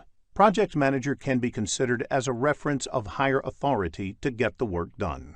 Sometimes referent authority also arises from the personal charm or charisma of the project manager. Legitimate, reward, and penalty are the powers derived from the project manager's position in the company. Expert power exists when the project manager is an expert on the subject matter. Reward and expert are usually the best forms of authority to use. Penalty is the worst way of influencing and managing the team. A project manager should resort to this only as a last option. Regardless of the project manager having formal reporting authority over the team, they are naturally looked upon as the leaders for their projects. Project managers need to be familiar with the leadership styles and be able to tailor their style according to the needs of the project and that of the team. There are 3 leadership clear expectations of the team and expects complete compliance. In a participative or democratic style, the leader offers guidance but also involves the team in decision-making. In a delegative or laissez-faire style, the leader leaves the work to the team without offering much guidance. In most circumstances, you would want your leader to employ a participative style, but there may be occasions when other styles might be appropriate. In the next screen, let us discuss McKinsey's 7S framework. A popular framework in management science is the McKinsey's 7S framework. There are 7 elements that are divided into 2 categories. An organization working on a project will have these elements already in place, and hence these become the hard elements. The first 3 elements of the 7S framework are the strategy, structure, and systems. The leader or project manager is expected to step in and exhibit soft elements to earn the mantle of leadership. The next 4 elements are shared values, skills, style, and staff. There are 47 processes in project management grouped into 10 knowledge areas and mapped into 5 process groups. In this lesson, we will look at the 7th knowledge area, that is, project communications management and its processes. In the next screen, let us understand communication. Communication can be best defined as a two-way process of exchanging information between 2 entities. As you can see on the screen, if project is an entity, the project needs to communicate with other entities in the organization, like project managers, senior management of the organization, and any other stakeholder of the project. Similarly, these entities may also have to communicate with the projects. The communication between project and the stakeholders is always two-sided. Project manager is responsible for ensuring proper communication to and from the project. In fact, a project manager spends almost 90% of his or her time on communication. You can now understand how important it is for a project manager to plan this activity well. In the next screen, let us discuss communication methods. Communication can be done in 2 ways. It can be done written or verbal. Both written as well as verbal communication can either be formal or informal. Formal means communicating by following some basic rules, whereas informal means taking a casual approach. These 2 combinations result in 4 different communication methods. They are formal written, formal verbal, informal written, and informal verbal. Formal written method is used for project management plans, project charter, and over long-distance communication. Formal verbal method is used during presentations, whereas informal written method is applicable while writing notes or emails. Informal verbal, on the other hand, is applied during conversations. You can expect questions in the PMP exam which require choosing a communication method for a given situation, so a fair understanding of the communication methods can help you score higher. In the next screen, let us look at the various communication technologies. Communication technology refers to the different media used for communicating. A few such technologies are listed on screen, among which email, fax, and telephone are a few popular communication technologies. In the next screen, let us understand the communication channel with the help of an example. Communication takes place between 4 people in a team. The lines across the members represent there can be 6 unique channels of communication existing within the team. Now, if the team comprises 10 members, how many unique channels of communication will be calculated? You can use the formula n multiplied with n minus 1 and the resulting sum divided by 2. N is the total number of people involved in communication. In this case, n equals to 10. If this is put into the formula, you will get 45 as the result. Therefore, 45 unique communication channels exist in a team of 10 people. It is difficult to manage such a large number of communication channels. Therefore, it is important to structure communication. Otherwise, everyone starts communicating everything to everyone, and it can become a real chaos in the project. In the PMP exam, you may be asked to calculate the number of communication channels in a scenario-based question, so please make a note of the formula to answer the question correctly. In the next screen, let us discuss the basic communication model. Project communications management includes the processes required to ensure that information about timely and appropriate generation, collection, distribution, storage, and ultimate disposition of project is prepared and circulated to all project stakeholders.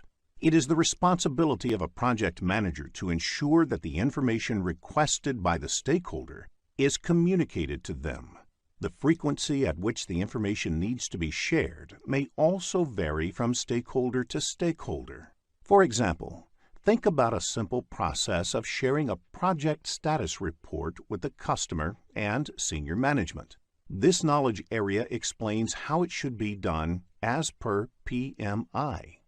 In the next screen, let us discuss the project communications management processes. There are 3 project communications management processes. Process is carried during different process groups. Plan communication management is done during planning process group. Manage communications is done during executing process group. And control communications is done during monitoring and controlling process group. In the next few screens, we will cover each of these processes in detail. Plan communications management is the process of developing an appropriate approach and plan for project communications based on stakeholders' information needs and requirements and available organizational assets. This belongs to the planning process group. Stakeholder register is an important input to this process. It is a list of all the stakeholders. The project management plan has information about a large number of the project's requirements and the stakeholders who need to receive communication of various kinds are therefore a critical input to this process. In addition to these two, organization process assets and enterprise environmental factors are also inputs to this process. Many organizations have standard templates to prepare communication management plan, which are part of the organizational process assets and enterprise environmental factors. The first technique used in this process is the communication requirements analysis, where the communication requirements of each of the stakeholders are analyzed and categorized. In this, you try to find how many of the stakeholders need similar kind of information, which can be grouped together. If you send information through an email system, all those stakeholders who need similar information can be marked in CC in the email.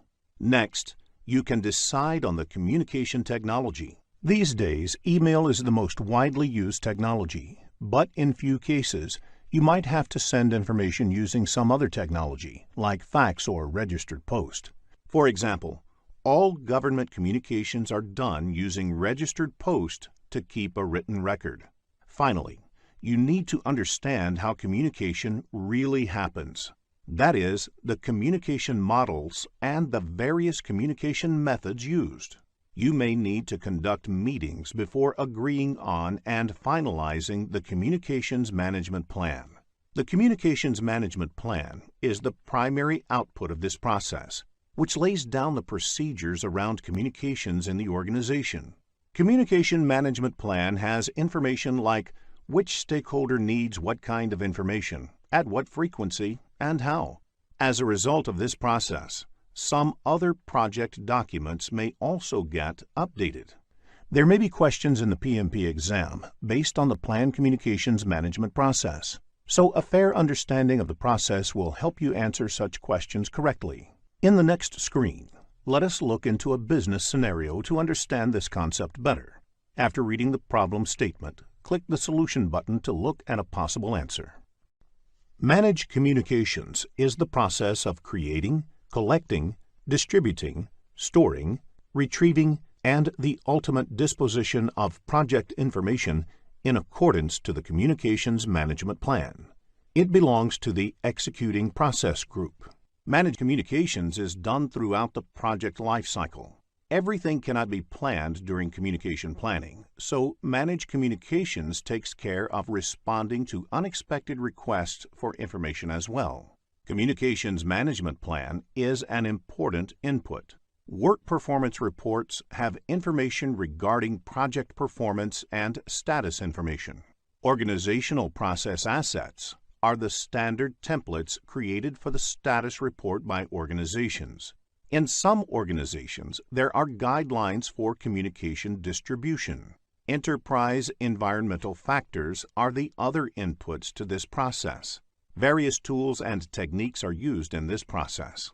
Communications technology represents the means of technology, that is, email, instant messaging, telephone conferencing, etc., that are used to exchange information. The use of communication models helps you determine the technique that is best suited for a particular situation. Communication methods are the various methods used to communicate. For example, whether it is interactive or offline, whether information is being pushed by the provider or pulled by the recipient, etc.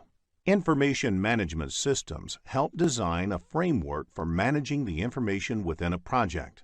That is, how it is acquired, where it is stored, and how it is distributed and destroyed. In performance reporting, all the information is synthesized in the form of performance reports that are later distributed to the appropriate stakeholders and forms an important part of the communications strategy on a project. The first and primary output of this process is the communications messages that are generated during the project. The other outputs include project management plan updates, project document updates, and organizational process assets updates. In the next screen, let us discuss control communications process. Control communications is the process of monitoring and controlling communications throughout the entire project lifecycle to ensure the information needs of the project stakeholders are met. It is part of the monitoring and controlling process group. The inputs to this process are the project communications, project management plan, and issue log, which has a list of issues that are raised by different project stakeholders, data related to the work being performed on the project, and various other project documents which may have to be communicated. Other inputs include work performance data and organizational process assets. Let us look at the tools and techniques in detail. The information management systems provide tools to collect, consolidate, and present the information in the form of cogent, concise communications. Expertise must be sought from different stakeholders on how you should go about this process. Several meetings may be needed to ensure the efficiency and efficacy of the communications. The major outputs of this process is the work performance information, which indicates that the work performance data has been analyzed, interpreted, and presented in an easily comprehensible form. This process may also give rise to change requests, updates to the project management plan, project documents, and organizational process assets. In the next screen, let us look into a business scenario to understand this concept better. After reading the problem statement, click the Solution button to look at a possible answer. If you are looking to become a skilled project manager, have a look at the postgraduate program in project management by Simplilearn. Project risk management includes the processes of conducting risk management planning, identification, analysis, response planning, and controlling risk on a project. It has been mentioned in Practice Standard for Project Risk Management that project risk management aims to identify and prioritize risks in advance of their occurrence and provide action-oriented information to project managers. Project risk management is an integral part of the project management. It provides an approach through which uncertainty can be understood, assessed, and managed within the projects. Effective project risk management is essential for the success of a project. Let us discuss the interdependencies between project risk management and project management in the following screen. When you say risk management is an integral part of project management, it means that they are dependent on each other. The output of many project management processes can be considered as an input for risk management and vice versa. For example, by getting the information about the project progress in terms of schedule, you realize that it is not in line with the expected progress, which can become a risk for the project. So, risk management plays an important role to decide what response must be given or what actions are to be taken. Similarly, based on the response of risk management, the project management plan with respect to the deliverable will change. As you already know, All the projects have uncertainty. Project management can be seen as an attempt to control this uncertain environment through the use of structured techniques like estimating, planning, cost control, activity allocation, earned value analysis, monitoring, and review meetings. Project risk management provides an approach by which uncertainty can be understood, assessed, and managed within projects. So, effective project management is a critical success factor for project success. Let us continue this discussion on project risk management and project management in the next screen. The management or project manager should not look at project risk management as an optional activity or overhead. The interface between project risk management and other processes of project management must be cleared to address the uncertainty. The outputs of project risk management should be considered within the project management processes. They can impact various aspects like estimating resources, cost or duration, assessing the impact of scope changes, resource allocation, and project progress reports to the stakeholders. The effectiveness of project management process is increased by using the information and results from project risk management. On the other hand, some of the outputs of other project management processes, such as work breakdown structure, WBS, estimation of schedule and cost, and assumptions are important prerequisites for project risk management. Let us first discuss how we can make risk management process effective in the next screen. You make risk management more successful, effective, or consistent by using processes, methodologies, or a set of activities. However, before using these processes, you should keep some points in mind. Risk management process should be scalable to meet different elements like available resources, methodology and processes used, tools and techniques used, supporting infrastructure, review and update frequency, and reporting requirements. It is important to have a clear understanding of the risk threshold that defines the views of key stakeholders on acceptable levels of risk. It is equally important to identify the framework to manage the risk, starting from the initiation stage to its successful implementation. Project risk management activities, resources, and attention should be appropriated to the project.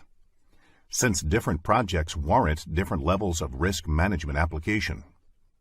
Some of the actions required for tailoring are defining objectives against which risks will be identified, defining how the elements like resources, methodologies, tools, infrastructure, and communication are scalable for the project, and defining risk thresholds, tolerances, and the assessment of framework. The outputs should be documented, communicated, reviewed to ensure common understanding of the scope and objectives for the project risk management processes. In this screen, we will look into the high-level activities carried out in the 6 project risk management processes. The first process is plan risk management. In this process, you define the scope and objectives of the project risk management processes.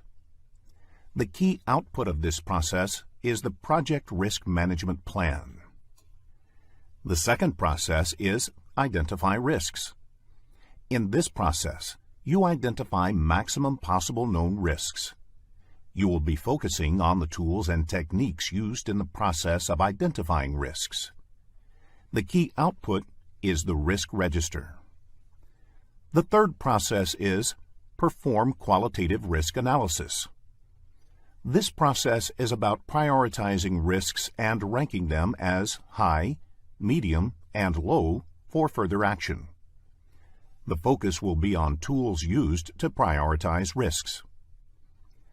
The fourth process is perform quantitative risk analysis. In this process, you evaluate the combined effect of risks on the overall project outcome. The risks are quantified numerically. The fifth process is Plan Risk Responses. This process helps us determine appropriate response strategies and actions for each individual risk and for overall project risk, and integrates them into overall project management plan. The sixth and last process is Control Risks. This process focuses on implementing risk response plans, tracking identified risks, monitoring residual risks, identifying new risks, and evaluating risk process effectiveness throughout the project. In the next screen, we will look into the flow of all these 6 processes and how it works logically. There are 47 processes in project management grouped into 10 knowledge areas and mapped to 5 process groups. In this lesson, we will look at the 10th knowledge area, that is, project stakeholder management and its processes. In the next screen, let us understand who stakeholders are.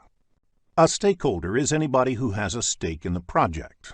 A stakeholder may be an individual, a group, or an organization who may affect or be affected by or perceived to be affected by a decision, activity, or outcome of a project. Further, the nature of the impact can be positive or negative, thus giving rise to the notion of positive or negative stakeholders. Irrespective of whether a stakeholder is positive or negative, it is important to engage with the stakeholders and get them involved in the project.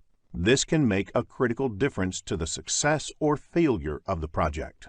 A single disgruntled stakeholder can bring the entire project to its knees, whereas an actively engaged and influential stakeholder can have the opposite effect. Let us understand who the common stakeholders of a project are. There are several categorizations of stakeholders. The project managers themselves are important stakeholders. The project team members represent stakeholders in the project. The senior management of the organization, which is working on the project, has a stake in the project. The sponsor, that is, the person or entity that provides the money and resources for the project and essentially champions the project, is an important stakeholder. The customer, which may be different from the sponsor, is a stakeholder as well. For instance, in many of the projects in the social sector, the sponsor may be the government or a development agency, whereas the customers would be the people who actually benefit from it. The end users, which may be different from the customers or the sponsors, are stakeholders too. The vendors or suppliers who provide goods or services to the project are important stakeholders. People whose lives may be impacted by the output of the project are also stakeholders. For example, if a highway project requires possession of privately owned land, people whose land is being taken away are the stakeholders. If the construction of a dam or water reservoir benefits the downstream farming communities, they are the stakeholders here. Competitors who provide alternative goods or services are stakeholders too.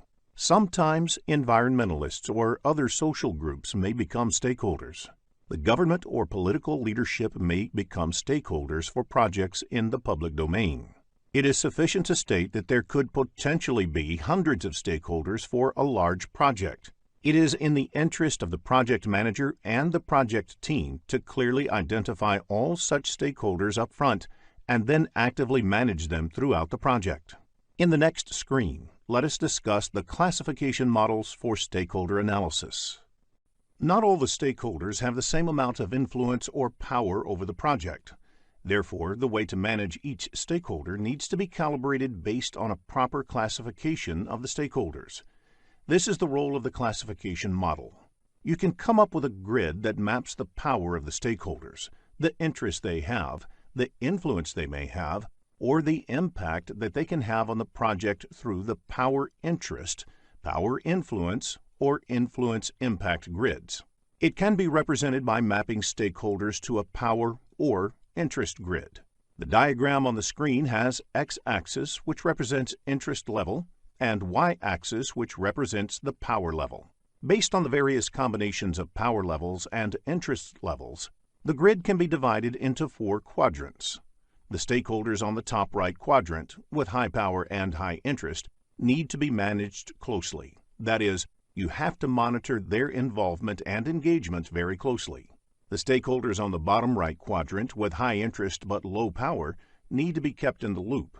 That is, you should share information with them and keep them regularly informed. The stakeholders on the top left quadrant with high power but low interest can be managed by keeping them happy, for example, by making sure that their interests and opinions are taken into consideration. The stakeholders on the left bottom quadrant with low power and low interest may be managed less actively by simply monitoring how things are going with them. The salience model describes classes of stakeholders based on their power, ability to impose their will, urgency, need for immediate attention, and legitimacy, appropriateness of their involvement level. This is a useful framework to guide the stakeholder management strategy on a project. Practice creating power grids for business scenarios. This will help in understanding the level of engagement a project manager needs to maintain with various stakeholders. In the next screen, let us discuss the Stakeholder Engagement Assessment Matrix. The Stakeholder Engagement Assessment Matrix allows visualizing the current and desired states of a stakeholder's involvement in the project. The 5 levels of involvement are as unaware, resistant, neutral, supportive, and leading. Unaware is where the stakeholder is not aware of the project or its impact. Resistant is where the stakeholder is aware of the impacts and is resistant to change. Neutral is where the stakeholder is aware of the project and is neither supportive nor in opposition to the project. Supportive is where the stakeholder is aware of the project and its impact and is supportive of the change. Leading is where the stakeholder is aware of the project and impacts and is actively engaged to ensure that the project is successful. Let us now look at the matrix. The table has 1 row per stakeholder identified. You place C in the column which best indicates the current level of engagement for that stakeholder. Then you place D in the column which best indicates the desired state of engagement. This table can be a quick visualization tool that helps understand where work has to be done in the stakeholder management activities. In the next screen, let us discuss the skills required for stakeholder management. Stakeholder management is both an art and a science. Since it involves dealing with people, and people are inherently nonlinear and unpredictable, there is no one size that fits all strategies or tools that will work while managing them. However, a project manager may use a few traits and techniques while managing stakeholders, which are classified as interpersonal skills and managerial skills. A project manager must possess good interpersonal skills. That is, must invest the time and energy to build trust. This involves multiple things, such as establishing a personal rapport, following through on commitments, being punctual, etc. Once the trust is established, it helps in smoothing many difficult bends. Conflict management is an important skill for a project manager. While communicating with stakeholders, the project manager must practice active listening. They must not assume that they have all the answers.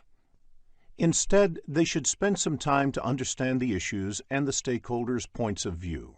This alone can go a long way in smoothing ruffled feathers and building constructive relationships. Resistance to change is natural. A project manager must know how to convert that into a positive energy in its favor. Managerial skills that may help in accomplishing the project objectives. A project manager must be able to build consensus among the group. While absolute uniformity may not always be possible or desirable, the project manager must use techniques to ensure widespread discussions and arrive at a path that the group can buy into.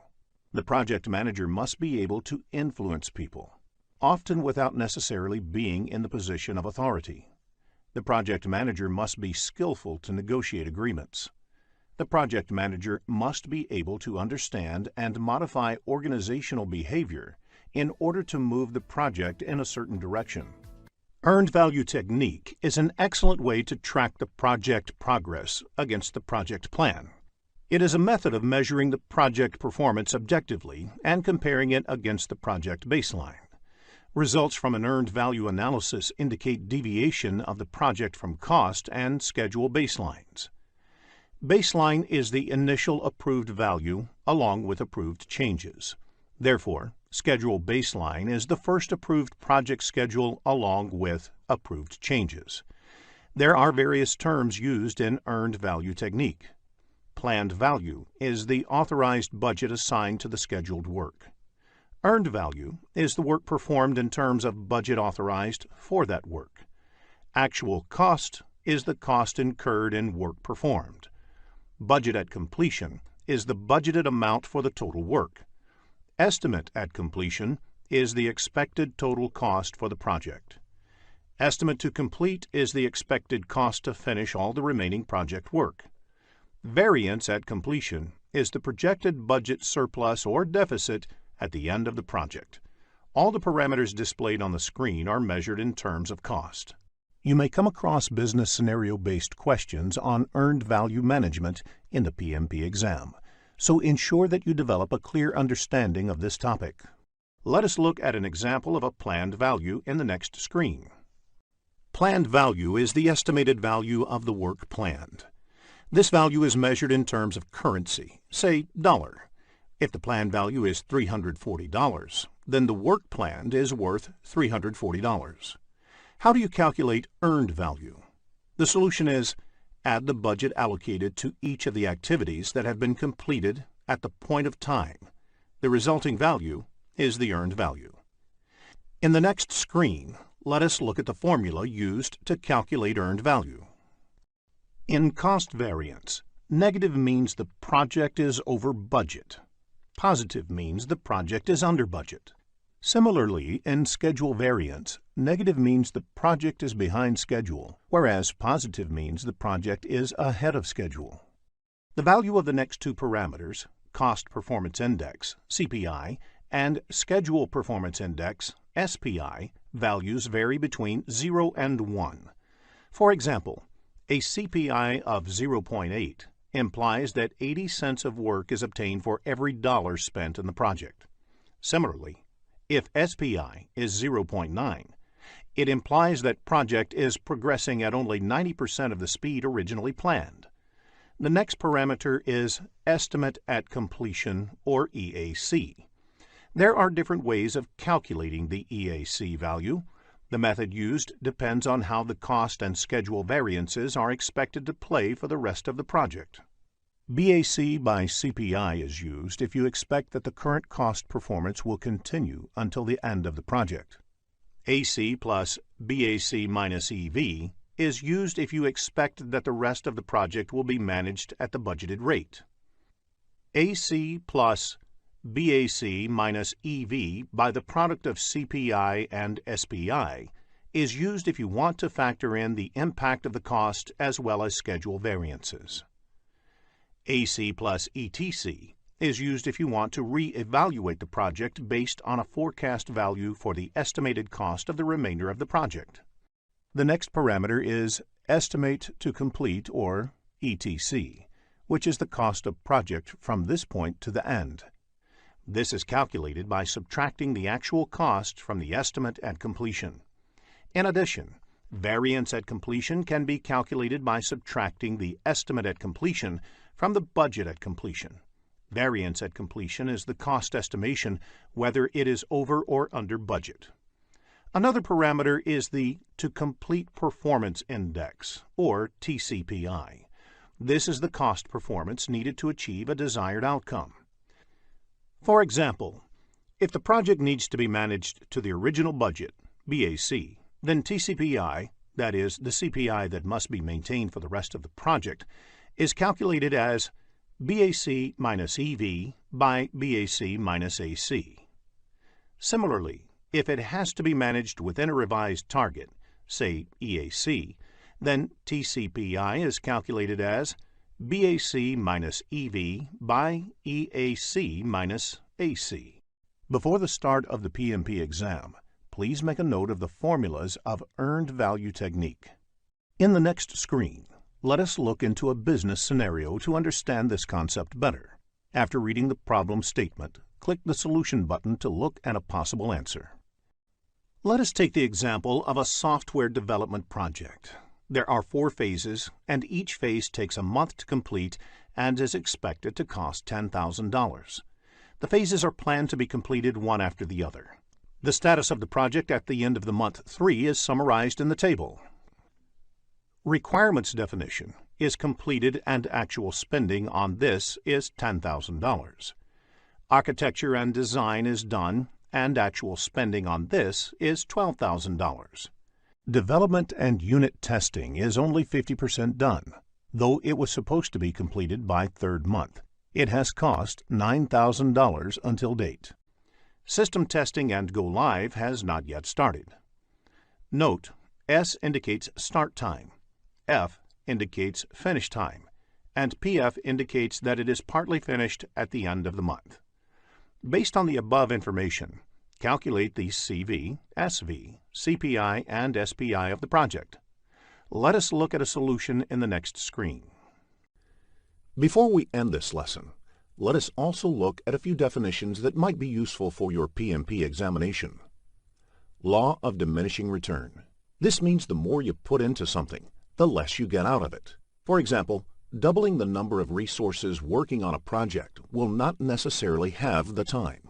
Working capital. The amount of money the company has to invest on the project and the day-to-day company operations. Funding limit reconciliation. The process of comparing the planned expenditure in a given period with the available funding for that period. Large assets purchased by the company lose value over time. This is called depreciation. There are two forms of depreciation, straight line and accelerated. Same amount of depreciation is taken every year. For instance, a car with a price tag of $10,000 and useful life of 10 years is depreciated $1,000 per year. At the end of the 10th year, the value of the car is considered zero for all accounting purposes. Accelerated depreciation depreciates faster than the straight-line depreciation. For instance, a car with a price tag of $10,000 depreciates $3,000 the first year, $1,500 the next year, $1,000 the third year, and so on. So first, let's find out what exactly is CPM. Now, the critical path method is an algorithm that's used in project management to schedule project activities. Now, one of the biggest advantages of CPM is that it gives you a model. You create a model through which you can determine the different tasks that are required to complete the project, the dependencies between these tasks, and the duration required to complete a particular activity. The critical path is the longest stretch of activities and a measure of them from start to finish. Now, to understand the critical path method, there are certain things that you need to know. So let's have a look at a completed critical path method diagram or a network diagram. So this is somewhat what a final version should look like.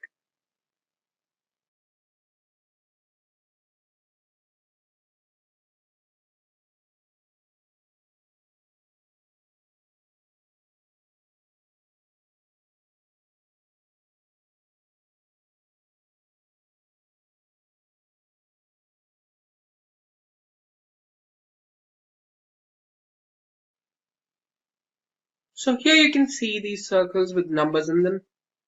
We'll also need ABC.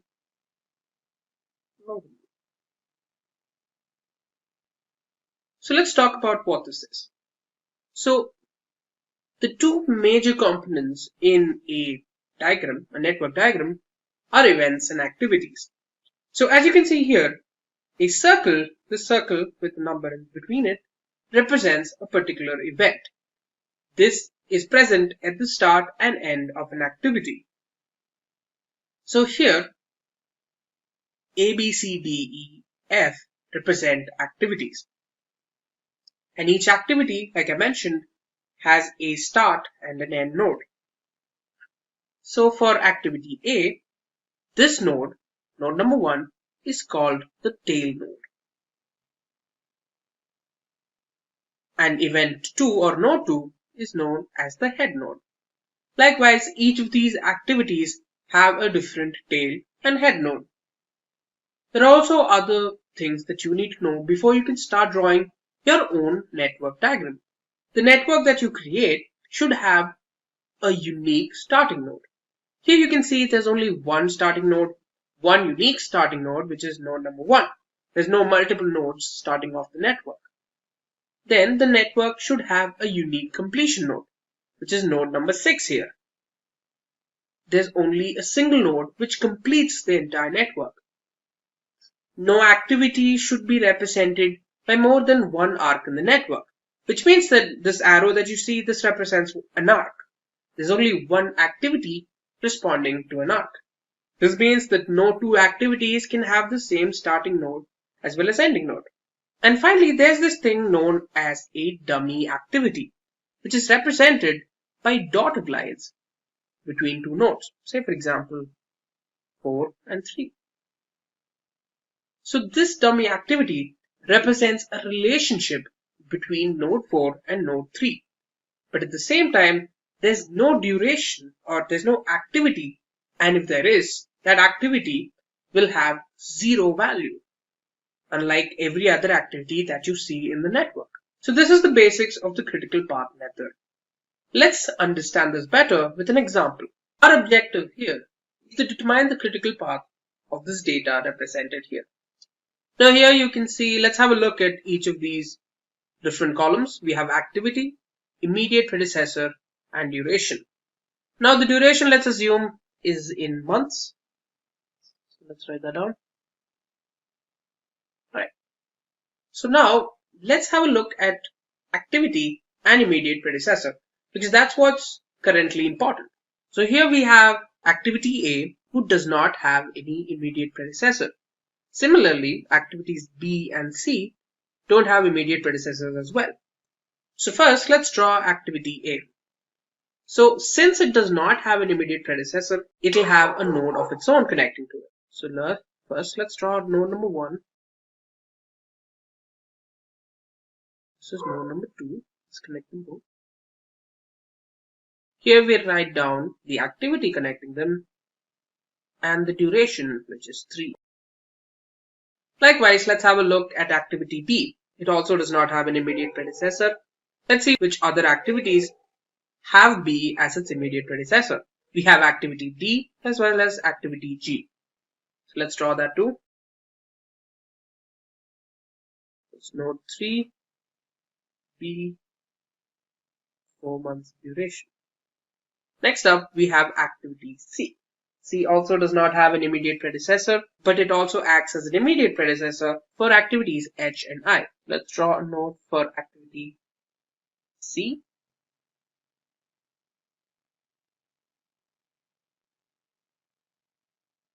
Number 4. Let's write down the duration, which is 6. Now, let's have a look at activity D. Now, D is preceded by activity B. However, a combination of C and D act as immediate predecessors for H and I, which means that C and D will have a common point of origin, just right here. So let's connect node 3 and node 4. This represents the activity D, which is 3 months. Now let's have a look at activity E, which is preceded by activity A. So now let's have a look at activity E. The immediate predecessor for activity E is A, so we can directly draw that. And as you can see here, there's no combination of different activities here, so we can draw E directly. So let's draw the node. There we go. Let's connect the node. 5. E, which is 9. Right then, now let's go to F. F is preceded by A. But at the same time, let's have a look at where F is used. F is also an immediate predecessor of K, which is a combination of F, G, H. So let's come back to F in a bit. Let's go to G. So as of now, we've completed A, B, C, D, and E. Let's skip F for now and go to G. G is preceded by B. At the same time, it is used as a combination of F, G, H, which means G can come here.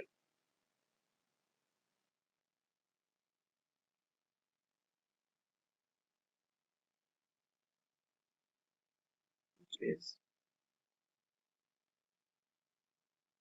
4. So G is complete. Now there's only F left. Now H. H is a combination of both C, D, which means its origin point comes from here. So whose origin point is the node 4? Both H and I originate from the node 4. So as we can notice here, F, G and H both act as immediate predecessors for K and L, which means at some point they all need to unite, which is exactly here at node number 6. So let's combine H and G.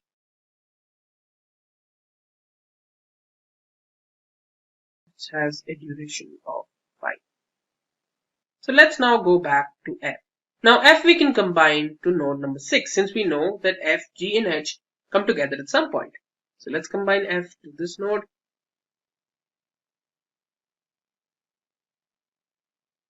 There you go.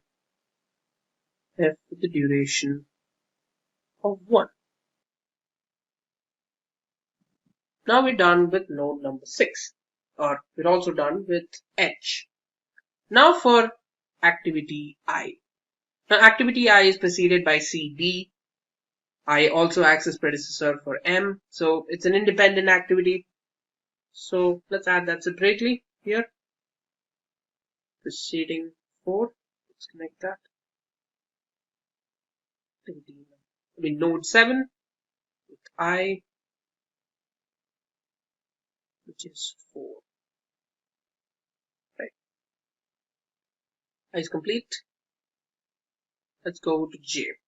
J is preceded by E right here and is only used as combination for N in the end. So at some point J and K need to combine.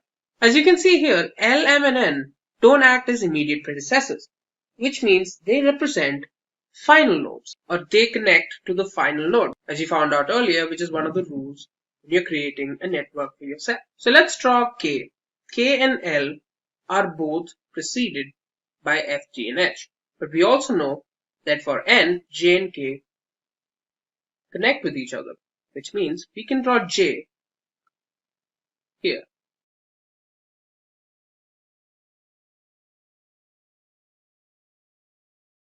So finish J.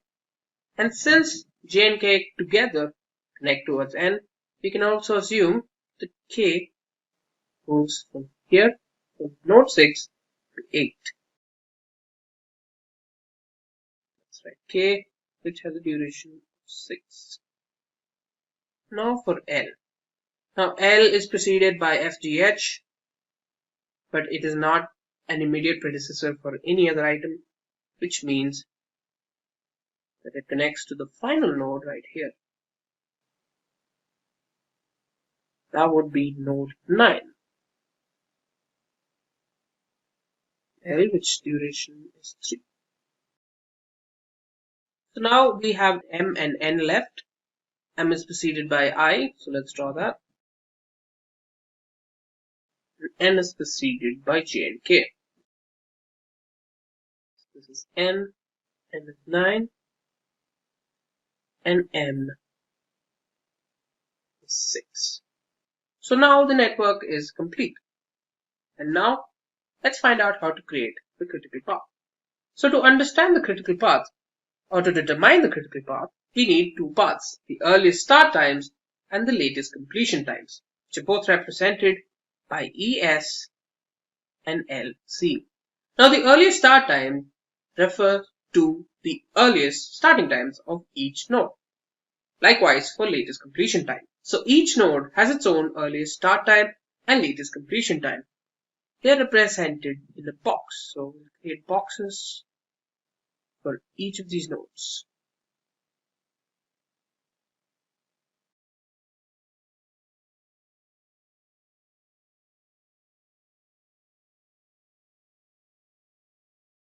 There you go. And each of these boxes need to be divided .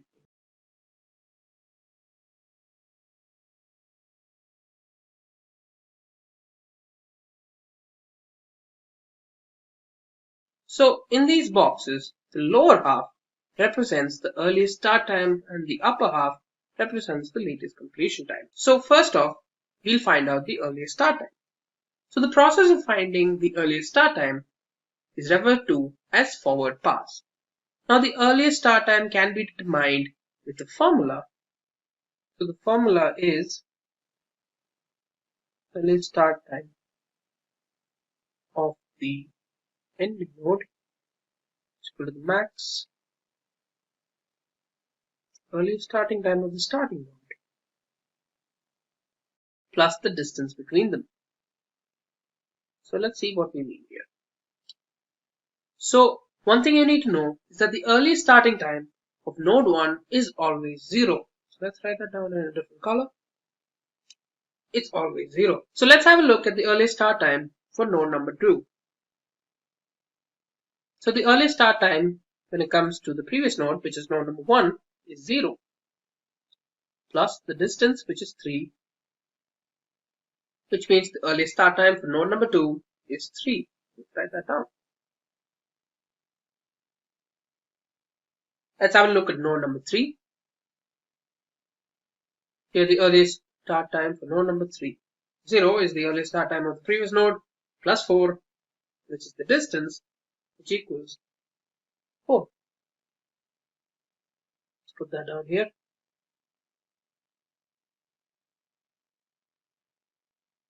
That's 4. So now let's have a look at node number 4. So here, however, there's a difference. Since there are two nodes coming towards it, which is from 1 to 4 and from 3 to 4, we'll need to determine the maximum from both of these coming nodes. So for the earliest starting time for node number 4, it's either 0 plus 6, which is C here, 6, or 4 plus 3, which is B plus D, 7. So here, considering that we are taking the maximum of both, we'll have to choose 7, which we'll write down here. I hope you guys understood how we did that, which is basically we took the maximum of both the values that are coming towards the node number 4. Likewise, we'll have a look at some of the other ones that are coming soon. So let's have a look. So here we have a similar issue for node number 6. So for node number 6, we have 3 points coming towards the node. There's F, G, and H. So which of the following is the least? Let's find out. So here 3 plus 1 is 4.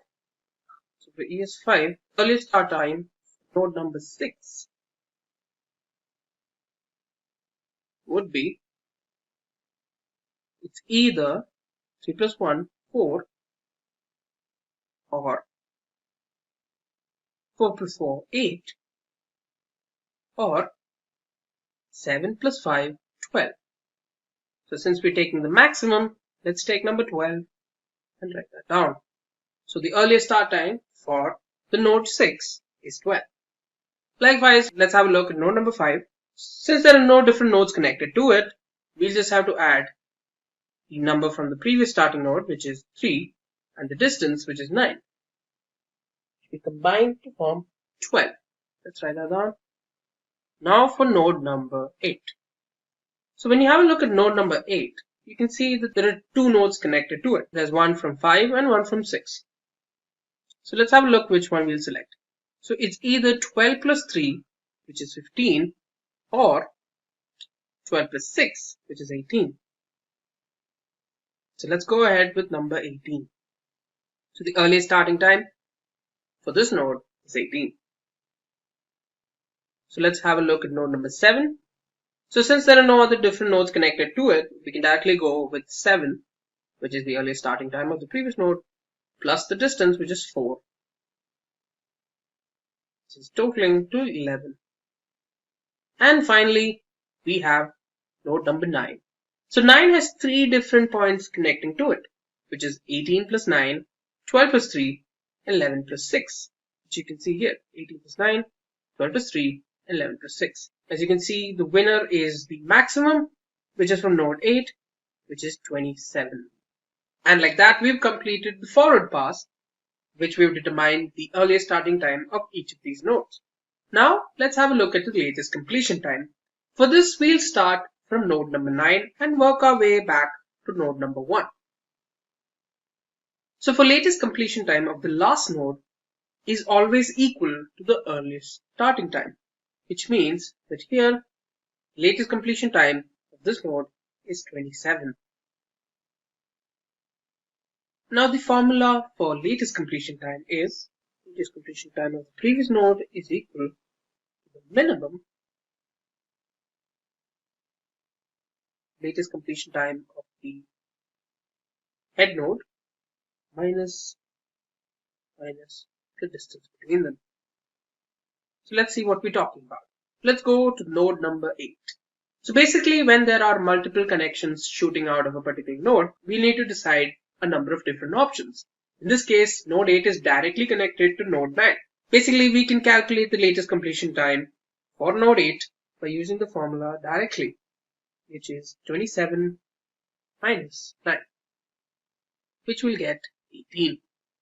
So let's put that here. So latest completion time for node 8 is 18. Let's have a look at number 7. Here again, we have a direct connection between node 7 and node 9. So therefore, we can find the latest completion time for node 7 by directly applying it with the formula, which is 27 minus 6, which is 21. So let's write that down. Let's go to node number 6. Here there are 2 points extending out of node 6, which means we'll need to choose from 2. Here we have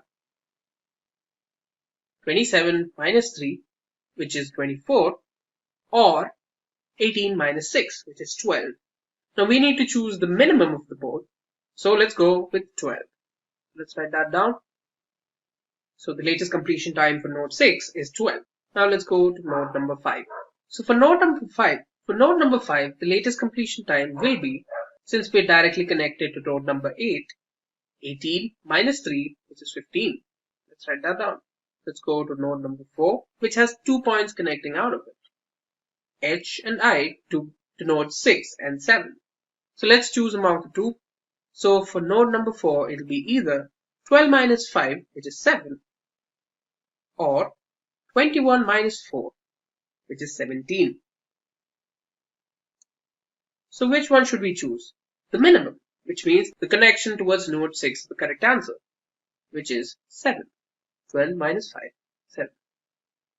Now for node number 3. So node number 3 has 2 points shooting out of it. So we need to choose from either the connection to node 6 or node 4. So for node 6, it's 12 minus 4, which is 8. Or it's from node number 4, which is 7 minus 3, which is 4. Hence, we'll take the connection from node number 4. So let's take the latest completion time of node number 3, that's 4. Now for node number 2. So since there are 2 connections coming out of it, we'll need to choose between the connection to node 5 or the connection to node 6.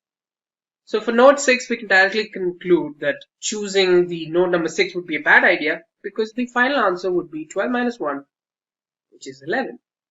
Or it could be 15 minus 9, which is 6. So clearly, the answer is 6 since we've taken the minimum of the both. And finally, we've come to node number 1. So here, the final answer, it's either A, B, or C, which is node 2, 3, or 4. So for node 2, we have 6 minus 3, which is 3. For node 3, we have 4 minus 4, which is 0. And for node 4, we have 7 minus 6, which is 1. Clearly, we have a winner, which is node number 3.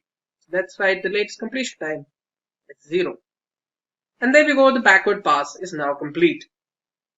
So how do we now find the critical path? The critical path can be determined with the help of satisfying certain conditions. Let's have a look at what they are. So to determine the critical path, we need to satisfy 3 conditions. They are the earliest starting time and the latest completion time need to be equal. Similarly, for the head node, the earliest starting time and the latest completion time also have to be same. And finally, start time.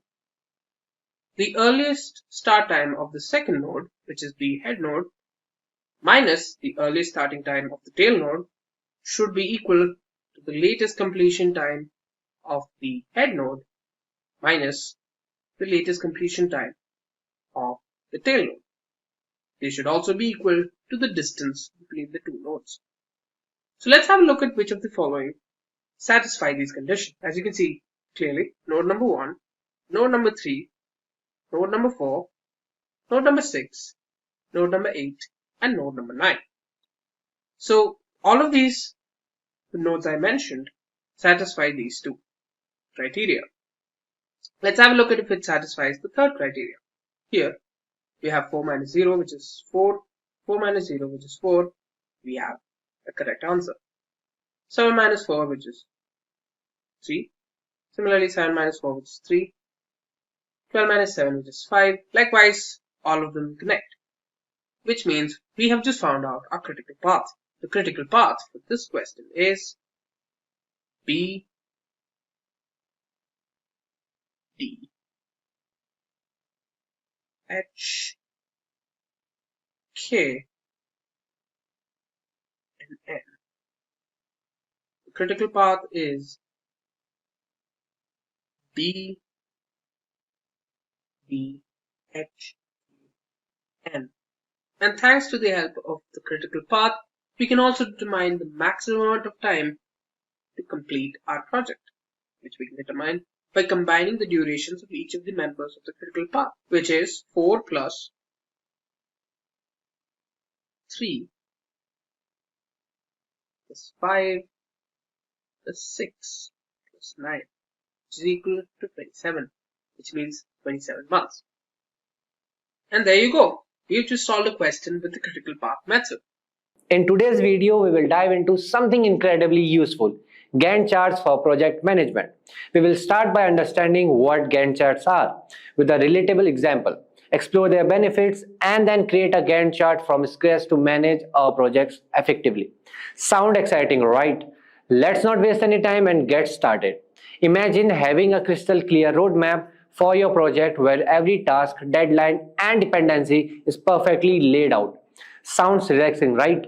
This is exactly what a Gantt chart offers. A Gantt chart is a project management tool that visually represents a project schedule using horizontal bars to show tasks, their duration, dependencies, and progress over on a timeline.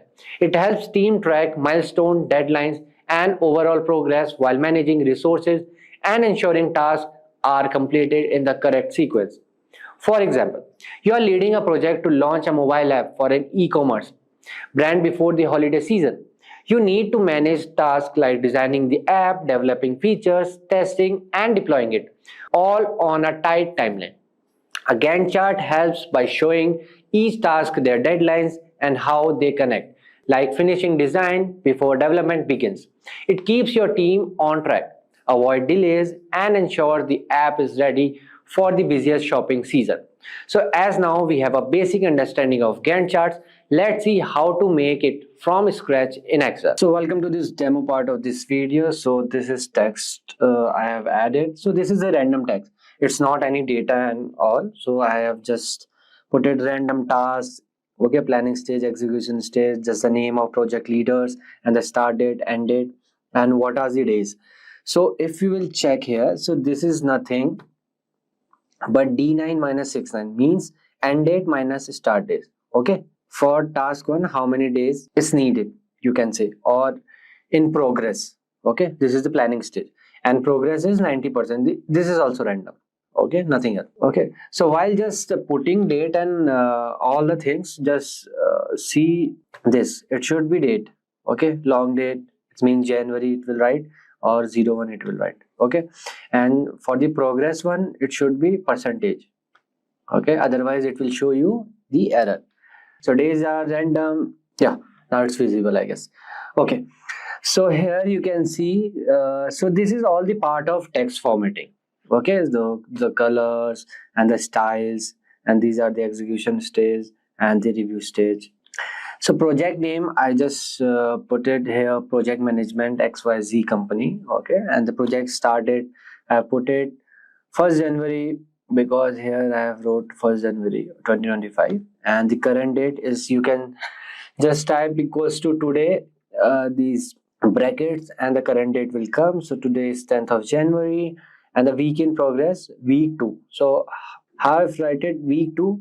First I have round up B3 minus B2 means current date minus project start date. Then I had converted into the week format. Okay, it will give me days when I will just subtract it. Okay, from B3 minus B2 divided by 7 means it will give me the week. So how I have added this WK means week. So just select the cell and press Ctrl 1, then you will see this. So I have write it here WK and this hashtag. Okay, then hashtag will take this 2. So here if I will write, let's say PP, so it will show me PP2. See here PP2 it will convert. Okay, so I want week here, so I will write WK, or you can write like your choice. Okay, if you are taking days or whatever. So I have took week in progress, so that's why I have chose WK. So moving forward, let's set the timeline like first week, second week. So here I will write 1. Okay, then here I will write equals to this plus 1. It will show me 2. Then again same process, I will select this, Control 1, it will show me like this, and I will go to custom, and I will go to here, this thing, it will show me week 1, week 2. Then I will go till okay week 59. Here what you can do, equals to you can put, and you can select this. Okay, just enter it, so 1st Jan will come. Okay, so here you will do equals to this, you will select H6, then plus 7. It's the same method, but what will happen, I will show you. But what will happen, okay, so if you will change this to, let's suppose 21, okay, so automatically every date will change. So now let's do the chart filling process. Let's go ahead and work here. Essentially highlight the areas that are in between these 2 dates. Okay, these 2 dates. Okay, so they should be dynamic, and that's where something like conditional formatting can come handy. So we will first select the whole area like this. Okay, till June we can select, and rows, yeah, correct.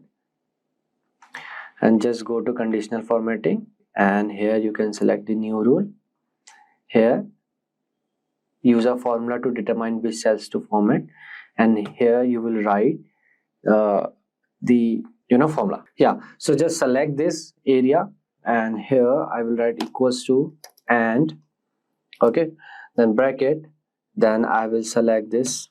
Okay, starting, then it should be greater equals to this start date. Got it, comma, then again I will start this, select this, and I will write it's less than equals to the end date. Okay, so now I will remove this dollar. Why? Because I want to go through all these end dates, because I am setting for all the task, not just for the first task. So same here, I will remove this because H1 is this, so I want to go all to the right ways. Okay, then again here for the start date, same thing.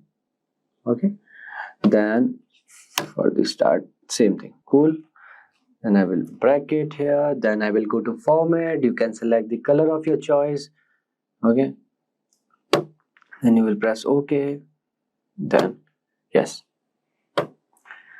Okay, so here what you will see, from 1st to 28th of Feb. So first from 1st January it's going till 28th. Okay, here somewhere here, so it's like this. Okay, white is blank because this is execution stage, so there is no value here. Cool. So yeah, so what I will do, I will go again here. I will just select, I will edit the rule, manage rules.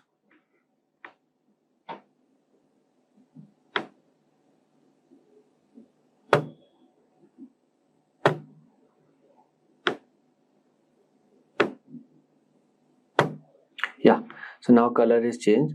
So here you can see the progress. So what I want, if here is 90% progress, so it will show you so the dark green color. Okay, but first we have to set the progress bar. It should, so okay, I will select this.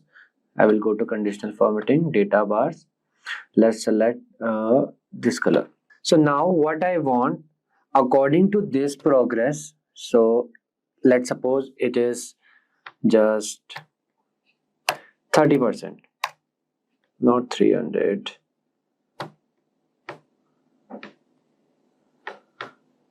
It is just 30%. Okay, so what I want, the 30% should be in dark green, rest should be in light green.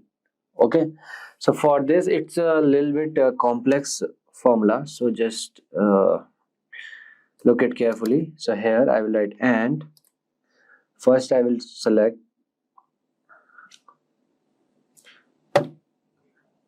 H6. Okay, then I want it to go like this, so I will add here, okay, dollar. Okay, so it should be greater than and equals to the starting date. Okay, again I will add dollar here. Okay, comma, then again I will select this H6, then here I will write again dollar sign equals to, same formula like that. I will select the starting date. Okay, then here I will add dollar, then I will add here plus, I will start with one bracket, then I will write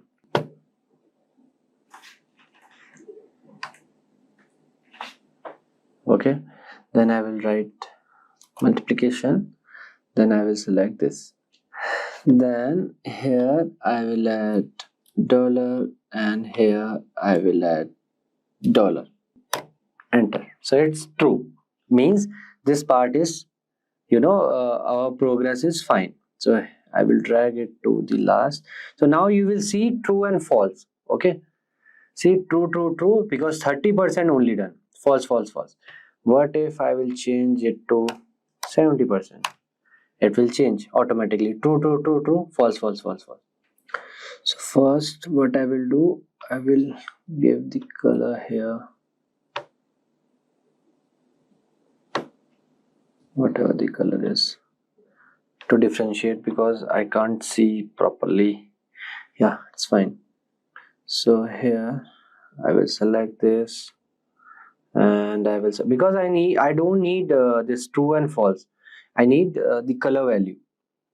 Okay, so for that, same, we'll go to conditional formatting, then same new rule, then okay, before that, okay, first I will show you something. Okay, what if I will select here 0? Okay, so everything is showing false, but here it is showing true, but I don't want, I want it show false here. Okay, so here go to formula bar, just type -1.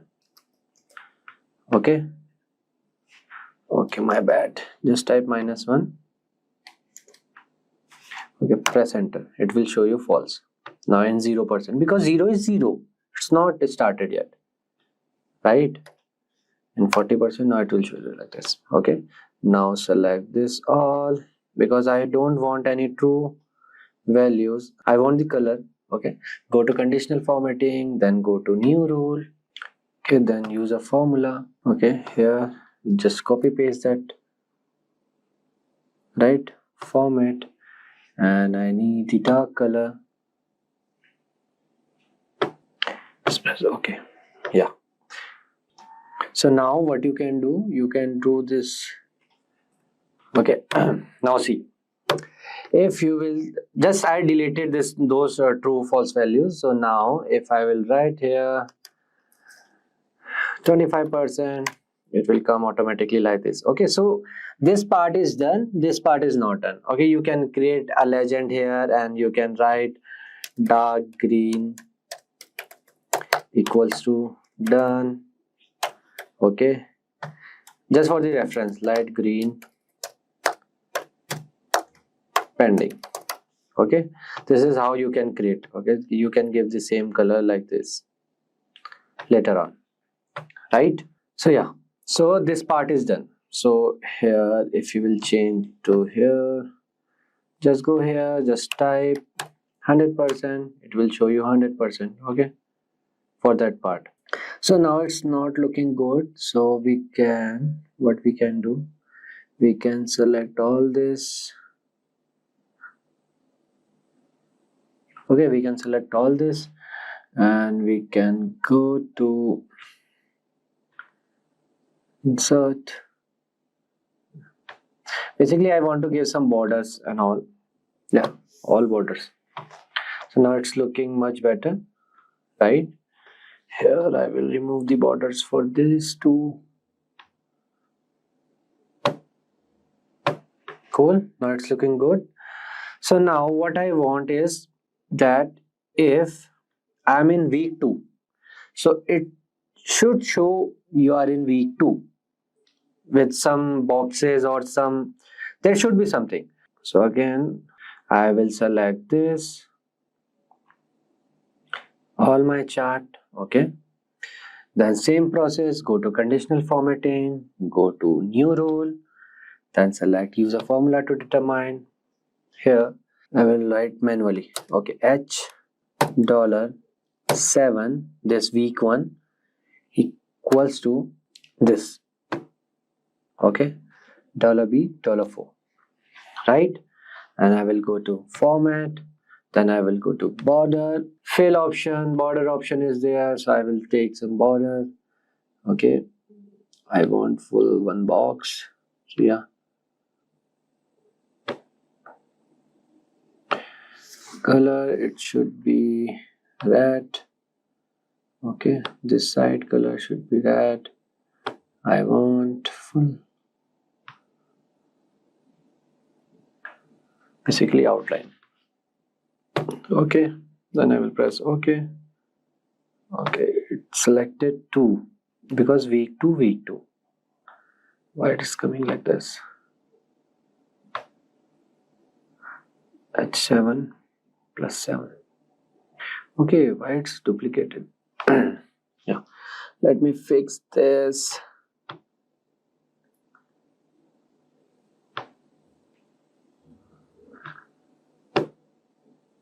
Yeah,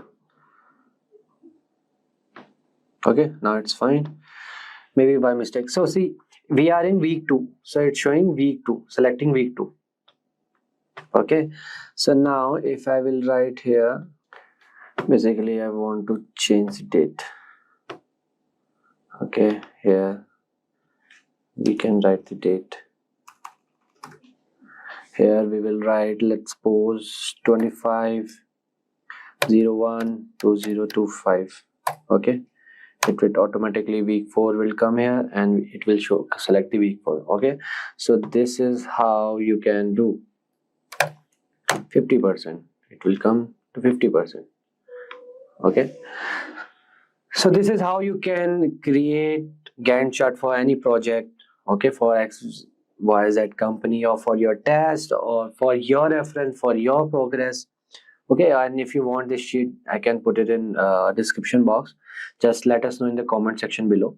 Okay, so with this we have come to end of this video. If you have any question or doubt, please feel free to ask in the comment section below. Our team of experts will help you as soon as possible. So, the PMP certification acknowledges project managers who have demonstrated their skills in managing people, processes, and business priorities in professional projects.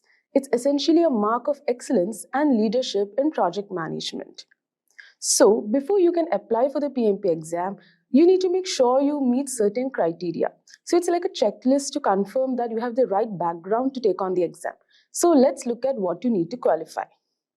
So there are two main sets of criteria based on your educational background. Let's break them down. Now, if you have a 4-year college or university degree, you need to meet these requirements. You need 36 months of experience leading projects in the past 8 years and 35 hours of project management education or training, or you need to have a CAPM certification. Now, if you only have a high school diploma or secondary school diploma, here's what you need. 60 months of experience leading projects in the past 8 years and 35 hours of project management education or training, or a CAPM certification. So first, you'll need to gather information about your experience and training. So here's what you'll need to document.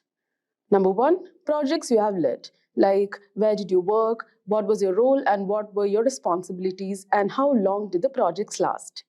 And second, training you have completed, which must include which institutes did you attend, what courses did you complete, how many qualifying hours of project management training do you have, and so on. So make sure to have all these details ready to go for your application.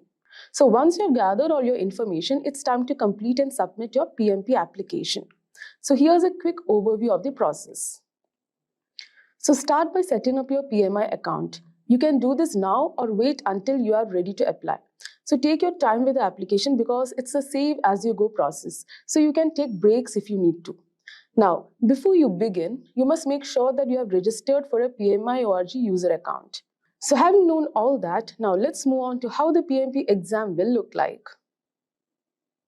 So you'll need to pass a rigorous exam consisting of 180 questions, and you'll have 230 minutes, which is just a little over 3 hours and 45 minutes to complete the entire test. So that's a lot of questions. So managing your time effectively is key.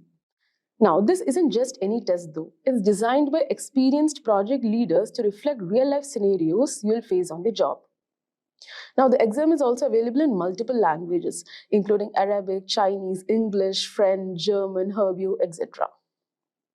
So this ensures that project managers from around the world can take the exam in their preferred language.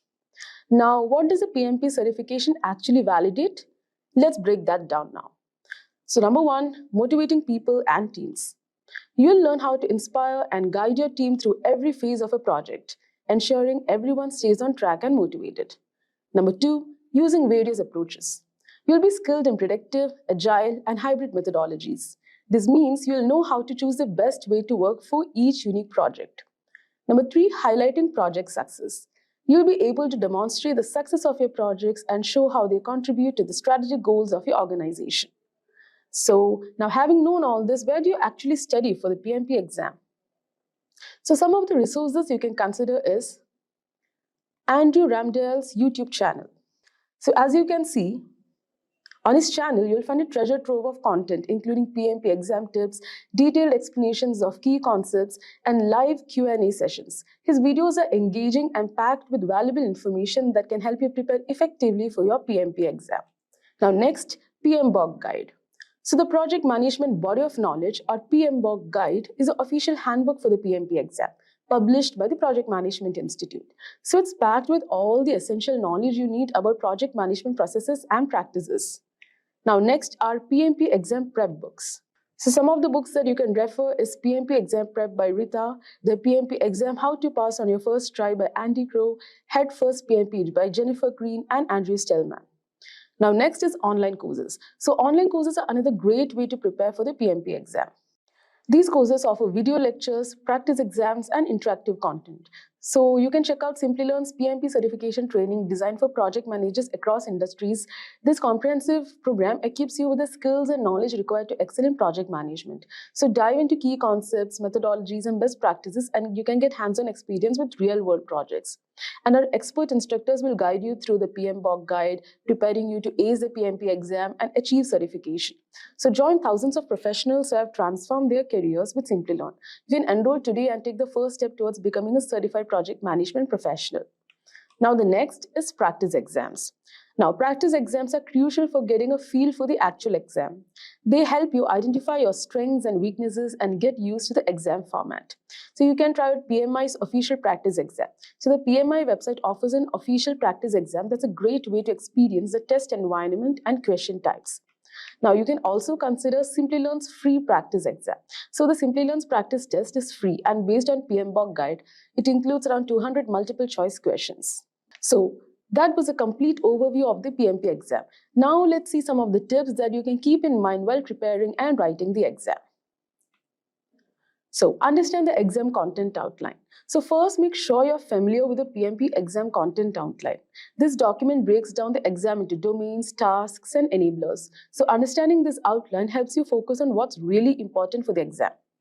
Focus on the 5 domains like people, process, business environment. Make sure you know the tasks and enablers for each domain. Now, practice, practice, and practice. One of the most important tips is to practice as much as you can. Taking practice exams helps you get familiar with the question format and identify weak areas. Use flashcards for key terms. So flashcards are a fantastic tool for memorizing key terms and concepts. Then focus on the most common concepts. So some concepts appear more frequently on the exam than others. So focus on these high impact topics. So key concepts include the 5 process groups, 49 processes, knowledge areas, and formulas. So make sure you're comfortable with these areas. And then understand the agile and traditional frameworks. So the PMP exam tests both agile and traditional project management approaches. So understand the principles of agile as well as the traditional PM methodologies.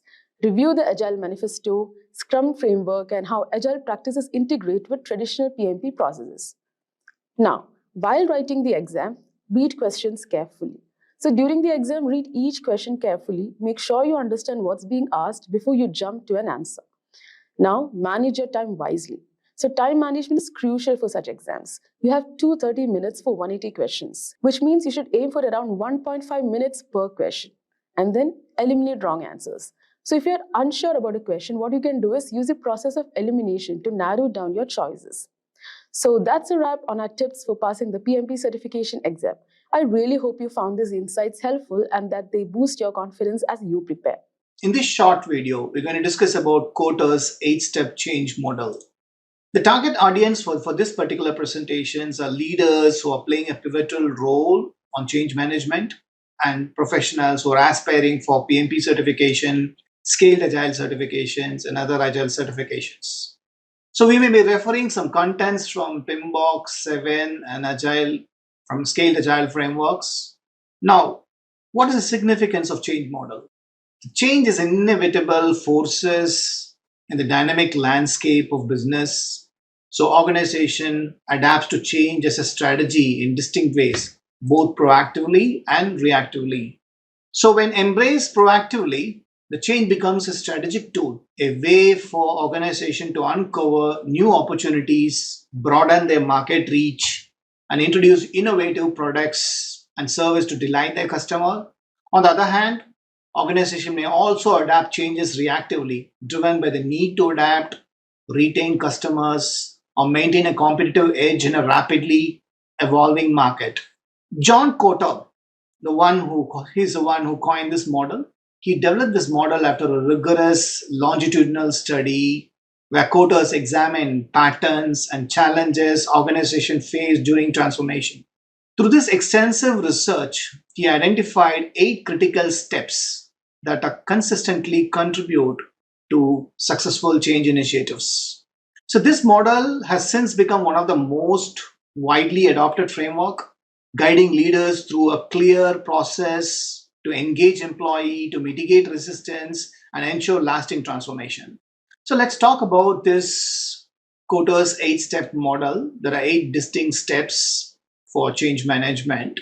Now, these 8 steps you can categorize in 3 buckets. The first 3 steps are towards creating a platform for change. It's more of doing a spade work to initiate this change, creating a platform for change.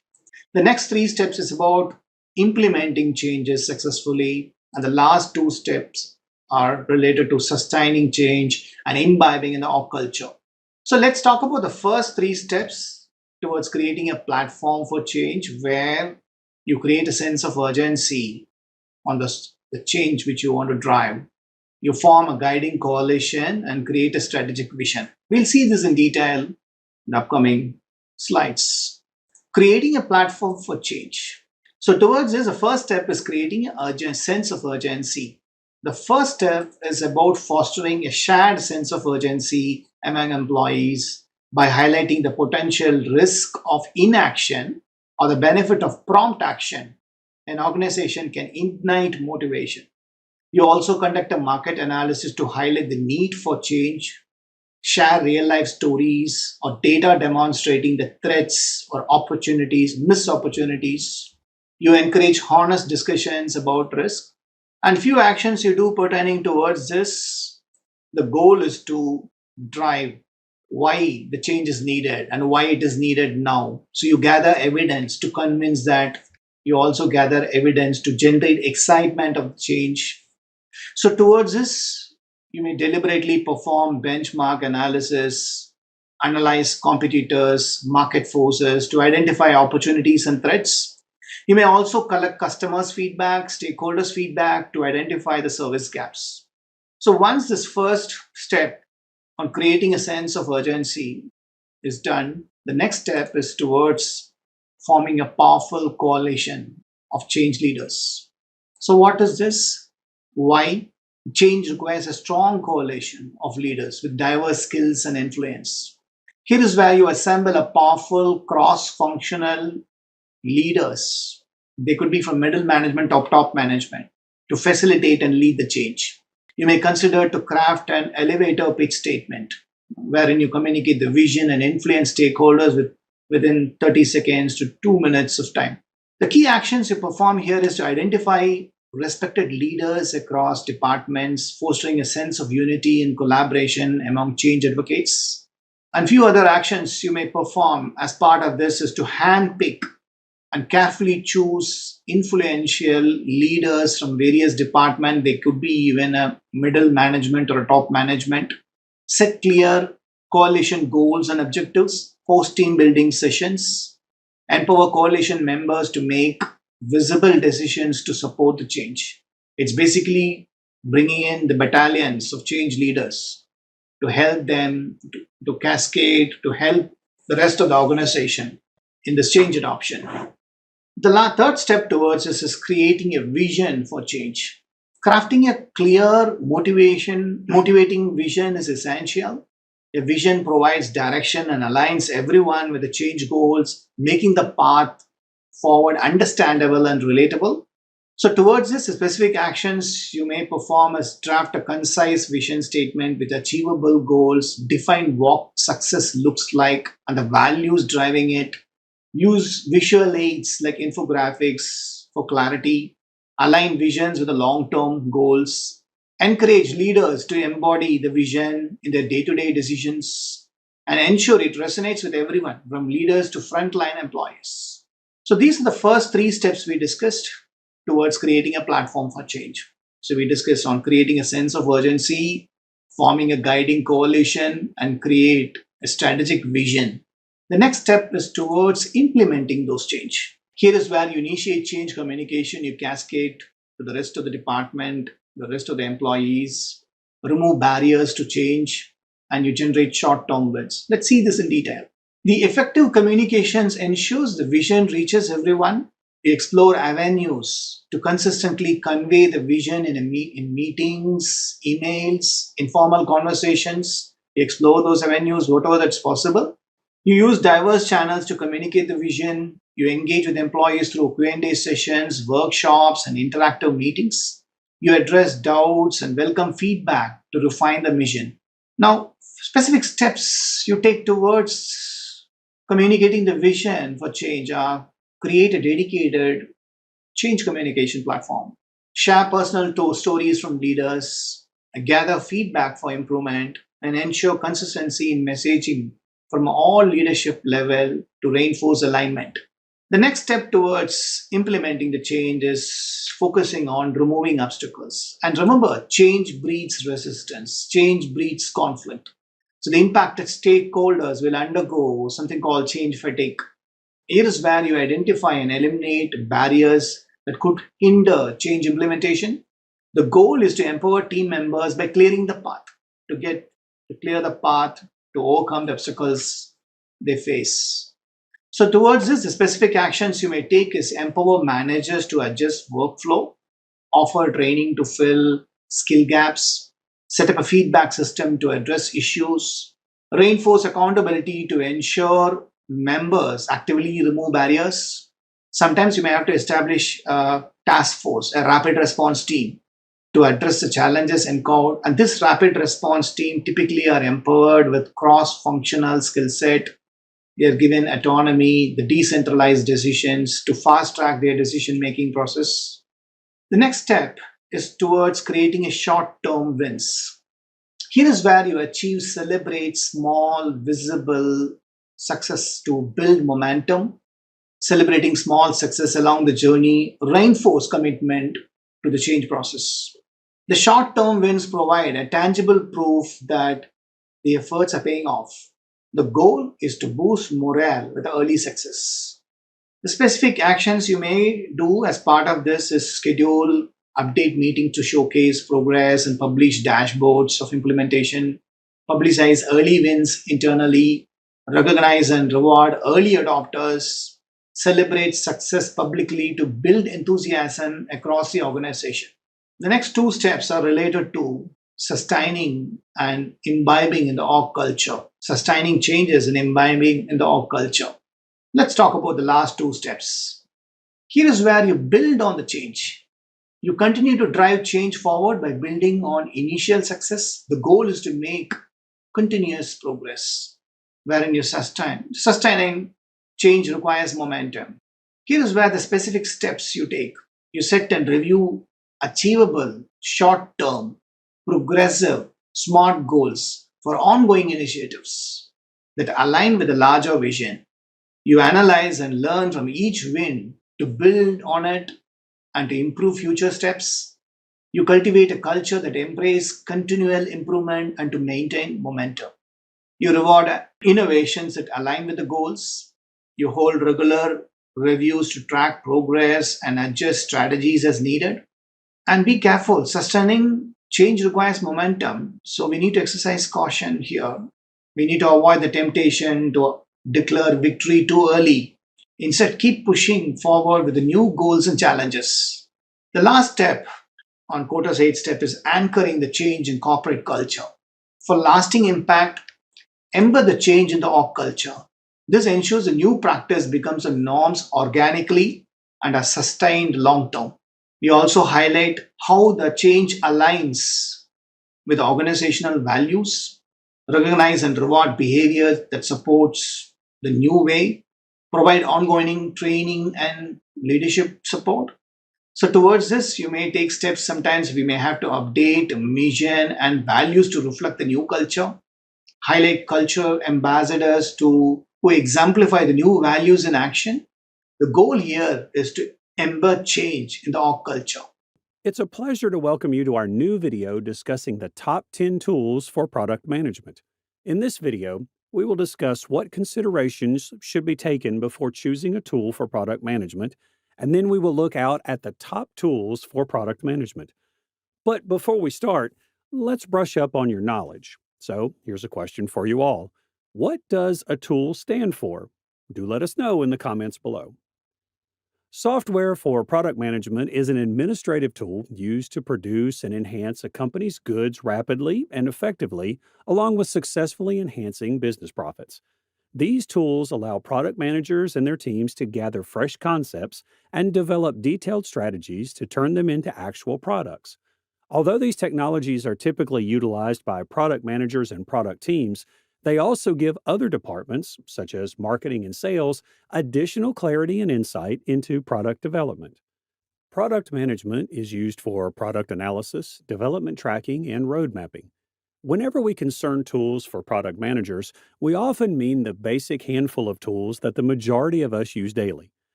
These product management tools typically consist of software for product analytics, development tracking, and road mapping. However, a product manager's duties go beyond simply gathering product perspicuity, surveying the backlog, and evaluating the product plan. Whether you are a beginner or an experienced product manager, you should utilize the right tool to ensure you are not overlooking a crucial aspect of your job. Product managers are frequently in charge of organizing the examination, choice, and purchase of product management solutions for usage inside their company. It might be challenging to choose the best product management solution, though. Now let's move ahead in our session and know what considerations should be taken before choosing tools for product management. Depending on the requirements of the business, each product firm will have a unique collection of tools in its accumulation. The set of tools that the product team employs to manage their operations is known as product management tool accumulation. These tools are frequently integrated, where they perform well together and complement one another. The product development efforts may succeed or fail greatly depending on the choice of product management tools. So, to have a successful product, there should be some considerations to follow up on before choosing a management tool. So, let's take a look at the concerns one must heed before choosing a product management tool. The very first consideration that should be taken is to recognize the demands of your product management staff. Making a charter with a list of questions for your new product management tool is an intelligent method to assess the requirements of your product management team. The charter will aid in outlining particular demands and may be used as a benchmark for assessing items. The next consideration that should be considered is to do some product research. It's time to research the various product possibilities after you have a clearer idea of your demands and criteria for a product. Reading product reviews and seeing product demonstrations are the most significant ways to accomplish this. You will have a deeper grasp of the features and how each product functions by doing the research for the product. Moving on, we have to consider items depending on product needs. Following your research, it's time to analyze the items in light of your unique needs. Start by grading each item according to how effectively it satisfies your needs. To rank the various items, you may add a column to each need to rank the various items. This stage will enable you to evaluate and contrast several solutions and decide which product management suite is best for your team. The next consideration is to aim to stay within your budget. When looking at product management solutions, budget is always an important consideration. But if you work for a startup or a smaller firm, it's much more crucial. Keep in mind that some of the top goods could have steep asking prices as well as ongoing costs. The simplest method to achieve this is to set a predetermined budget for your product tool and use it as a guide when weighing various possibilities. Then we have to make sure that the tool is with effortless use. Make sure the tool you use is simple to use before you buy it. Although it should be obvious, certain technologies are quite complex and need users to undergo many days of training. The technology that works best for you and your team will be the one that you find simple to use. Many tools allow you to try them out for free, so you may decide whether to buy them before you use them. The next consideration is reporting in real time. Find a product tool that offers real-time reporting to save time. Creating reports that reflect the product's current condition will gather data from many parts of the product management systems. Moving on, we have a reputable interface. Although there are a lot of tools available, some of them appear somewhat dated. Expandability needs to be your main criterion when selecting a tool. Opting for something attractive looking doesn't hurt either. The last consideration that should be taken is security. Scalability is great, but if your data isn't secure, neither is the integrity of your product. Examine the security features that your desired tool supplier offers. To keep your client data private and isolated from everyone else's, choose a different dedicated hosting platform. Let's proceed in our session and know what top tools are used for product management. How do you assess and determine which tools are best for your team? Consider your firm and product size and development stage as a starting point. A tiny firm with one product manager, for instance, probably won't require or have the funds for numerous tools. You could pick a few applications that provide a wide range of integrations and features.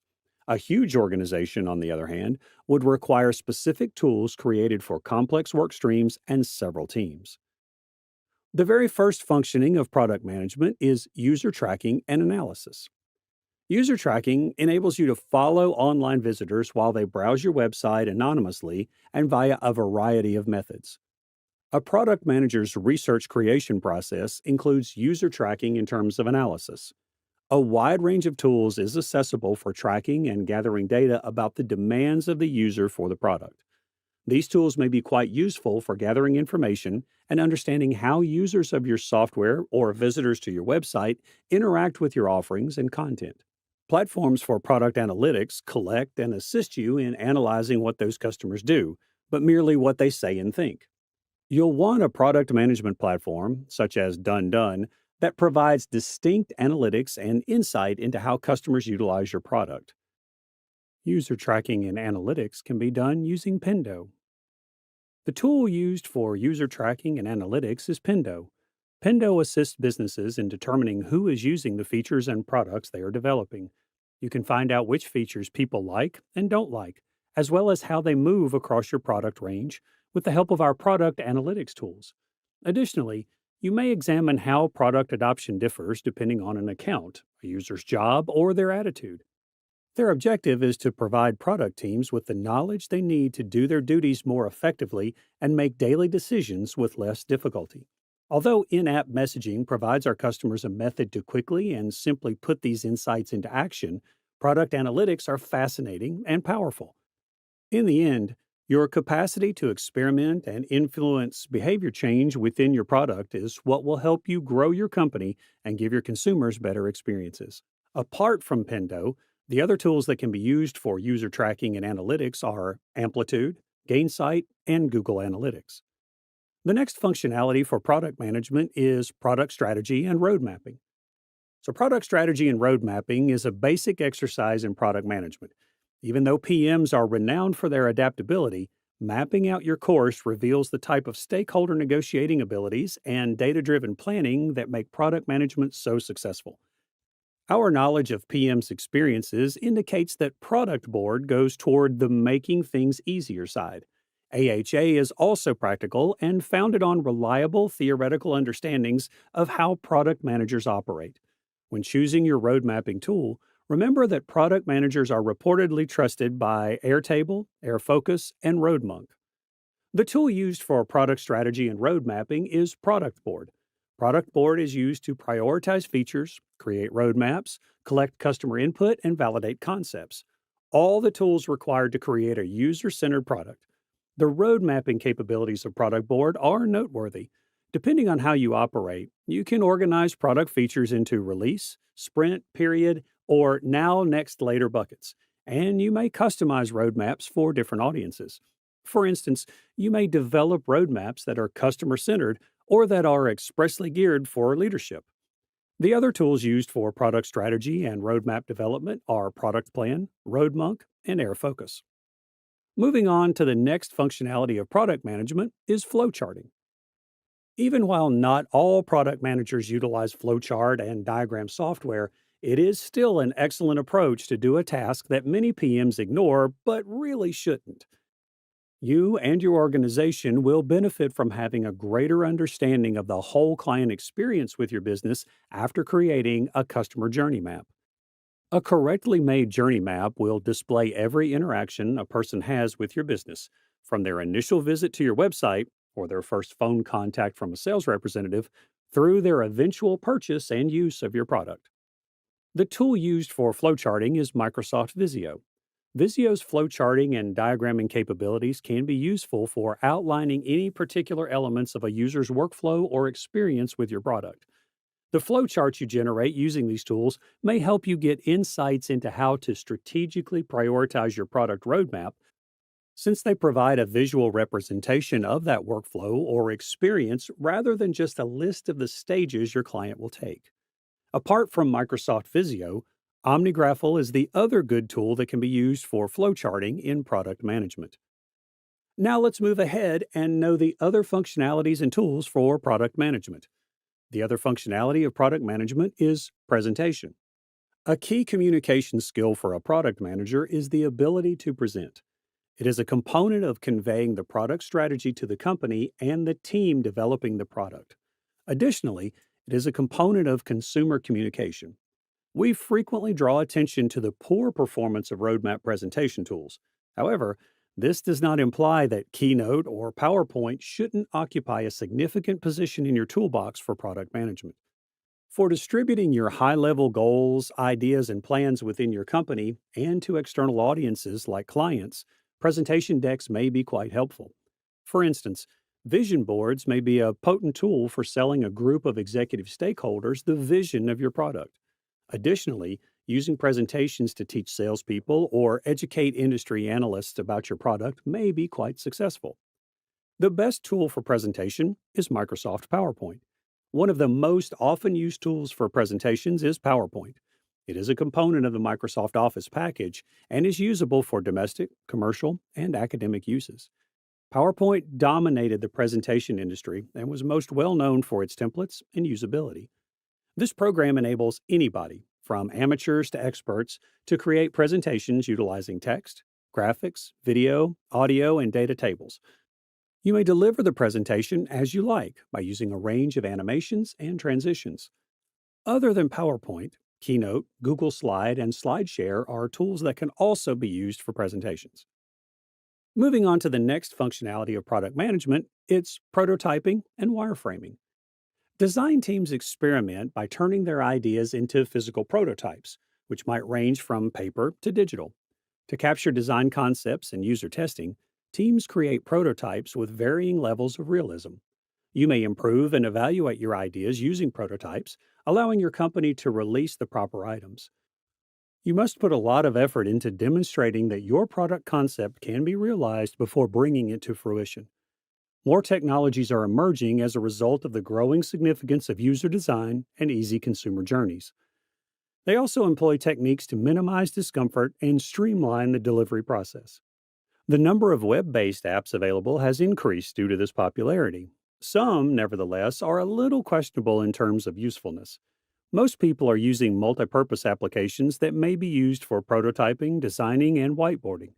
If you're searching for a versatile tool that is also great for prototyping, we may suggest Figma. The best tool used for prototyping and wireframing is Balsamiq.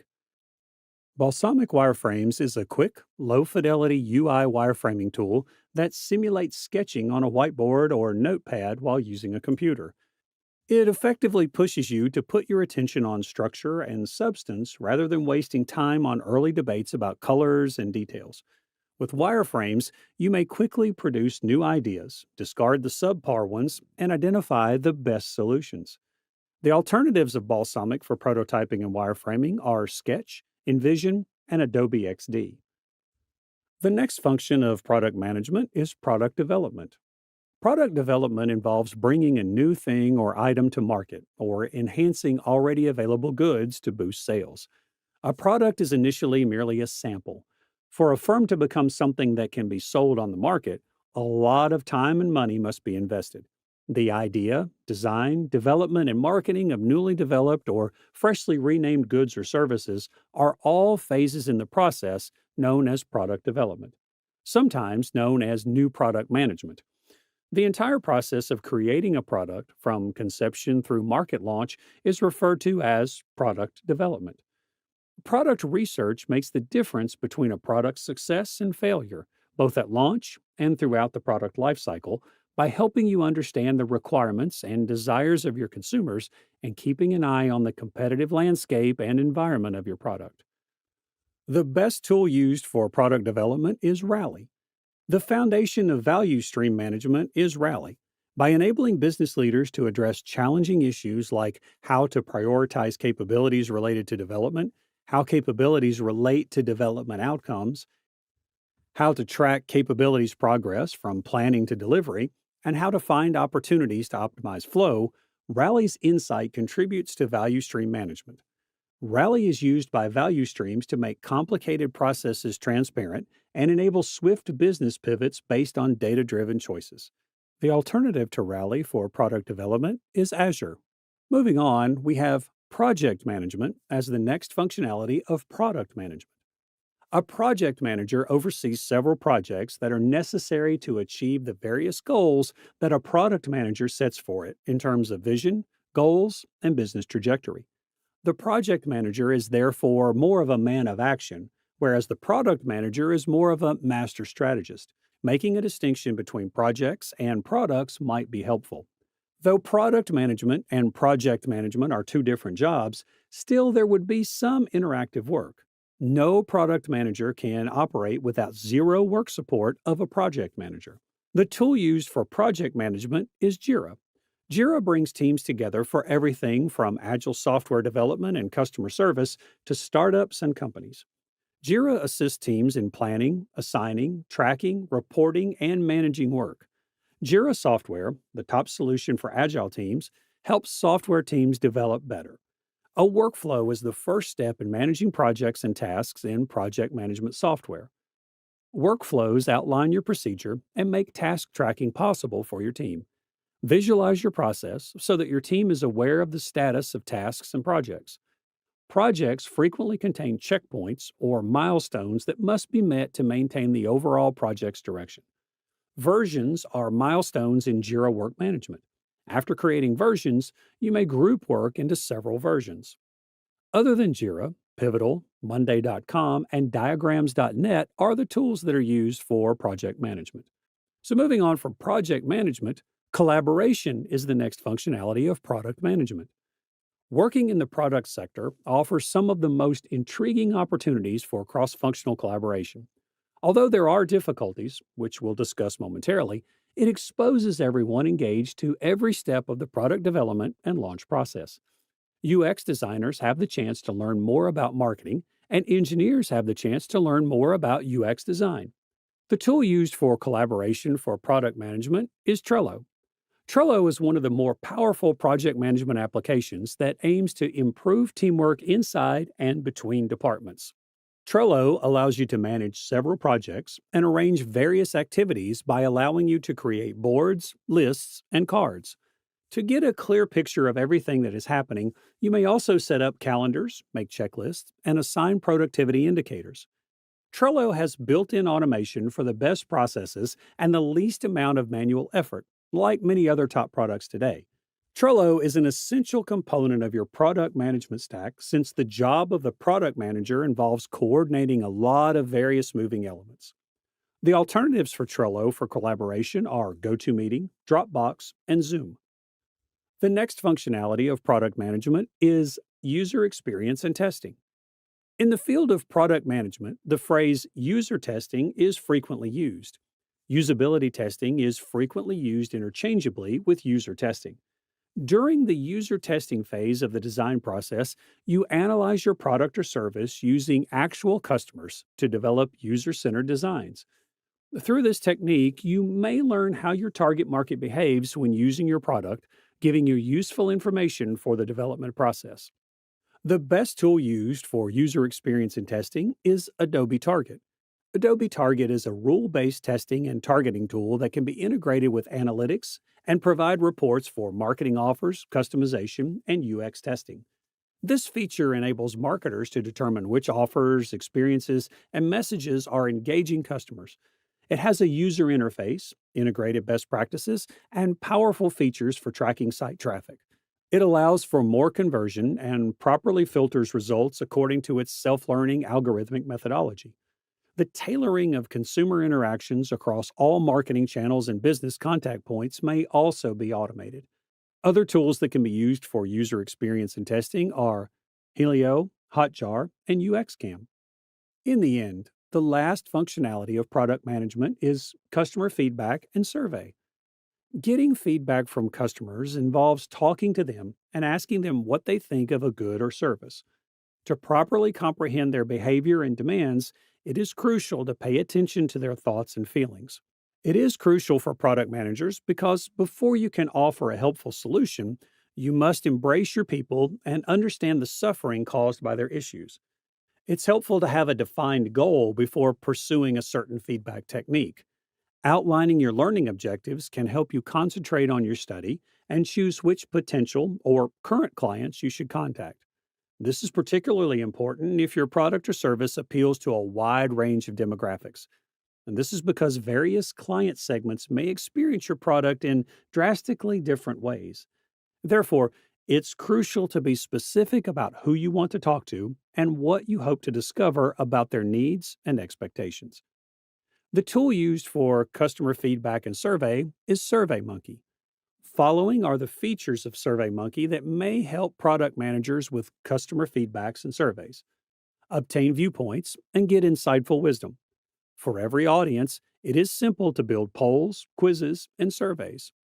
Obtain comments using a web link, email, mobile chat, social media, and other channels. Get sophisticated analytic tools and automatically examine your data. Your data may be exported or integrated with your preferred apps. Make smarter decisions based on facts by utilizing your insights. And alternatives, Typeform, Google Forms, and FormStack. Other than SurveyMonkey, the tools that can be used for customer feedback and surveys are Typeforms, Google Forms, and FormStack. With this, we have come to the end of this session. But before winding up, let's take a look at the bonus tools for you that serves multiple purposes in terms of product management. The very first tool is Slack. To strengthen product organization, Slack has emerged as the most crucial tool. Slack is utilized to cut down on pointless meetings, facilitate teamwork, make information widely available, and involve our consumers in the creation of new products. By acting as a central communication, reporting, and file center, the software boosts efficiency for both small and big teams. Slack Connect streamlines communication by bringing everyone into your virtual headquarters to complete tasks, breaking down organizational walls. From debating the finer points of a contract to analyzing the most recent drawings from your creative agency, Slack Connect enables real-time collaboration. Moving on, we have Canva. Branding image creation is as easy as dragging and dropping using Canva. It will just take a few minutes to do what used to take a lot of work, whether you decide to utilize your logo, social media accounts, or a hashtag. The transparency option in Canva also makes branding your product seem slick and unobtrusive to the viewer. You can maintain brand management with Canva for Teams while enabling anybody on your team to generate on-brand visuals, even without design skills. Your team may quickly create and distribute branded designs using the thousands of professionally created templates at your disposal. Even if you have little to no experience with graphic design, Canva enables you to generate that content fast and effortlessly. But before winding up, here's a question for you all. Which of these tools have you used before? Do let us know in the comments section below. And if you have any queries regarding tools for product management, comment down below. Hi everyone. So if you're preparing for a project management interviews, this video is for you. So I'll walk you through the important tips, key skills, common questions, how confidently you can showcase your experience when you are going for your project management interviews. So let's start with a quick introduction of project management interviews. So in these interviews, you have asked questions to test your skills, experience, and how well you can manage those real world projects. So it is more than just answering the questions. It's your chance to show that you can lead a team, you can meet your deadlines, you can handle the challenges effectively. So just think of it as a conversation that proves you are just qualified, but also you are ready to take the ownership of a project from start to the finish. Now let's talk about why it is important to prepare for these project management interviews. So these interviews are going to test two main important skills. So those areas are your technical and interpersonal skills. So technical skills means how well you understand your tools, processes and methodologies like your waterfall or any kind of an hybrid methodologies. Interpersonal skills that talks about how you communicate, how you lead your team, how you solve your problems when things doesn't goes as planned. So being prepared means you are ready to show both what you know and how you work with the people, right? So that is what this talks about. Now let's understand what does a project manager actually does. So in simple terms, project manager is like a captain of the ship. So they're responsible for planning, execution, monitoring and controlling, closing of the project. So that simply means They guide the project team from the start to the finish, making sure the team knows what to do, resources are managed properly, everything is completed on time. So whether it is handling timelines, coordinating with the people, or solving your last minute issues, project manager is the one making sure it all comes throughout smoothly and in a seamless manner. To be a successful project manager, there are four key skills that you absolutely need. So they are the leadership, which talks about how a project manager must guide the team, how you are going to make the decisions, keeping everyone moving in the right direction. So you are the one setting the tone so you keep the energy up for your team. Second is your communication. You will be talking to your team, clients, stakeholders. So the clear, timely, and the right communication helps you to avoid the confusions and also to build a good trust amongst your team and the stakeholders. Number three, problem solving. So projects rarely go 100% according to your plan. So you will need to think fast. You have to solve issues without letting the team slow down. Number four is your time management. Deadlines matter. So a good project manager knows how to manage the schedules. You have to prioritize your task. You have to make sure everything finishes on time. So making sure a good project manager is going to help you to stand out, how you are going to master your interviews. So more importantly, you have to stand out in your interviews also, plus how you are going to good job as. What kind of project does a project manager handles? So the answer is many different kinds. So let's talk about some few common projects that we do. So first is your software development project, which is nothing but you do manage your apps, website development, so that we just ensure all the codes are delivered on time, bugs are fixed efficiently, and you may be working on your marketing campaign, isn't it? So project manager has to coordinate the designers, content creators, ad teams, how you can launch your campaign successfully. Then construction project, whether it is a building or a bridge. So isn't it we have to coordinate all the foundation till the final handover. So you have to keep your construction on schedule within the, then we do have the various product launches. So whether you are launching a new gadget or a services, so project manager needs to ensure every department is aligned for the smooth launch, right? So as you can see, project manager isn't tied to just one industry, it's a flexible. So it's a flexible skill that applies across many fields. Now, interview questions usually fall under three categories. So these three categories are your behavioral, technical, and situational questions. So behavioral questions all about like tell me about a tough project situation. Technical would be like what's your experience with like your Jira, Microsoft project, isn't it? Then situational questions would be what would you do if your team is missing a deadline? So let's look at one by one. So first let's talk about our behavioral questions. So these are based on your past experience. So best way to answer such type of question, because for example you might be asked, tell me about a time when you faced a challenging situation in your project. So now the best way to answer is using the star method. S stands for situation, what was going on.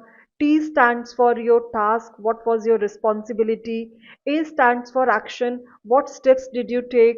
R stands for result, what happened in the end. So this method helps you to keep your answers clear, structured, and impressive without rambling. Remember, the interviewers wants to know how you behave under pressure and how you get the result. Now the next type of questions likely to face in your project management interview is your technical questions. So in technical questions, the questions will focus more on your technical knowledge of the project management tools, Microsoft or Jira or Primavera or Asana.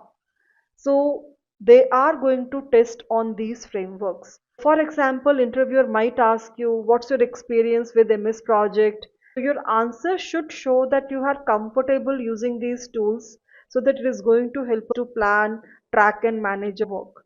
And also please be ready to talk about those methodologies that you have worked with, maybe Agile, Scrum, Waterfall, whatever it is. So they are not just looking for tool names, they want to know how you have actually used them to deliver the results. Now, the third type of questions you will often face in your project management interviews are the situational question. So now the situational questions are mostly the hypothetical scenarios. They just want to see how you would act in those tough situations. For example, they might ask, what would you do if your team missed a deadline? So the key here is to stay calm and explain your approach to solve this problem. So just focus on steps you have taken. Maybe you have assessed the timeline, talked to the team to understand the issues, or to communicate with the stakeholders to realign their expectations. So it is not just about having the right answer, it's all about showing your problem solving mindset, how you handle the pressure. Right. So that is what most of the situational questions would be there in your interviews. So when it comes to the interviews, your resume, your portfolio speaks before you do. So do make them count. So start by highlighting the most relevant project you had worked upon, right? So that is where don't just list your job title. Talk about what actually you did and that impact you made. So start by highlighting your relevant projects you have worked on. Say, instead of saying, I worked on website redesign, just say, I led a team of 5 to deliver a website redesign and improving the user experience by 30%. You have to include your real-time project artifacts like your Gantt charts, your timeline, isn't it? So that is where you shows your hands-on and the results driven. Most importantly, show the outcome of your projects. Did you help finish early? Does it saved your cost? Did it improve your efficiency? Make it very, very clear. So your resume should prove that you don't just manage project but you deliver the results. That is what you have to prepare. Let's talk about a powerful method to project management interviews, that is the STAR technique. So as I just mentioned earlier, the STAR technique talks about the situation, task, action and your result. It helps you clearly communicate your experience when you are answering your behavioral questions like tell me about a time when you handled a very difficult stakeholder, or might be describe a challenging project you managed. So using the STAR method ensures your answers are structured, concise and compelling, especially when you are preparing for that big interviews, right? So the STAR is going to be very, very helpful for you. So practice your success stories with clarity and the confidence whenever you are preparing for your interviews.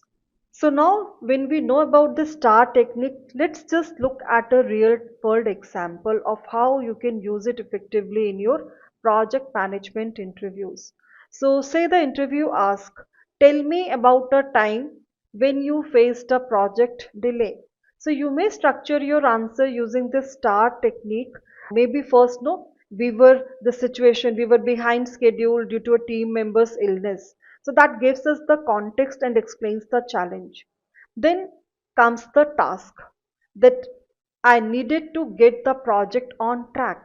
So this shows your responsibility as a project manager. A stands for action. So I just reassigned my task. I worked with the team to replan and also provided additional support. So here we are just demonstrating our leadership, collaboration and the problem solving techniques. So the result is project was completed 2 days behind schedule and but we stayed in our budget itself. So a strong finish highlighting the successful outcome and your effectiveness. So this structure makes your response clear, concise and impactful. It also helps the interviewers, they can see your value immediately. So whenever you are preparing for your project management interviews, do prepare at least 4 to 5 star stories so that it is based on the common questions about your delays, about your conflicts, about your budgets, about your stakeholders issues. So please remember, star technique isn't just a format, it is a storytelling superpower for you. Now once you have mastered your star technique, the next step is to know what skills to highlight, especially in your project management interviews. So first is your communication skill. So this is one of the 3 important core skills that recruiters look for. So you will be often asked how you manage your team, or how you are going to ensure the stakeholder alignment, isn't it? So you have to just respond, in my last marketing campaign, I just held weekly stand-ups, maintained the shared projects dashboards so that everybody was informed about those updates and those changes. So this clear communication builds a good trust and keeps project going. Then comes our problem solving. So project managers are expected to tackle the roadblocks. So for example, when a supplier missed a deadline, I just quickly sourced an alternative vendor and I revised my project timeline to minimize those delays. That shows you are proactive and resourceful under pressure.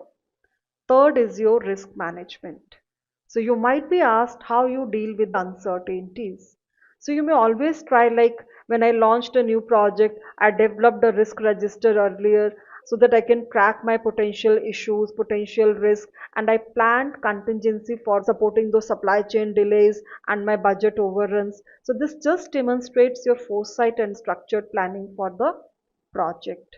So whenever you are preparing for interviews, don't just list these skills, always try to bring them to life with specific measurable example. Remember, each of these can be structured using your star method so that you can make your answers even more powerful. As a project manager, it is not just about leadership and communication. You also need to be fluent on some of these tools. So in the interviews, you will be often asked, what project management tool have you ever worked, or how do you track your progress and manage your tasks? So here are some of those key platforms that you can always mention. Microsoft Project is basically a very classical tool for traditional project planning. It is usually great for Gantt charts, timelines, resources, how you can assign people resources of the project, especially for large scale or enterprise project. Asana is a very lightweight, user-friendly software which is perfect for marketing, operations, and creative teams. So you may say, I used Asana to manage my small cross-functional teams. I assigned the tasks. I monitored my deadlines in the real time. Then you may be asked, or you may look for this Jira tool as well. This is a kind of a tool for agile project management, especially in the software development. So you may mention, I use Jira for my sprint planning, tracking my user stories, and collaborating with my development teams using those Scrum methodologies. There is a very good tip for you. Always tailor your answer to the role you are applying for. So for a technical company, emphasize Jira and Agile boards. For a corporate or a construction project, highlight your MS project, Primavera, critical path tracking. So your familiarity with these tools tells the interviewer that you can hit the ground running. Because of these good tools in your hand, the project manager always can efficiently execute and bring the better results for the projects. That is what is going to be very, very important for you. Also understand the 3 powerhouse project management methodologies, which is Agile, Scrum, and Waterfall. So these 3 skills, Agile is about collaboration, flexibility, adaptability, and the customer feedback. So this is more thrives in the environment where requirements are evolving, and it is always ideal for the dynamic domains like your IT software development. Scrum is one of the framework. So this is where the teams are working together to deliver the working increments in a shorter sprint, usually 1 to 4 weeks. Then comes our waterfall approach, which is a traditional way of planning, step by step, predictive and sequential. It is just like building a bridge. Each phase is completed before next begins. So waterfall strength lies in its structure, documentation, as well as the predictability of the project outcome. Now, how do you demonstrate leadership and teamwork? So whether you are managing your sprint goal, resolving your conflicts, or just keeping your project on track, your leadership style says everything about how your team performs. So every effective project manager wears multiple hats, but three qualities make us stand out in any of those interviews. So this is what is the first is about your decisiveness. That is making decisions quickly and confidently. As a project leader, you will often make high stakes decisions. So show that you can evaluate risk, you can consult the right people, and you can still move forward confidently. Then comes your empathy. So you can't manage your deliverables without managing people. People are the very important aspect of any projects, and people do behave different behaviors. They do exhibit different behaviors, isn't it? So empathy allows us to tune into your team's needs. You can recognize unspoken tensions, and you can always build a good trust. Third is your delegation. You can't manage deliverables all alone. Micromanagement doesn't scale. Demonstrate that you trust your team's attributes, you trust their abilities, and you can empower the right people at the right time. For example, when two team members are disagreed on a strategy. So I facilitated a focused discussion when where the both perspectives were shared, and I encouraged the mutual respect and aligned the conversation with our project goals. We landed on a solution everybody supported without delaying our project. So this example shows your leadership, active listening, and the focus on the outcome. That's what hiring manager wants. So if you want to shine in these interviews, don't just say you are a team player. Prove it through stories of decisive actions, emotional awareness, and your strategic delegation. Most importantly, handling difficult interview moments. If you don't know the answer of a specific question, don't panic. Take a breath, ask for clarification if it is required, and try your best to respond calmly. It's okay not to know everything. Okay? Now, interviews are two ways. Ask questions like what are the biggest challenge your team is facing currently? How do you measure your project success? What tools does your team use? So these shows you are serious and curious. Lastly, these are the final tips and tricks. Before the interview, prepare examples from your past work. Don't speak negative about your old jobs. And after the interview, please do send a thank you note to show appreciation and your interest. A little gratitude goes a long way. Hello everyone and welcome to today's session on top 15 commonly asked product manager interview questions at Simplilearn. Do you know friends that product managers play a key role in setting up strategy and roadmap of the product development? They define the feature requirements and interact with the stakeholders to meet the customer requirements. If you're an aspiring candidate who wants to become a product manager or you have an upcoming interview for this role, then you should definitely watch this video to increase your chances of getting hired as a product manager. So guys, let's start with the first question. That is, how do you determine which features to incorporate into a product? So guys, this is a very amazing question and think about it before answering. So guys, you would answer something like this. In determining which features to incorporate into a product, say that you prioritize aligning with user needs and business objectives. You gather an extensive user feedback through surveys, interviews to understand what features are most desired.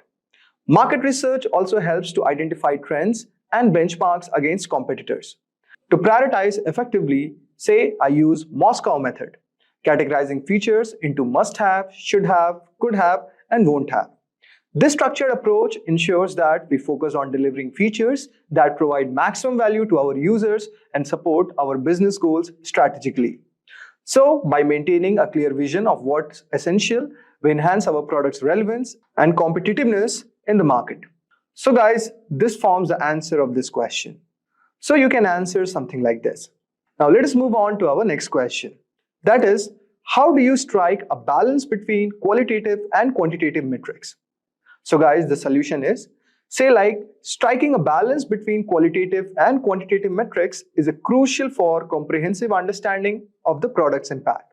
Qualitative data gathered through user interviews and feedback sessions offers insights into user experiences and satisfaction level. Quantitative data collected via analytical tools provides hard numbers on the usage patterns, engagement rates, and conversion metrics. Say that you employ A/B testing to compare different user experiences quantitatively, while also incorporating qualitative insights to understand why certain features perform better. This dual approach also ensures that your decisions are not only data-driven, but also deeply informed by actual user sentiments, leading to more user-centric product developments. So guys, this is the answer of this question. Now let us move to our third question. The third question is, can you explain your process of leading a product development team from initial concept to the launch? So guys, this is an experience-based question. So you can answer something like this. Say that leading a product development team from concept to launch involves several structured phases. Initially, say that you start with a concept validation phase where you brainstorm ideas, conduct market research, and gather initial feedback. Then you move into the design and prototyping phase, where you develop mock-ups and prototypes that are tested both internally and with a selected group of users. Development follows with an agile methodology, allowing for iterative testing and refinement based on ongoing feedback. Say that before launch, the product undergoes rigorous QA testing to ensure functionality and reliability. And post-launch, you monitor user feedback and performance metrics closely to prepare for the next iteration. Throughout this process, regular communication, stakeholder updates, and adaptive planning are key to navigating challenges and ensuring alignment with the project goals. Now let us move on to our next question. That is, how do you balance user feedback with business objectives during product development? So you can answer something like this, that balancing user feedback with business objective involves a careful assessment of how features align with our strategic goals while fulfilling user needs. During development process, say that you conduct a frequent user testing sessions to gather actionable insights. This feedback is analyzed in the context of our business objectives to determine feature prioritization. Then, regular alignment meetings with stakeholders also ensures that there is a clear understanding and agreement on the direction you are taking. Say that this process helps you to create a product that not only delights the users, but also drives the business forward, ensuring sustainability and growth. So guys, this is the answer for this question. I hope so you would have got a brief idea regarding this. Now let us move on to our fifth question. So guys, our fifth question is, interviewer can ask you about their product. Something like this, that what knowledge do you have about our products and how can you summarize the current state of our market? So say that based on my research, your product stands out due to their innovative approach in the specific industry like healthcare, finance, XYZ, you can add it. Then you can say about the current market that is experiencing, describe its trends with significant shifts that are driven by, you can mention any relevant technology or any consumer behavior changes. Talk about competitor analysis. Say about competitor A and competitor B, like how they are adapting and which keeps the market dynamic. Tell also that your product's unique features, like mention unique features, providing a competitive edge. So guys, understanding these dynamics would make a perfect answer of this question. Now let us move on to our next question. That is a behavioral question, and it is something like this. So if your interviewer asks it, that have you ever encountered difficulties in securing buy-in from a stakeholder? So guys, this is also a scenario-based question. You can answer something like this. Say yes, securing stakeholder in buy-in can be pretty challenging, especially when proposals involve significant investment or change. So say one particular instance involved in persuading a stakeholder to approve a costly feature integration. Say that you address their concerns by representing a detailed ROI analysis, projecting long-term benefits against the initial cost. So by aligning the feature benefits with the strategic business goals and demonstrating the potential market expansion, say that you are able to secure their approval. So guys, in this way, you can answer this question. Now let us move on to our 7th question. That is, what strategies and tools do you use to prioritize features during product development? And how do you handle technical debt? So guys, you can answer this question something like this. Say that prioritizing features during product development is crucial for meeting delivery timelines and maximizing the product impact. Say that you employ the Moscow method to prioritize feature-based in their necessary and impact. Tools like you use Jira that helps to manage priorities effectively, ensuring transparency across the team. And in the technical depth, say that it is managed by dedicating a portion of each development sprint to refactoring and addressing the legacy issues. So this proactive approach prevents the accumulation of technical debt. And in this way, you can answer this question. Now let us move on to our next question. That is, how do you manage a conflicting technical requirement or priorities from different stakeholders? Say that managing conflicting technical requirement involves a balanced approach where communication and prioritization are the key. Say that in the stakeholder meetings, you encourage open discussions to understand each perspective fully. Talk about use a weighted scoring model to assess the impact and necessity of each requirement. Say that it helps in making informed decisions that align with the project's strategic goals while accommodating stakeholders' concerns as much as possible. Talk about that regular updates and clear communication ensures stakeholders remain informed about the reason behind certain decisions and also fostering trust and collaboration. So this makes a perfect answer for this question. Now let us move on to our 9th question. So guys, our 9th question is, can you provide an example of a product that didn't meet initial performance expectations and how you optimized this? So guys, this is also a scenario-based question. If you have encountered anything like this, so you can talk about your experience. So here's a model answer for this question. Talk about that once you launched a product that didn't meet the expected performance metrics. Initial user feedback indicated issues with the user interface and overall responsiveness. Say that you quickly gathered a task force team to address these issues, using performance profiling tools to identify and resolve bottlenecks. Say that you also reevaluated the user interface based on specific feedback, making it more intuitive. So after optimizations, you conducted a relaunch campaign which significantly improved user engagement and satisfaction. So guys, this experience basically highlighted the importance of agility and responsiveness in product management. And it makes a perfect answer to this question. Now let us move on to our next question. That is, how do you ensure that your product development team remains innovative while adhering to agile methodologies and meeting deadlines? So guys, answer to this question is that fostering innovation within agile framework involves encouraging creative thinking and providing opportunities for experimentation. Say that you organize regular hackathons and dedicate sprints for exploring new ideas. So in this way, it motivates the team, but also leads to innovative solutions. So guys, this marks the perfect answer to this question. Now let us move on to our next question. That is, what specific tools or frameworks do you find most effective for tracking and managing product development progress, such as Jira or Trello? So guys, the answer to this question is, you can say that for managing product development, you prefer using Jira due to its comprehensive suite of agile project management tools. Then you can talk about its effectiveness for tracking sprint progress, managing backlogs, and distributing tasks across teams. For less complex project, when working, say that you use Trello, which provides a visually intuitive platform that simplifies task management. So guys, in this way, it marks the perfect answer to this question. Now let us move on to our next question. That is, can you discuss a time when you had to pivot a product strategy based on technical limitations or market feedback? So guys, you can talk about something like this, that during one project, you initially planned to integrate an advanced AI feature. However, technical assessments and early user feedback highlighted performance issues and steep learning curve for our target audience. Realizing these challenges said that you decided to pivot the strategy. Instead of complex AI solution, you implemented a more user-friendly, rule-based automation feature that achieved similar result but with greater acceptance, and less technical risk.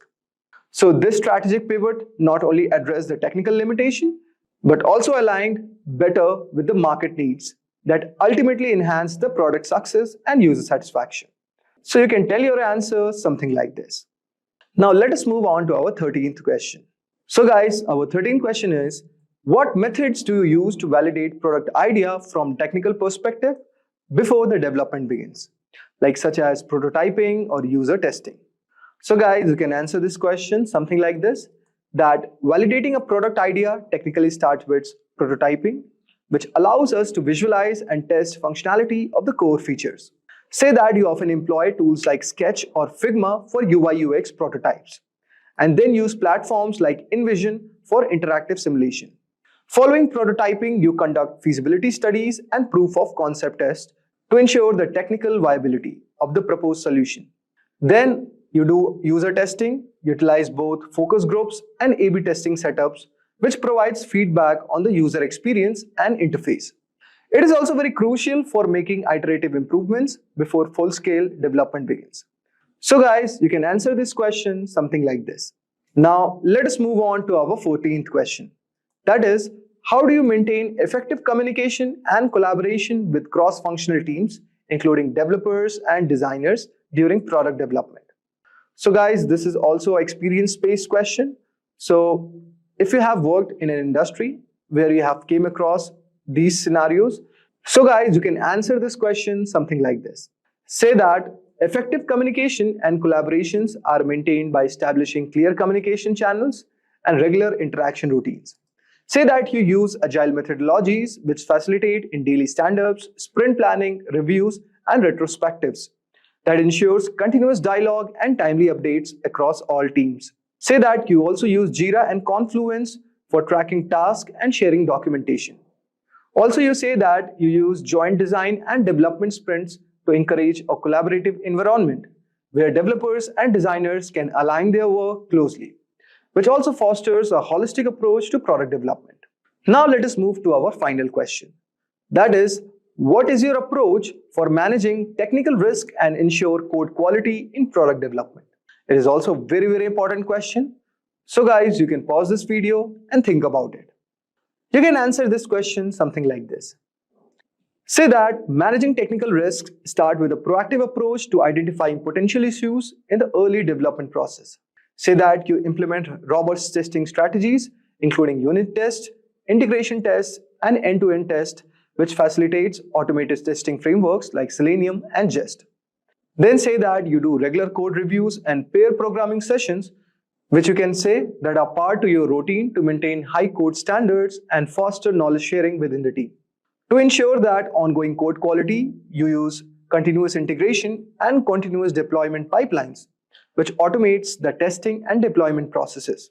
It also allows you to detect and resolve issues swiftly. Say that you do regular audits and adopt the latest security practices that are kind of integral to your product strategy. You also ensure the product is not only functional, but is also secure and reliable. So guys, that was all for today's video. I hope so. You would have enjoyed our today's video on commonly asked product interview questions at Simplilearn. So guys, we have come to the end of our full course. If you have any doubts or questions, ask them in the comment section below. Our team of experts will reply you as soon as possible. Thank you and keep learning with Simplilearn.